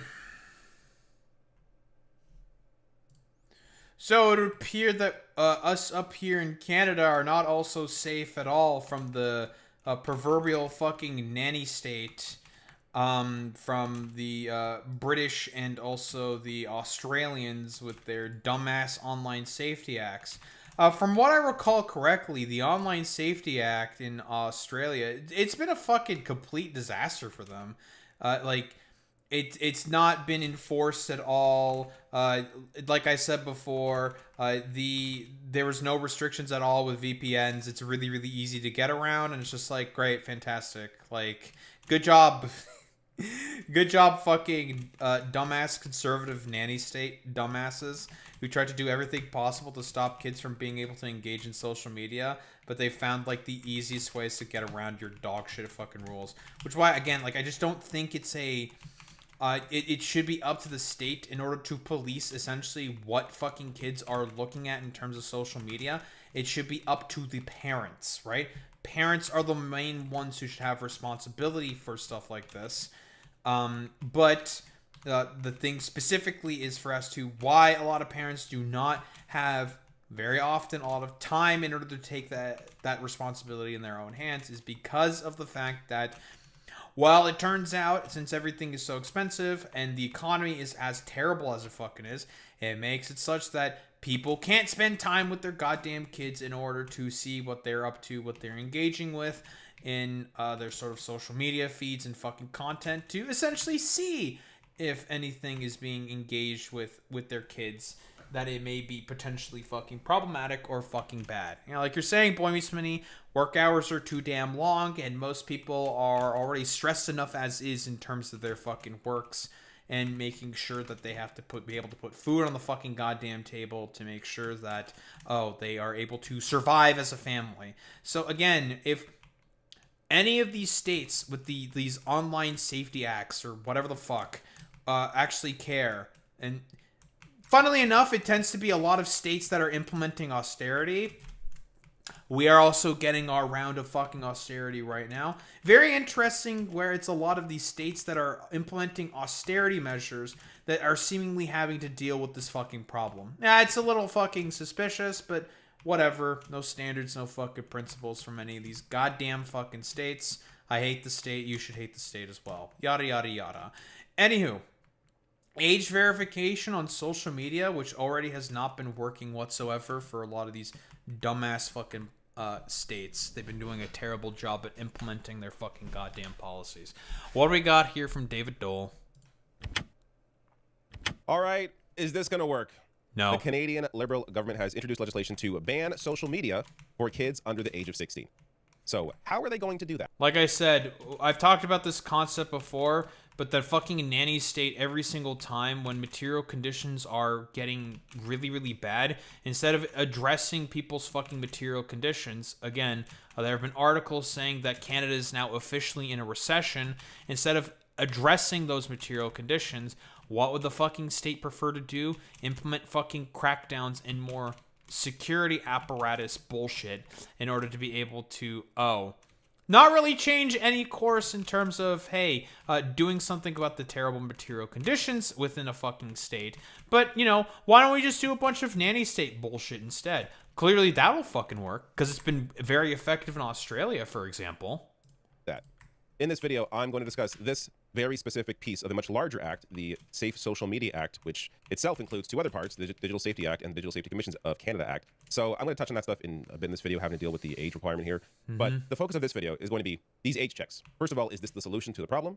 No. Have they worked? No. There's one clear example that we can point to so far. and also the privacy concerns around this as well. So first, let me just reference, I mean, if you want to go check out the full bill, you are free to. I will link to this below the video. Here's Bill C-34 in all its glory.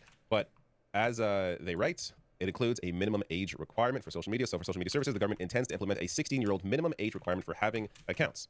Now, first, let's just address that social media, yes, of course, is harmful to kids, to teens, but it can also be beneficial. So this teen creator has spoken out with the CBC. Which I find to be particularly fucking annoying, of course, is because a lot of the people who are implementing or attempting to implement a lot of these social media bans will never really put in the arguments as to why a lot of these social media bans are okay or fucking justified whatsoever.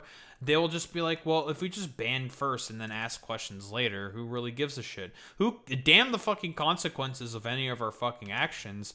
Unfortunately, there is like a nanny state bullshit that we have to fucking implement instead. It's just like, man, like, you're not really ingratiating yourselves whatsoever in the fact that you are just not constantly addressing any of the actual problems that people are having with a lot of the actions the state are having, or the actions of the economy or the whatnot. You're not actually doing anything to address the root causes and root issues that people are actually having problems with. But instead, you'd rather, I don't know, hand wring and say, like, no, we have to do a bunch of nanny state bullshit instead in order to try to fix the inadequacies that we have specifically as a fucking goddamn state in our inadequate fucking economic structures. BBC News here saying, protect young people from social media harms, quote, without silencing them, says Hamilton teen content creator. So this is somebody who introduces kids to books, promotes books to kids on social media. That's what she does for a living, and has clearly a positive impact in this space. And now, essentially, this would eliminate her entire audience. As she says here, social media can be a powerful place for youth voice, literacy, representation, activism, and community. For a lot of young people, it's where we learn, organize, create. She said, adding that the government needs to get more input from young people on the issue. So here's the thing. As that content creator themselves is also saying, really one of the biggest reasons for as to why a lot of these people are the state specifically wants to implement a lot of these bans is they are following very much so in the footsteps of the United States of America. Quick reminder, the only reason why the fucking Ellisons bought TikTok to begin with is the fact that TikTok was oftentimes being used as a platform to organize pro-Palestinian fucking actions on that fucking platform. And so a lot of people within Congress, the only reason why they wanted to ban TikTok to begin with is because of that. They were trying to organize around a fucking goddamn genocide happening within the fucking Middle East. So it's just like, okay, bro, like, we get it, Congress. You've made your priorities extremely, extremely clear. So true, Boy Meets Smitty. Why should we care about young people when trillionaires now exist? But that's one potential impact of this kind of ban. Another one is that, is this really the solution? As John Michael McGrath writes here for a TVO, a social media ban for kids isn't enough. Why do we think it's any less harmful to adults? Making some great points in this piece. Again, I linked to all my sources below the video, under sources on YouTube, so you can go check that out. But just quoting him here, he says, age verification schemes would have done nothing to stop the world's richest man, speaking of Elon Musk, from seemingly inciting violence in Belfast using his extremely expensive megaphone. We're gonna fucking talk about the situation within fucking Belfast, but a real quick summary for as to what's happening within Belfast.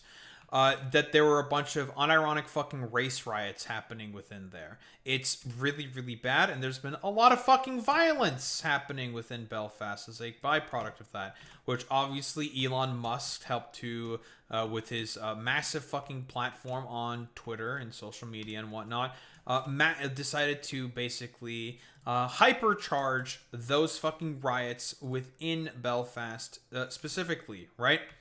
And it was all of it was stemming from, I believe, if you can correct me if I'm wrong, Boy Meets Smitty, but I believe there was a stabbing within Belfast of someone from a migrant, I think, right?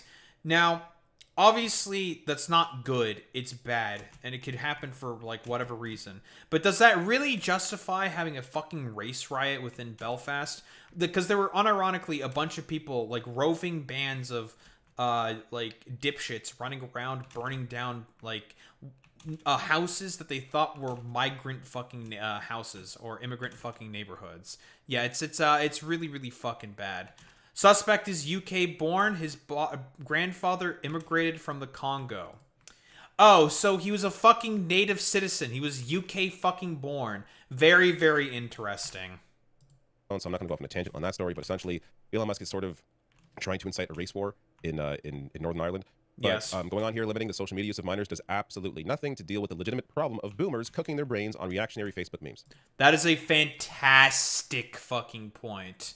Because again, if we want to talk about the actual problem children, for lack of a better term, it's the fucking boomers getting their brains cooked. Listen, how many fucking like dumbass Facebook boomers that we all know of who fall for like AI fucking slop all the fucking goddamn time? It's a literal fucking meme at this point, where your dumbass fucking grandma or grandpa or whatever the fuck, or even your parents are falling for a bunch of like AI generated fucking content. The only reason I still have a Facebook account is because I upload these videos to the Rational National Facebook page there. And every time I check out Facebook and see the newsfeed, it is absolutely insane. There is... Yeah, the moderation, because Mark Zuckerberg basically decided to promise to Trump saying like, we'll remove a bunch of moderation on our fucking tools here. For what purpose exactly? Oh, so you can be like a little cuck boy to Donald Trump. Like, that's unironically the only reason why he's fucking doing that. It's just complete fucking cuckoldry. I can only assume what must be in India and Pakistan on WhatsApp and fucking Facebook. I mean, unironically, Facebook was the location where a fucking genocide was fucking organized. So, you know, very, very cool.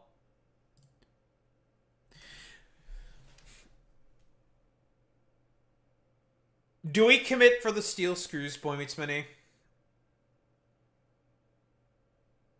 I think we commit to the steel screws. It's such a good recipe, man. We don't have the belts for it quite yet. We're far away from Mark V belts, but it's 260 screws a fucking minute, man. For such a cheap... Yeah, we take the fucking steel screws. Now listen, I will fucking import the steel beams and get rid of all my fucking cast screw recipes. I'll do it, because cast screws suck. Well, okay. Cast screws is not a terrible recipe. It's fine. It's good for the early game and can also be good for the mid game. But steel screws is so fucking efficient. It's such a good fucking goddamn recipe. And I mean, if I have to do a bunch of one-to-one fucking shitters, that's totally fine. Because again, at the very least, with Mark III belts, it's 270 per minute. I could do one-to-one ratios, more or less, for a lot of the machines and recipes that we have right now that consume a lot of fucking screws. Yeah, we take steel screws. Steel screws are so good, man. It's such a good recipe. There's apparently no regulation at all when it comes to fake news and AI and the kind of garbage that's put out there and what these pages try to do to basically just invent stories out of full cloth to generate views, generate followers, just by lying to people, a lot of it using AI. No regulation, when maybe that should be the focus, but I'll get to that more in a second. He also compares this to cigarettes, saying... Sorry, unfortunately, David, the Trump administration is currently in power, and all the billionaire butt buddies that currently exist around Donald Trump, all these tech oligarch fucking dumbasses. Unfortunately, they gave a lot of sloppy toppy and money to Donald Trump, so therefore, can't be fucking regulating AI or any of the tech companies, because that's the only thing that America has as an economic driver, technically speaking, is the AI bubble, and they lose that, well, they lose their entire fucking economic production, and there's going to be a massive fucking crash. Sure, it's bad for children to get addicted, but it's not like it's a tonic for the rest of us. So the idea of simply trying to address social media and how kids access it and thinking, well, that's it, we're good, is clearly not the full solution here, if this is any part of the solution. But this is from Michael Geist, who I'm going to reference throughout this piece. Michael Geist is an expert in this field. Anytime there's anything involving any regulation or legislation bills around anything online, Michael Geist is always a person to look to. But he writes here, the harms people associate with social media, such as algorithmic manipulation, addictive engagement design, weak content moderation, inconsistent enforcement, inadequate transparency, and privacy risks affect users of every age. By focusing legislative attention... That's a fantastic fucking point there by Mark Geist.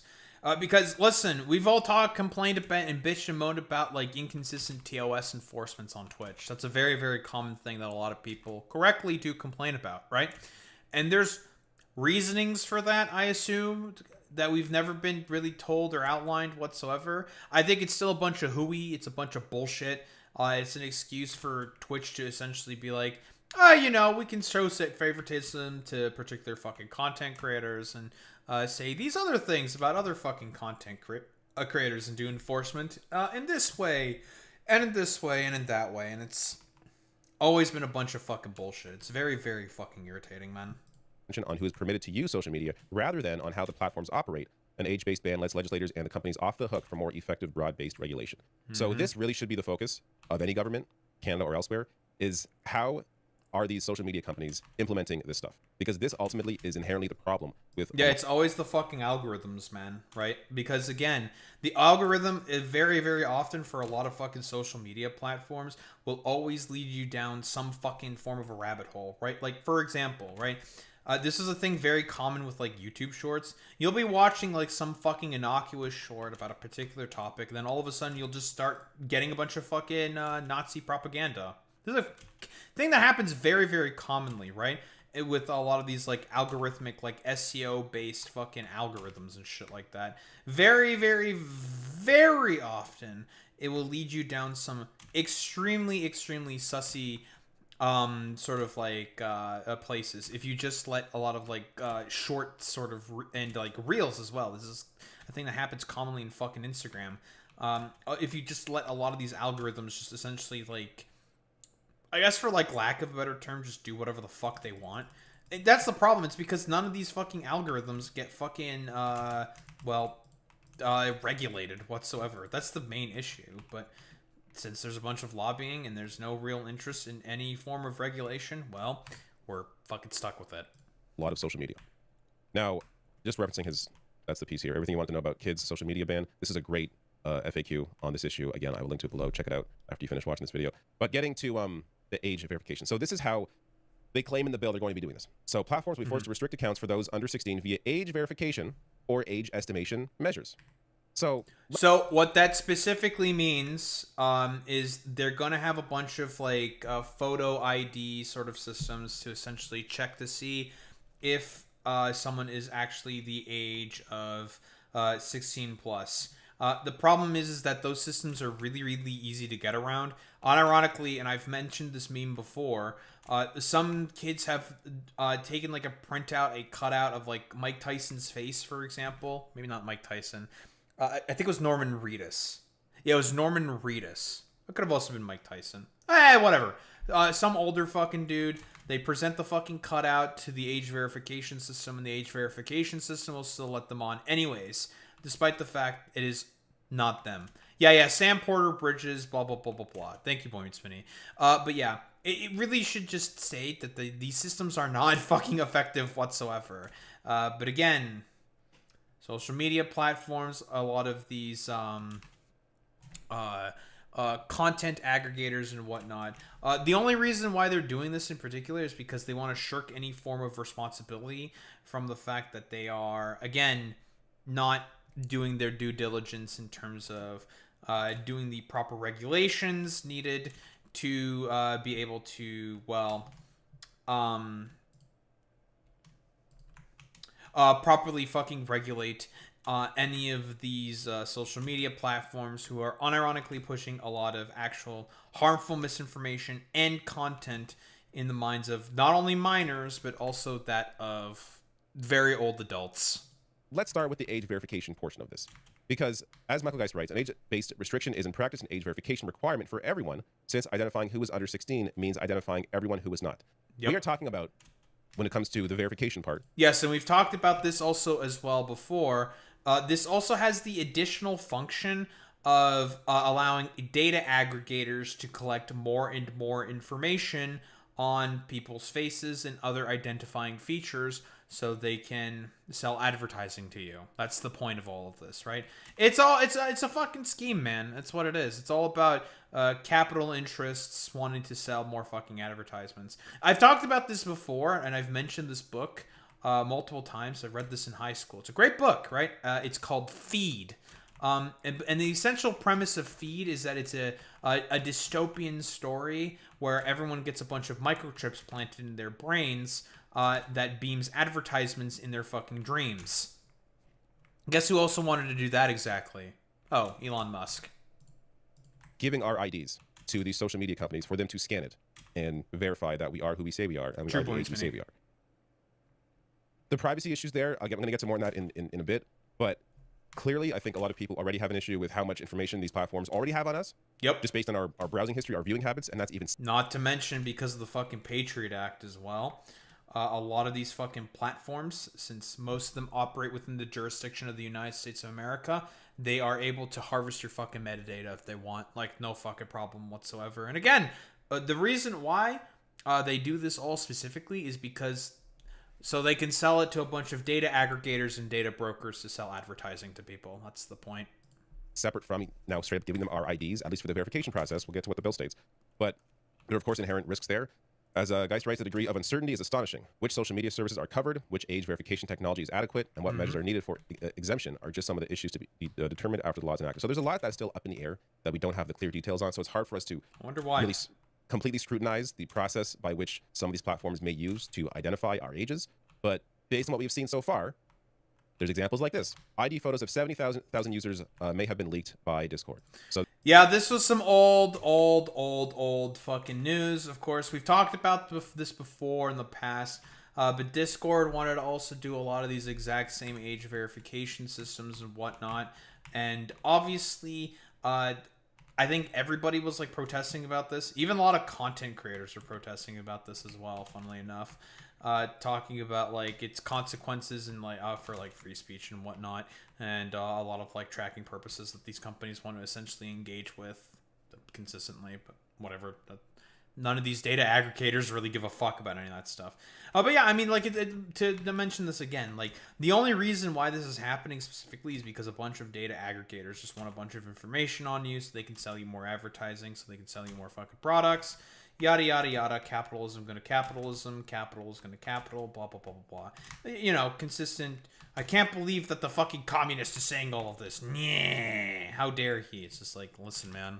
I mean, it's happening right in front of our eyes every fucking day, and you're annoyed by it, I'm annoyed by it. It's fucking stupid and pathetic. There's a reason why, like, the meme of, they're always fucking listening to us, because, yeah, the phone's always fucking listening to you. You say a bunch of products in the phone, it'll start, for example, well, saying, you know, here's a bunch of these products, and I'm going to start advertising all this stuff to you. It's like, okay, bro, yep, yep, that's also a good point there, Boy Smitty. The advertisers are not the biggest customers. It's also the security state apparatus.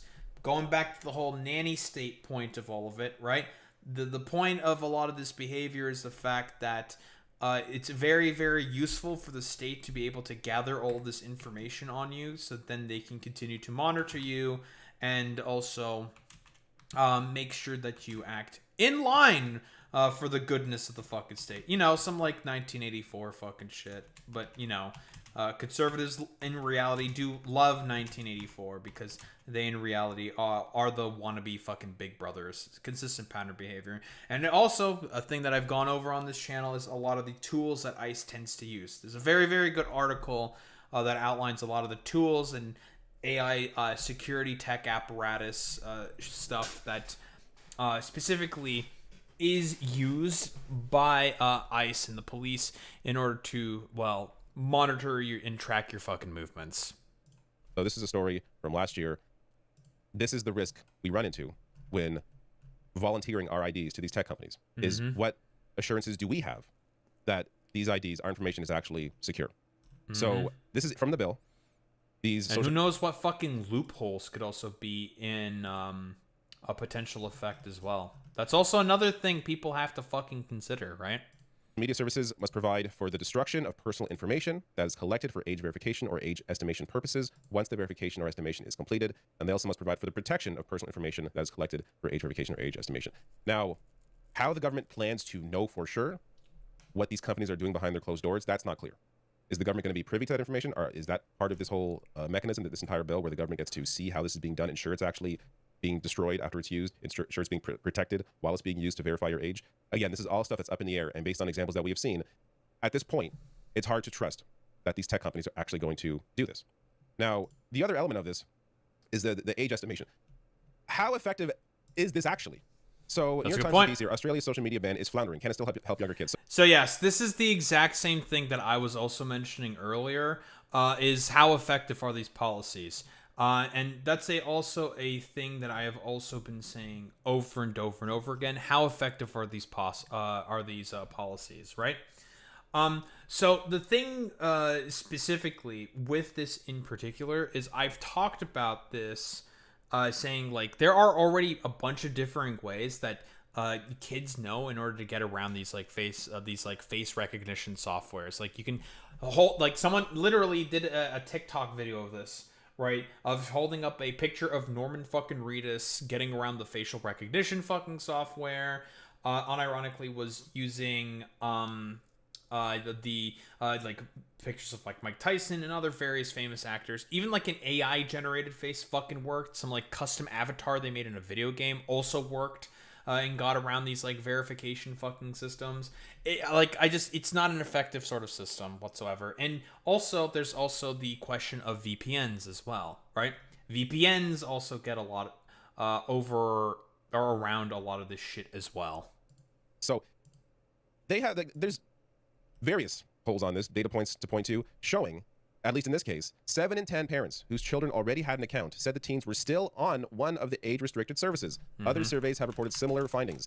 Teenagers have described easy workarounds, drawing a mustache on their face for age estimation scan, creating a...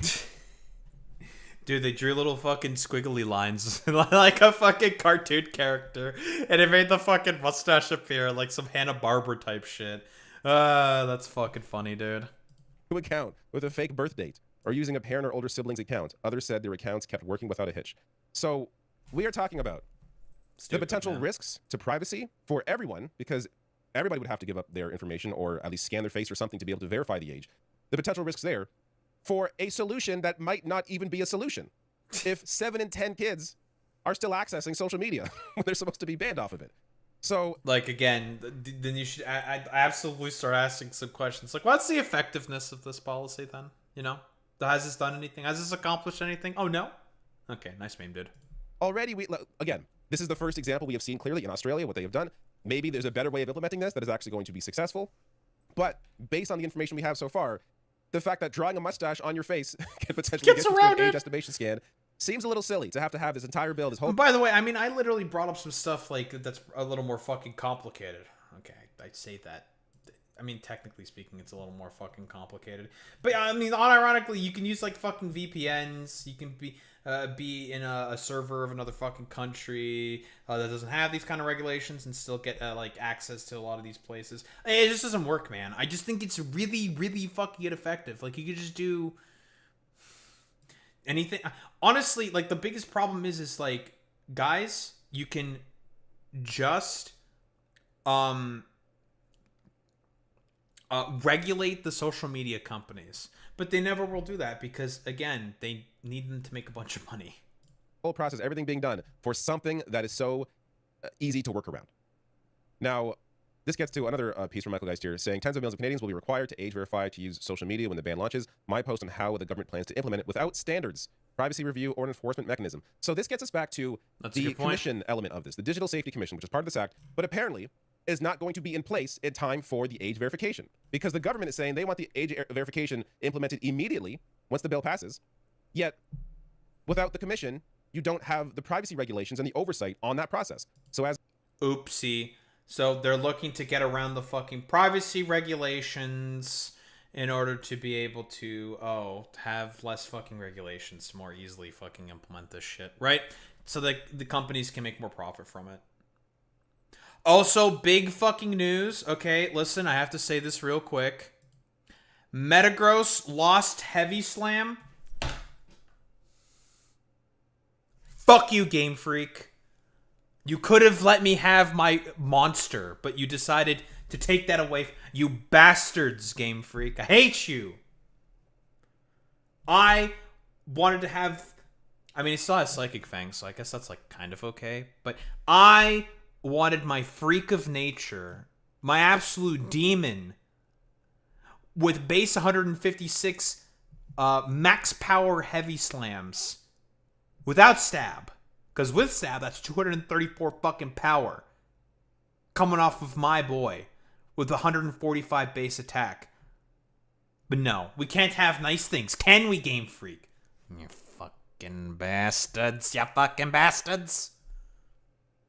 Geist rights legislation carefully sets out how the ban is supposed to work, but officials at a technical briefing on the bill this week described a very different plan that involves moving quickly after royal assent with regulations to bring the ban into force without waiting for the Digital Safety Commission to be fully operational. No commission means no age verification standards, no privacy review, no exemption, and no effective enforcement. It also creates huge risks since the initial start of the ban is when tens of millions of Canadians would be required to verify their age, yet the government is sidelining the privacy protections written into its own bill and essentially conceding that the ban is unlikely to carry any real consequences for those services that fail to comply when it first takes effect.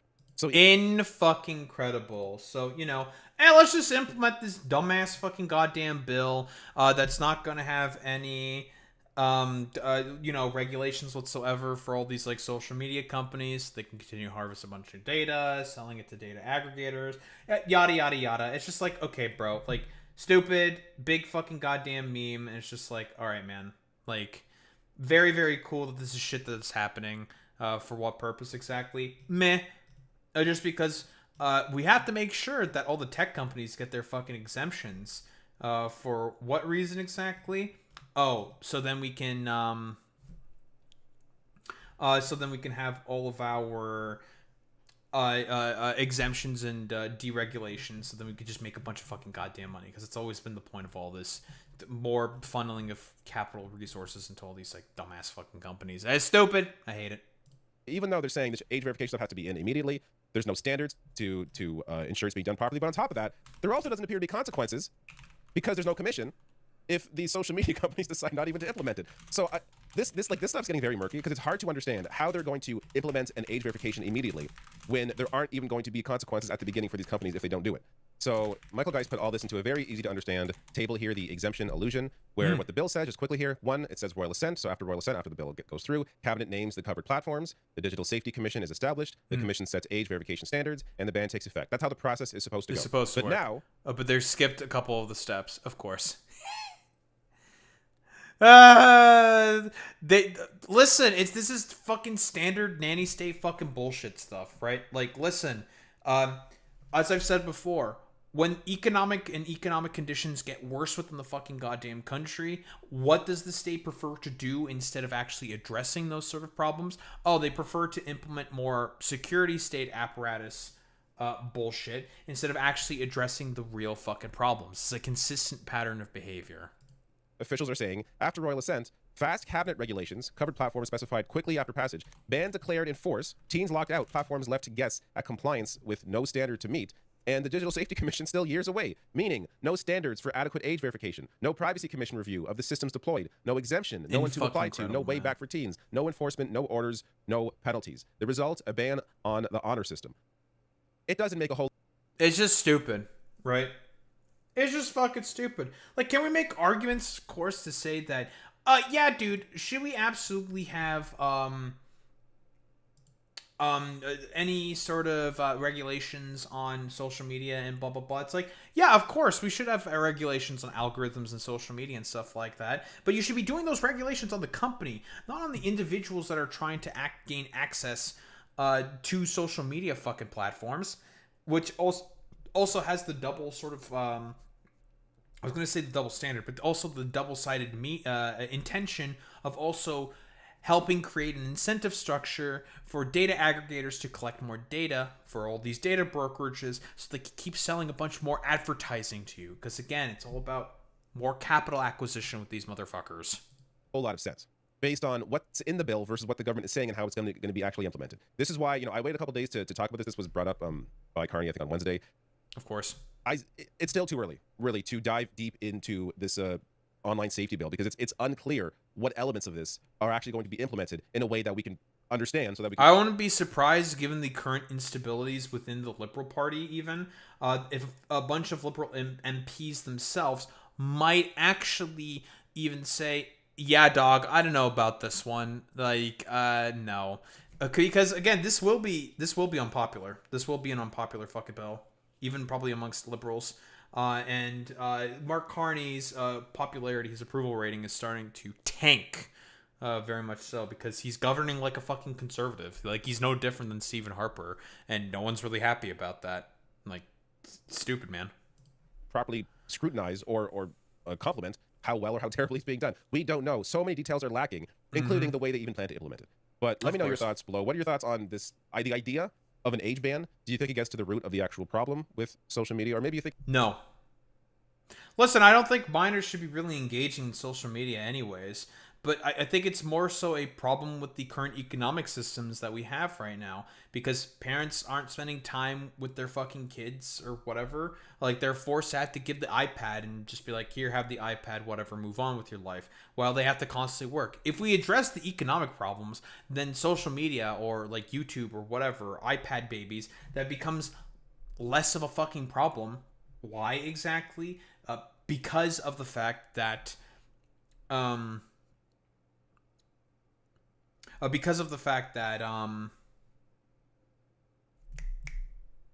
that the economy is as bad as it is. Parents are not able to spend as much time with their parents, and it just becomes a metaphorical sort of cycle of samsara, where we're just like stuck, essentially not being able to at all, like really at all, watch what our kids or children are watching on like social media, all these various fucking video aggregators and whatnot, and they may potentially fall down some like sussy rabbit holes. Not to mention, again, this is not just a thing with kids. It's more so a bigger problem with adults and like elderly people who get fed all this fucking slop content, AI slop content, which at the very least I think like YouTube has also started to crack down a little bit more on. So good on you, YouTube. Before you tried to implement a bunch of it yourself. Whatever, stupid.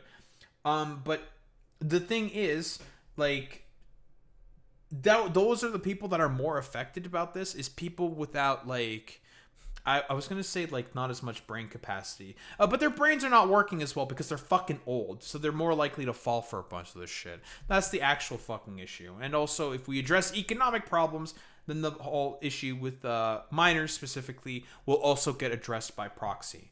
But that's never gonna happen. I think it's, it may not be a panacea, but it's one piece of a larger puzzle. Let me know below the video. Maybe it's a piece of a larger puzzle. I don't think I 100% agree with this. I'm going to be honest here. But yeah, I mean, like, what else is there to really say? I don't think the Online Safety Act has already been, like, very unpopular. It's part of the reason why the Labour government is as unpopular as it is right now within Britain. And also the Online Safety Act version within Australia has already been a complete failure because there's already really, really easy ways to get around the fucking bans. So it's just like, okay, dude, like, nice meme.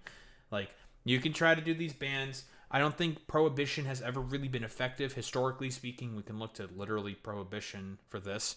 But I don't think it's an effective sort of policy. And in reality, there should be regulations done on these AI companies and social media and tech companies instead, if we actually care about addressing the root fucking problem, and that's all of these social media fucking algorithms. That's the main problem. But yeah, don't think there's like really much else to say besides, if this shit's not really going well within Britain, and if this shit's not going well within Australia, and we all know why a lot of these systems are being implemented, it's because the fucking nanny state's just like, oh yeah, dude, how about instead of actually addressing any of the problems that people are having with the state right now, how about we just do more nanny state bullshit instead? And it's just like, it's not gonna work, guys. It's just a bad idea. But whatever. When has the state ever really, really cared at all about implementing actual good solutions to any sort of policy prescription? Yeah, never. Anywho, don't think there's really much else to say besides that.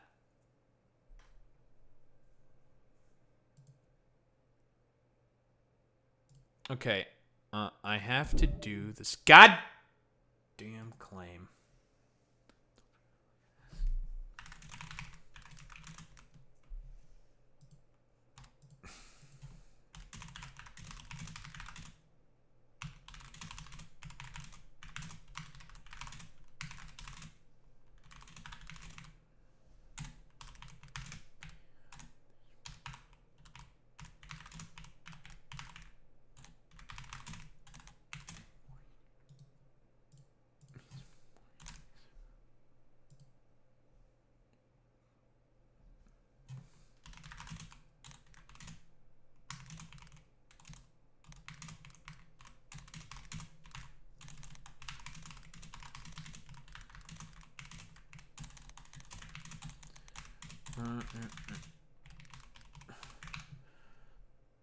We do be typing a little bit.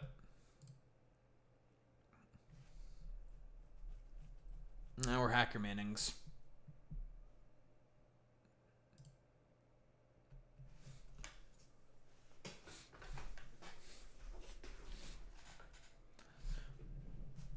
Asan, he said on the stream recently that the internet was a mistake. Yes and no. It's a yes and no on me on that one. To be honest. It's a yes and no.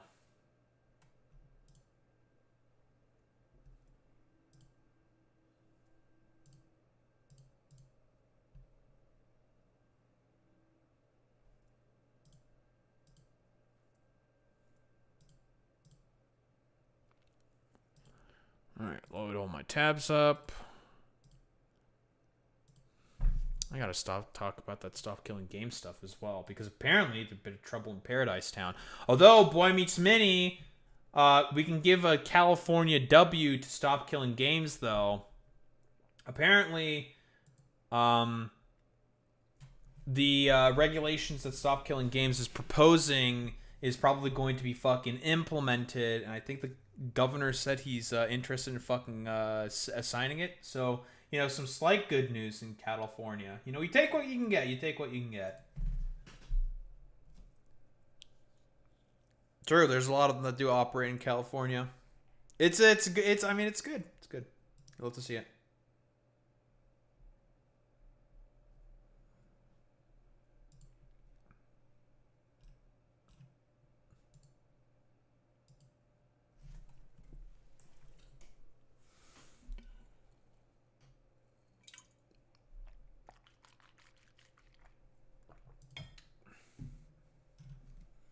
That's pretty true, Clay.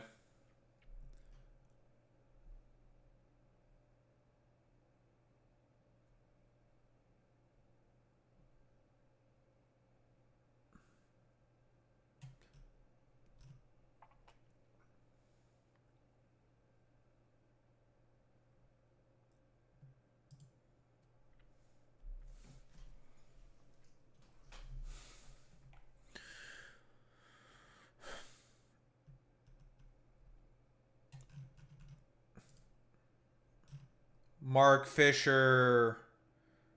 We love Mark Fisher. Mark Fisher. Mark Fisher. Capitalist realism. Capitalist realism. Woo.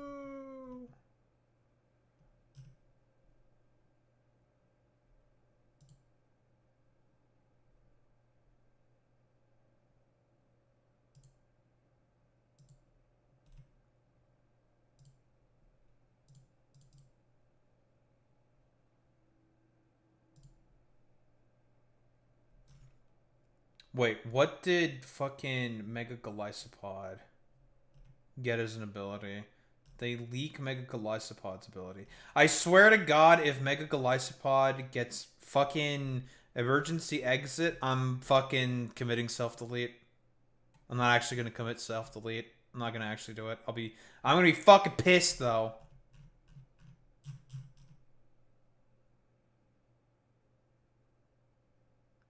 Oh, there's no Rocky helmet, but wide lenses here. Oh, the mouse is going to be the... Oh, the mouse is going to be a problem. Ooh, the mouse is going to be a problem. Turning Pod USA. That's a good one. Yeah, the mouse is going to be a problem.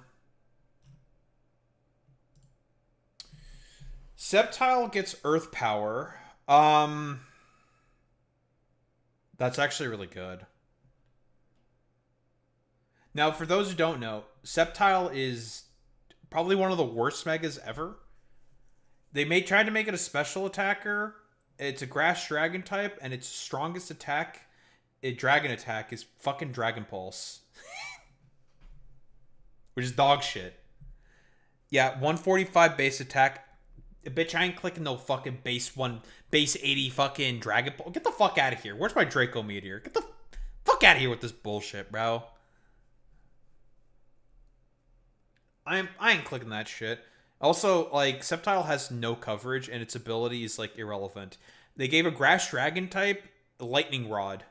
Grass Dragon quad resists electric. Fucking lightning rod just because it has a Christmas tree on its asshole? Like, okay, bro. The fuck off. Yeah, it's like it's not even a poke one. It's fast as fuck. Got base 145 attack. Leaf Storm? Or special attack, rather. Leaf Storm? I mean, like, sure. But, like, God, you guys could have done so much more. Anything to make actually, like, Sceptile actually somewhat decent, but they made it complete dog shit. It's just bad. It's just bad. It's just a bad Pokemon. At the very least, it's the fastest Shed-Tail user on the planet. So I guess that's good. Shed-Tail is a broken move, but whatever. Just like... It's just pretty booty butt cheeks, I'm going to be honest. Sceptile, not rather, Scolipede gets Leech Life and Trailblaze. Which is good for OG Scolipede, but Mega Scolipede is just ass, so who cares about Scolipede? The Ape lost Final Gambit. Well, no Kamikaze fucking Ape, so okay, sure. What's Annihilate's fucking HP stat? It's pretty decent, isn't it?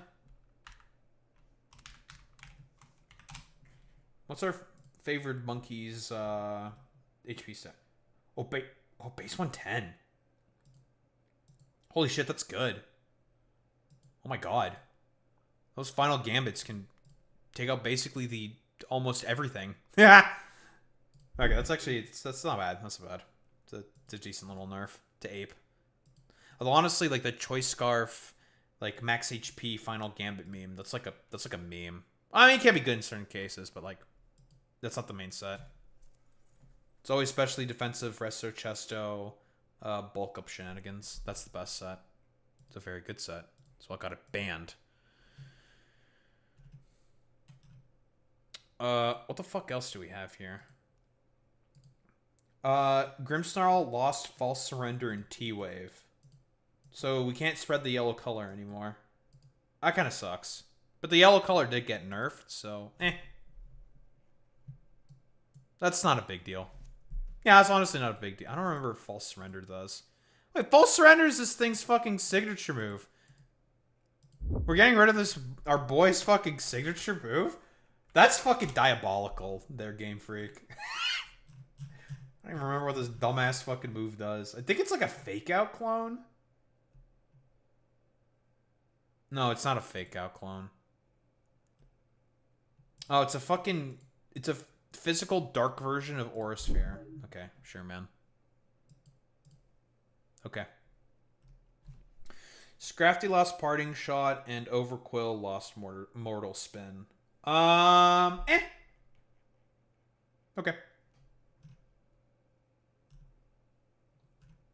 Annihilate stocks are down. Even though Rage Fist got nerfed, I think it'll be fine. You just have to be more all-in with it. That's about it.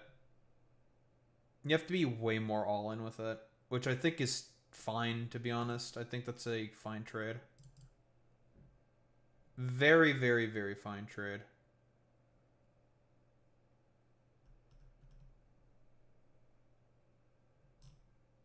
Oh, wait, that's actually true. Yeah, Electros is now officially the first Mega Pokemon with no weaknesses. With Elevate. God, they fucking cooked with that ability.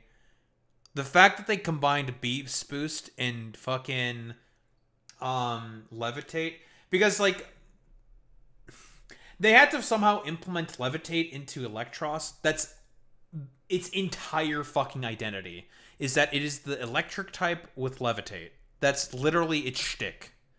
If you get rid of it, it's just like, well, what the fuck? What the fuck is this? Huh? It's like, yeah, sure, it's got better stats, but like, no weaknesses? Where's my no weaknesses? I want to avoid earthquakes. What the fuck? But no, I mean, that ability is really good. Is it going to propel like Electros into like superstardom? Probably not, but it'll be good. I think it'll be really good. It's a literal move pool merchant. It has like every move on the planet, And it's got Beast Boost. Like, Beast Boost is broken. There's a reason why fucking Ultra Beasts are not back. Also, I don't think you can make this thing weak enough in order to take advantage of giving it speed boosts with Beast Boost. So, can't be doing any of those shenanigans. But that's fine. Our boy getting +1 attack or +1 special attack on KOs, that's fine by me. It's good. It'll probably be pretty good. I think it'll be good. Also, I need to fill out this fucking claim for this damn video.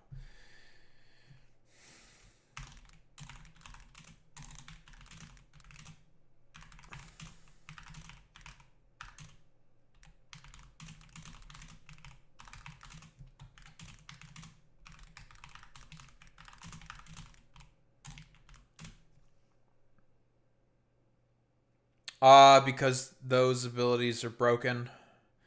It was broken on all the Tapus, which is why the Tapus are never coming back. They are never coming back, ever. Same with Ultra Beasts, because those motherfuckers were all heavily overtuned.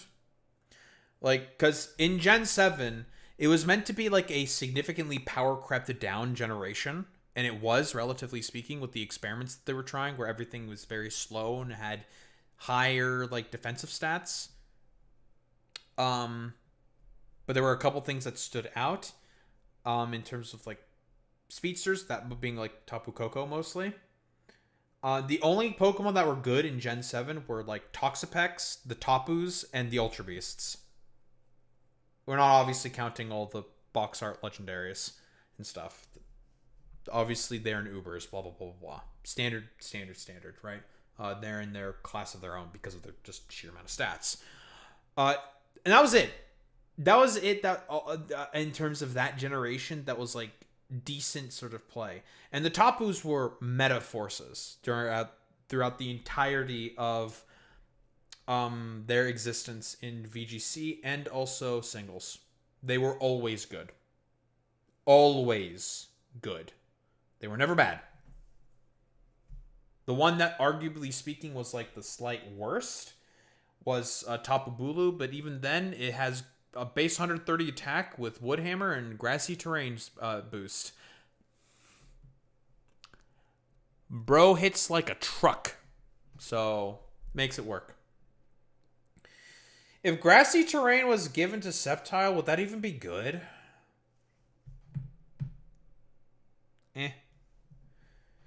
But they also gave Grassy Terrain to Rillaboom, and they also gave Grassy Glide to Rillaboom, because they didn't give it to Tapu Bulu, because it'd probably be too good. Which means they're bastards for that. Give my boy something. Give our boys, our physical attacking Tapus, something. Because their move pools are fucking rancid. It's just that Tapu Koko overcame its move pool problems because of how good Electric Surge is and how much utility it had in being base 130 speed. So Tapu Koko overcame its flaws. And it was really good. But the reason why those motherfuckers are never coming back is because of Quark Pokemon. There's a reason why they didn't come back in Gen 9. Quark Drive Pokemon would be too fucking broken. But Daho, their son! They're never going to get rid of Weather. Weather is too core. Too much of a core fucking ability in comparison to that of Terrains.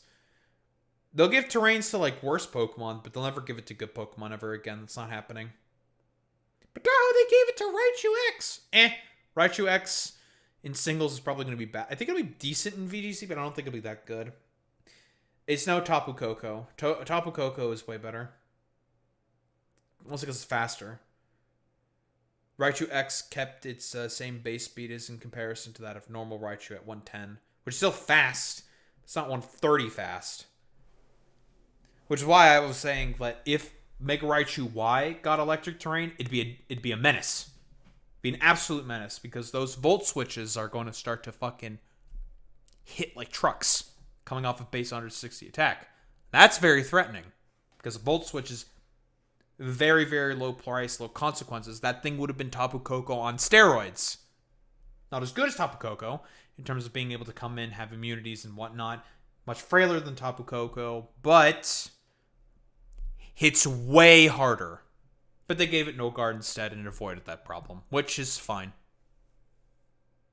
Because it still has, like, Zap Cannon shenanigans. Mega Raichu Y will still be good.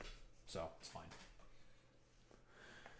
But they gave it to X because physical electric types are really bad. Raichu Y still has the same problem with a lot of physical electric types. Yeah, sure, it has Volt Tackle. Volt Tackle is a really good physical move. Base 120. It's a double-edged clone. But what coverage does that fucking thing have? It's not Ice Punch. Even if it did, it'd be like, okay, I mean, that's like, it's decent. It's not really strong. It's okay. So, like, Physical electrics just have way too many... just have way too many factors going against it, to be honest. It's just like, it's bad. So I don't think, like, Raichu... But it'll be probably good in VGC because it's a good terrain setter. It's got good bulk. Good enough speed. It's got fake out still. It's going to be one of the fastest fake out users. So it'll be fine in terms of VGC. For enabling... although, honestly, I don't think Quarkmons are ever going to come back. But it could enable Quarkmons. And that would be good. So, there's that. There's that. In other fucking metagames. But otherwise, like, Raichu X is pretty bad in singles context. Whereas Raichu Y is way better in a singles context. But in a doubles context, Raichu Y is way worse in comparison to X. There's more applications for X in comparison to Y. Mostly because of how frail Y is. That's the biggest thing holding it back in doubles.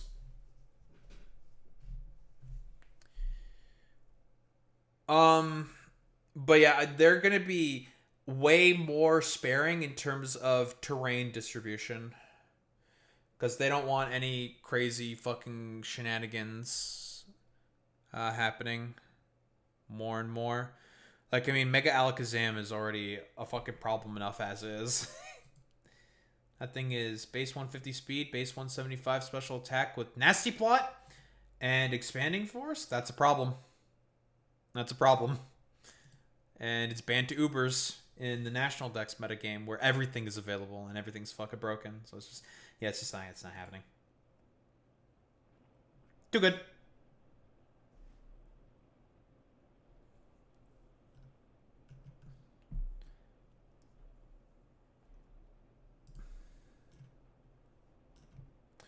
It's just too fucking strong, man.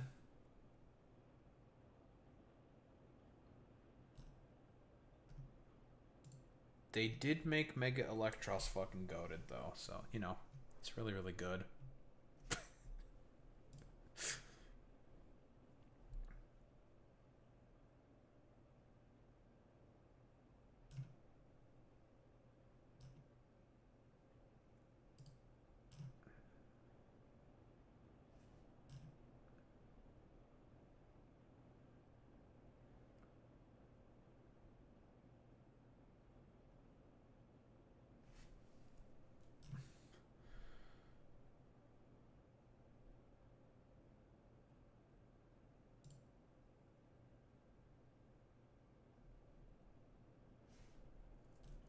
All right.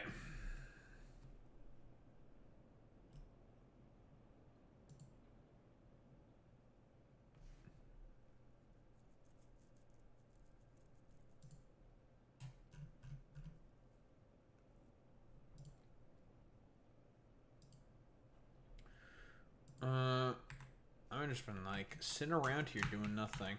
But yeah, basically, Boy Meets Mini, they're probably never going to give terrain abilities to good Pokemon ever again because of the Tapus.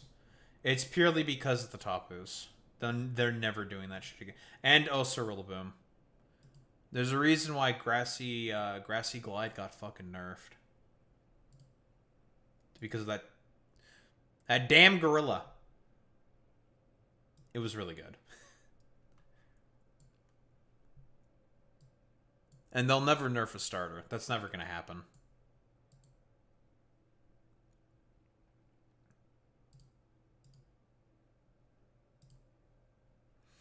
Right, I need to finish up this fucking goddamn claim. I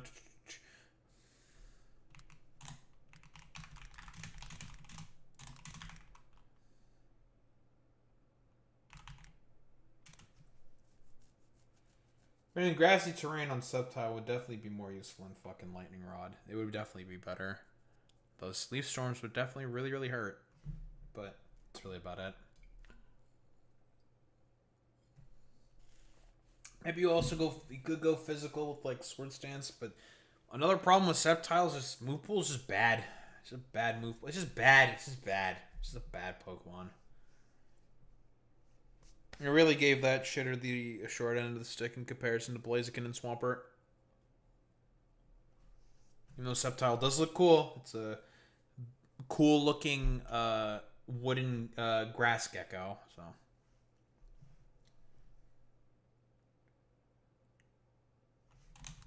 Alright, we'll just go with this.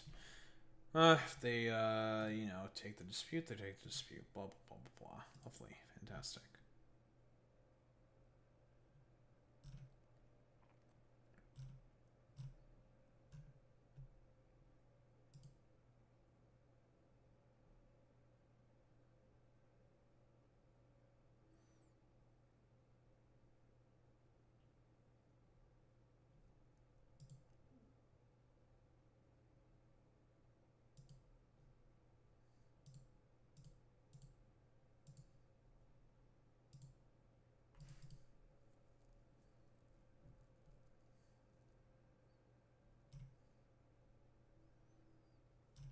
Mega Malamar with Contrary. Oof. Ugh, that Pokemon is so bad, bro.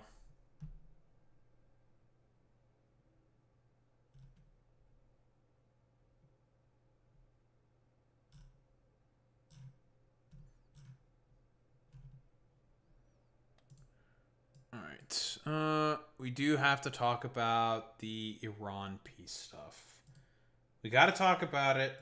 Because it's major news. It's a big thing. Yada, yada, yada. Alright. Let's get her started. Ooh. That was good. Let me also fucking fix my goddamn window. Well, tomorrow I definitely need to get steel production started. We need steel, folks. Big, beautiful American steel, folks. We need it. Oh my god. Actually, for realsies this time, maybe, potentially, who knows exactly what'll happen. But, oh my goodness. Oh my days. There may be some peace in the Middle East from the elective war that President Trump started alongside Israel. Yeah, very, very fucking cool. But breaking!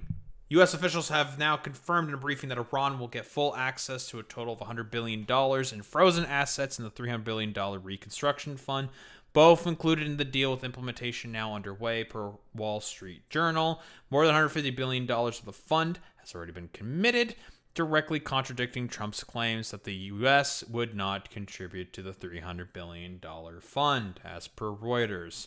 Of course, all the conservatives are going to keep coping, seething, malding, shitting their fucking pants, saying like, no, this isn't going to be taxpayer-funded dollars at all whatsoever. It's just like, no, it's going to be taxpayer-funded, absolutely. Like, hello? We're talking about the Trump administration here.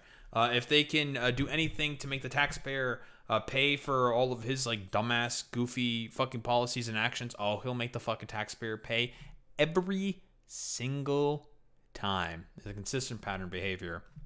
Another part of the part of this deal, of course, is the U.S. will now allow Iran to immediately begin selling oil and fuel under the deal to end the war, per the Wall Street Journal again. It will include provisions for waivers of sanctions on oil sales taking effect immediately upon signing the agreement. This also covers necessary services, including banking, transportation, and insurance needed to facilitate the sales. Iran is expected to receive upfront sanctions relief under the deal, with further relief tied to Iran's performance. Of course, another thing that needs to be stipulated is that this is going to be implemented for about 60 days while they negotiate terms in terms of Iran's sort of nuclear capabilities. But basically, just from these provisions alone, yeah, this is worse than the JCPOA. This is basically the JCPOA, but way more fucking favorable to Iran. So, yeah, I don't know, total Iran victory, complete U.S. pedophile fucking defeat. You love to fucking goddamn see it. Major fucking W here for Iran. But of course, it should be really considered, of course, the whole Israel angle for all of this, because again, Israel has made it extremely fucking clear that they will do literally anything possible. Itamar Ben-Gvir has said it himself, that if a deal does get implemented that is quote-unquote not favorable to the state of Israel, we all know what that essentially means. Anything that is just not seen as being beneficial for Israel, they will attempt to actively try to sabotage it, which is why you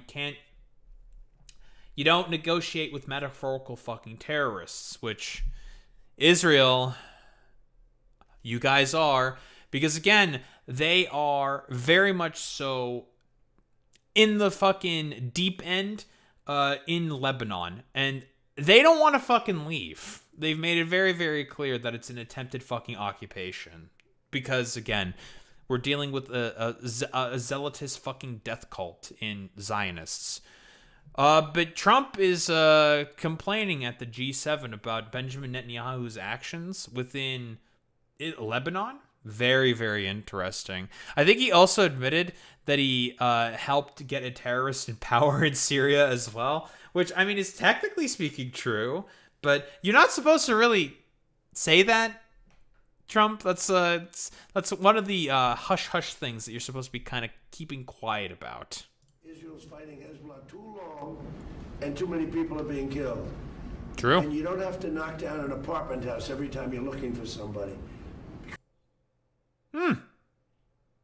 Would you look at that? Ooh, Israel's not going to be happy about that because they love going after civilian targets. It's like their favorite shit to go after. Because there are a lot of people in those apartment houses, and they're not That's all true. Hezbollah, that I can tell you. That's true. And I suggested to Israel to let Syria take care of Hezbollah.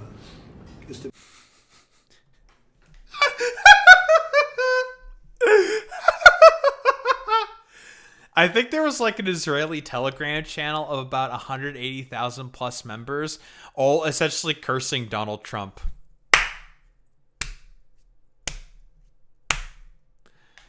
Oh man, this is so fucking fun. Listen, I'm loving this, okay? Yeah, fuck you, Israel. You guys suck. You guys are the reasons for us to why we're even in this mess to begin with. You guys can go fuck yourselves, you fucking bastards. But I don't know. As far as I'm concerned, Israel, unironically, like accepting the consequences of its own fucking actions, being hoisted upon its own fucking petard for the fact that they decided to do all these incredibly insane criminal fucking actions in their behaviors with in various Middle Eastern countries. It's not just like Lebanon that they're doing this in. It's of course various other countries, the Golan Heights and Syria and a bunch of other places. The fact that they are finally getting their I guess a comeuppance. Maybe not comeuppance. I don't think it's exactly correct to say. But the fact that they're finally facing some form of like pushback and criticisms for their actions is a good thing all around.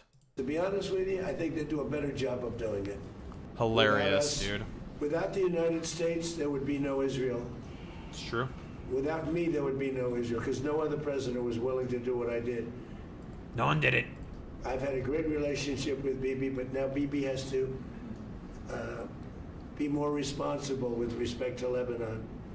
Lebanon used to be a great country. It was a country where you had professors, doctors. Drew! Yeah, guess who decided to destroy all that? It was Israel. Oh, man, dude. Oh, God. It's so funny because this has essentially been like 40 plus years of just completely and utterly wasted time for nothing, all because America refused to do everything possible in order to rein in that rogue fucking terror state in Israel. Oh, man, dude. The great intellect was in Lebanon. Now it's terrible. I would say of all countries, they've been treated the worst. And they can't defend themselves. And they have Hezbollah, which is a problem for them. Incredible, man. So, no, I'm not happy with the way Israel has handled themselves with Lebanon and with Hezbollah.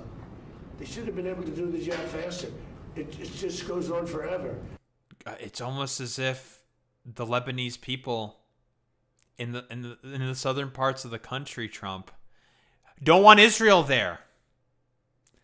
That's the problem. They don't want Israel there. Yeah. And when that happens, it throws a negative light on the big deal, and that's the deal with Iran. In-fucking-credible. And he's directly acknowledging the fact that Israel has been constantly attacking anytime there's been like a ceasefire proposal or any deal whatsoever, essentially trying to be done to try to be done with between the U.S. and the Iranians. There goes Israel trying to sabotage every fucking deal by constantly fucking attacking Lebanon. Very, very, very fucking cool. But here, the immediate fucking consequences is also happening. This might be part of the reason why Trump might have even started going ahead with the deal anyways. It's because his approval rating in the past 3 weeks in Israel has now flipped by about 46 points. Yeah, it turns out people don't like the big Trumpster in Israel even. Oof. Yikes. Even though he's literally done everything possible to give Israel everything they fucking wanted. Like I said before, there's a reason why you don't negotiate with metaphorical fucking terrorists. Although in the case with Israel, they are actual terrorists. Mike Huckabee, of course, huffing on that fucking goddamn copium. Without Israel, there would not be an America. What fucking came into existence before Israel, Mike Huckabee? Oh. Fucking America? Okay, bro. Nice meme. It's also my job to represent the importance of Israel to the United States. Funniest thing about Mike Huckabee is that I think there was something he himself criticized some of the actions of Israel. It was one of the more recent stories that I covered. I think it was Israel's actions within Lebanon when they were bombing Beirut again to try to sabotage another instance of the ceasefire proposal and deal happening within Iran. Yeah, even this motherfucker was criticizing some of the actions of Israel there. Oh, man, it's fucking incredible, dude. It's all fucking coming apart for Israel, which is unironically like good for the rest of us, because there's only one way to deal with a rogue terror state like Israel. You have to rein it in. Like, there is no other choice. There is no other option. Israel themselves have made it extremely fucking clear that they'll not stop. They will keep going forward with their ridiculous fucking actions because they know that they always have the United States right at their back. This is just another reminder that it is your heritage without a doubt. But minister, it is also the heritage of the United States.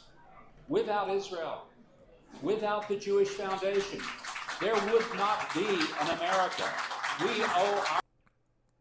Bro, literally fucking... Yeah, man, let's throw away the Enlightenment values that the Founding Fathers fucking represented for a genocidal, illiberal, fucking rogue terror state. Like, okay, bro, like, nice meme. Our very existence. But then again, like, Christian evangelicism. I mean, these motherfuckers do think that Christian evangelicism is the basis of America, when it's just like, no, the fuck it is not. It is based off of liberal fucking Enlightenment values. Look at what the Founding Fathers wrote and fucking believed in. You're full of shit. But whatever. Conservatives don't care about this. Yada, yada, yada. But here, of course, as I've mentioned before, Israel is way too fucking committed. They are way too much in the fucking sauce to actually ever want to pull out. But they have said themselves before that they won't withdraw from any of the land that they've seized within Lebanon, Syria, and fucking Gaza. That's from the defense minister. That would be, of course, Itamar Ben-Gvir. Or no, wait, Israel Katz. He's the defense minister. Hours after an interim Iran-U.S. ceasefire deal was announced, Israel Katz's remarks is the first official Israeli comment since the announcement.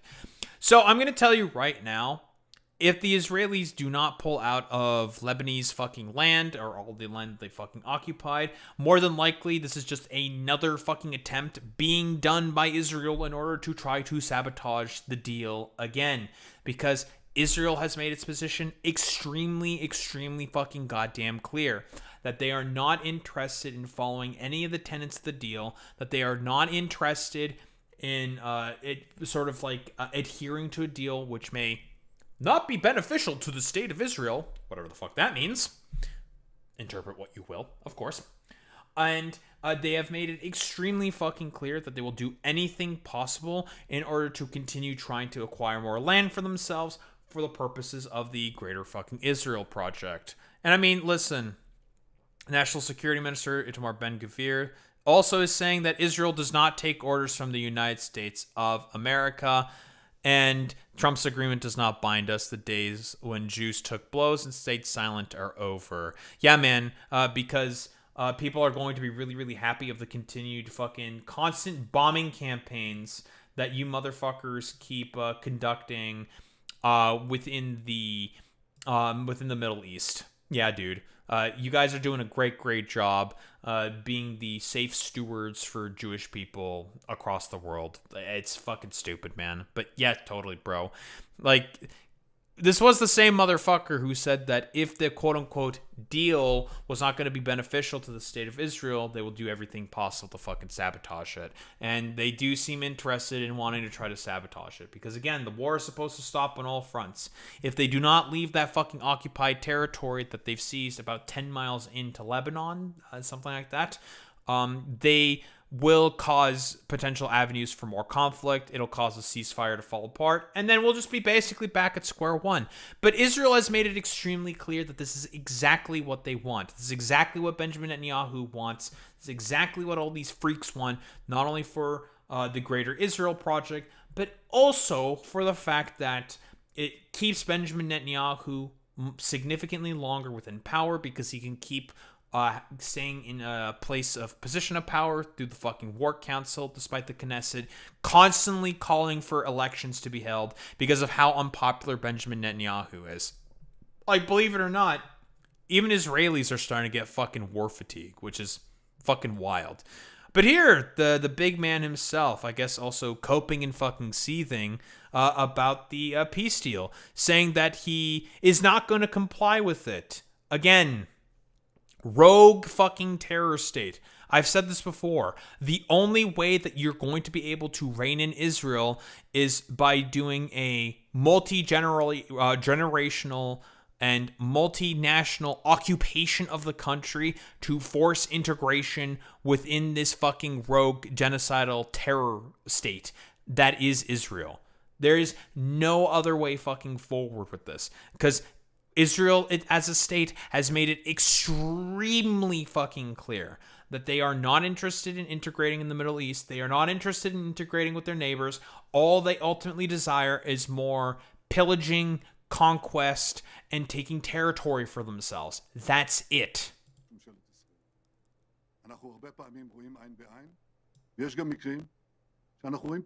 President Trump and I, Israel, we see often eye to eye, and there are also instances where we see, I guess, not eye to eye. Less eye to eye. I'm responsible for Israel's security interests. I stand.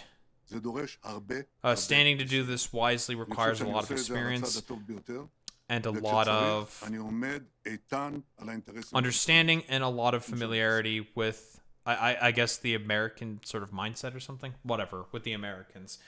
I mean, considering the fact that this dude was trying to coach Lindsey Graham in order to, alongside Mossad, were trying to coach Lindsey Graham to go ahead with the war in Iran. And also, this is the exact same motherfucker who popped in the Situation Room alongside all of his boys to convince the president to go ahead with bombings of Iran. Well, yeah, it makes sense why this particular jabroni is not going to be interested in complying with the fucking peace deal, tentatively, of course, speaking, with Iran. And the fact that they're saying, like, oh, we don't see eye to eye with Trump on this issue, and that he's the one responsible for Israel's security. Like, in what way is Iran fucking threatening you? Like, you're the ones who keep constantly bombing people over and over and over again. You're the fucking problem here.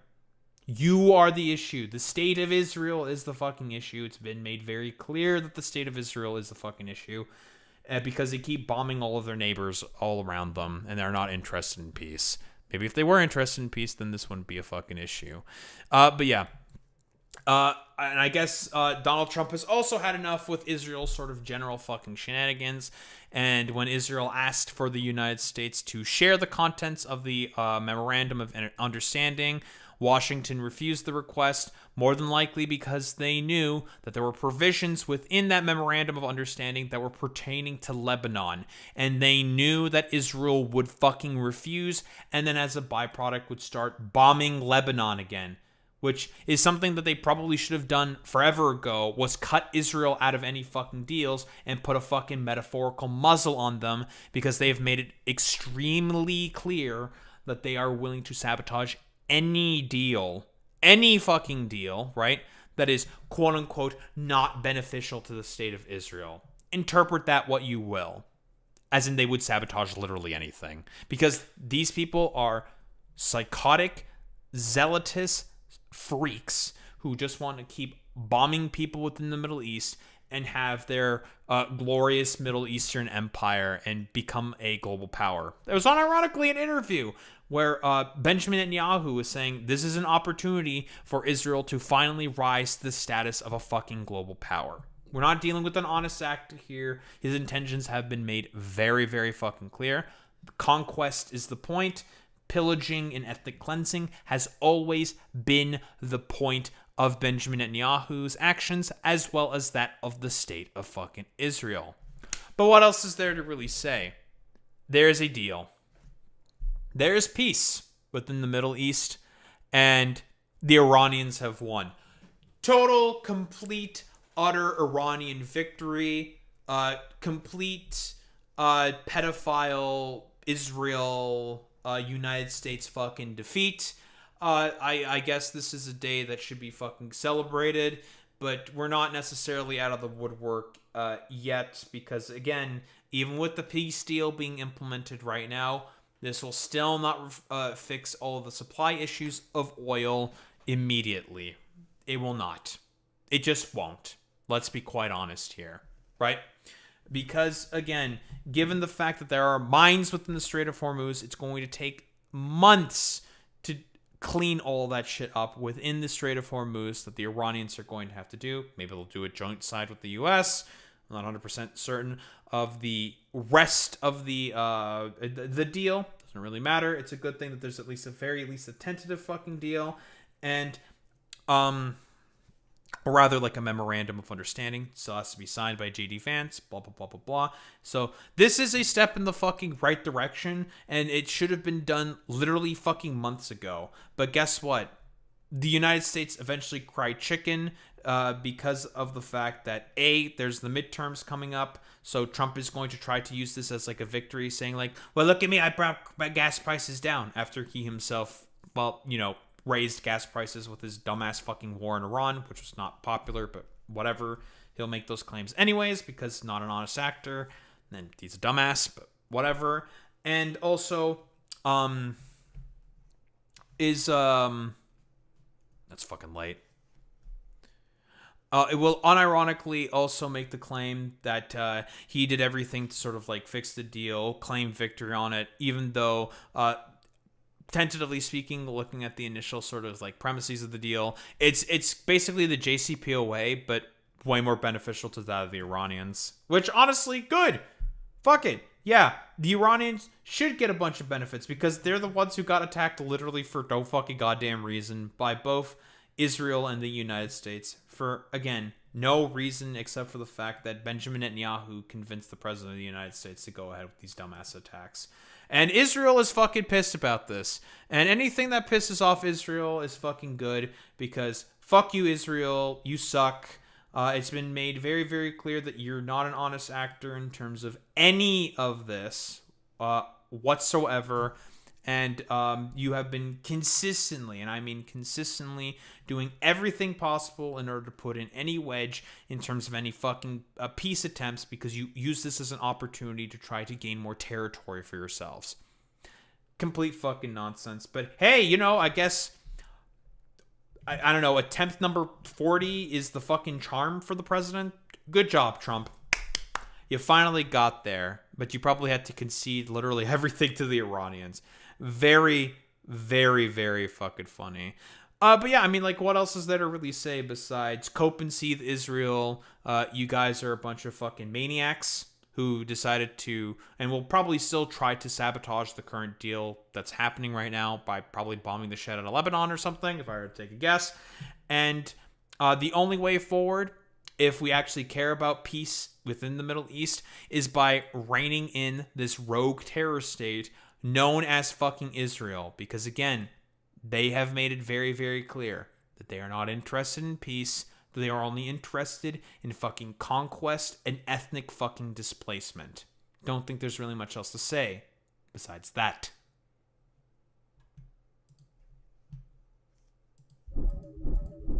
It's 4 a.m.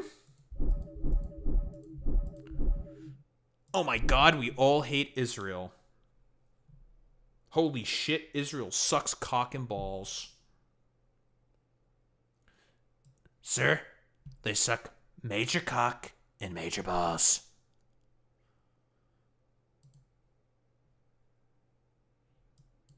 Of course, because my dumbass fucking browser crashed. There we go. Alright, who the fuck are we rating out to today?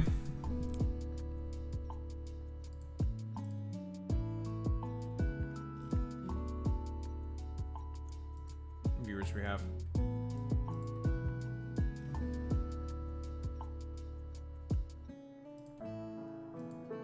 Like, can we raid out to the fabled one-hand politics? Because you can finally get around the annoying ass. You don't have the viewer threshold, which I do understand why it exists, but it's just annoying. It's just annoying. All right, let's go. We get to raid out to Mason. Very cool. All right, raid messages. You dorks, you know what to do. You know what to say. If you are a sub, you say you have been blessed by Romanian Jesus with the trans stride with the Daho raid bud. If you are a non-sub, you do the Wowie with a Daho raid bud. So we show appreciation to those who are in case gamers. I will be back tomorrow, and we'll be doing, of course, more of the same. Steel. We're gonna make some steel, and probably entrap some dogs. Don't ask any questions. But we're gonna make some steel. Very cool. Anywho, gamers, I will be back tomorrow. I'm tired, of course. I will be continuing more yapping, more satisfying our factories, blah, blah, blah, blah, all that good shit. Anywho, same time,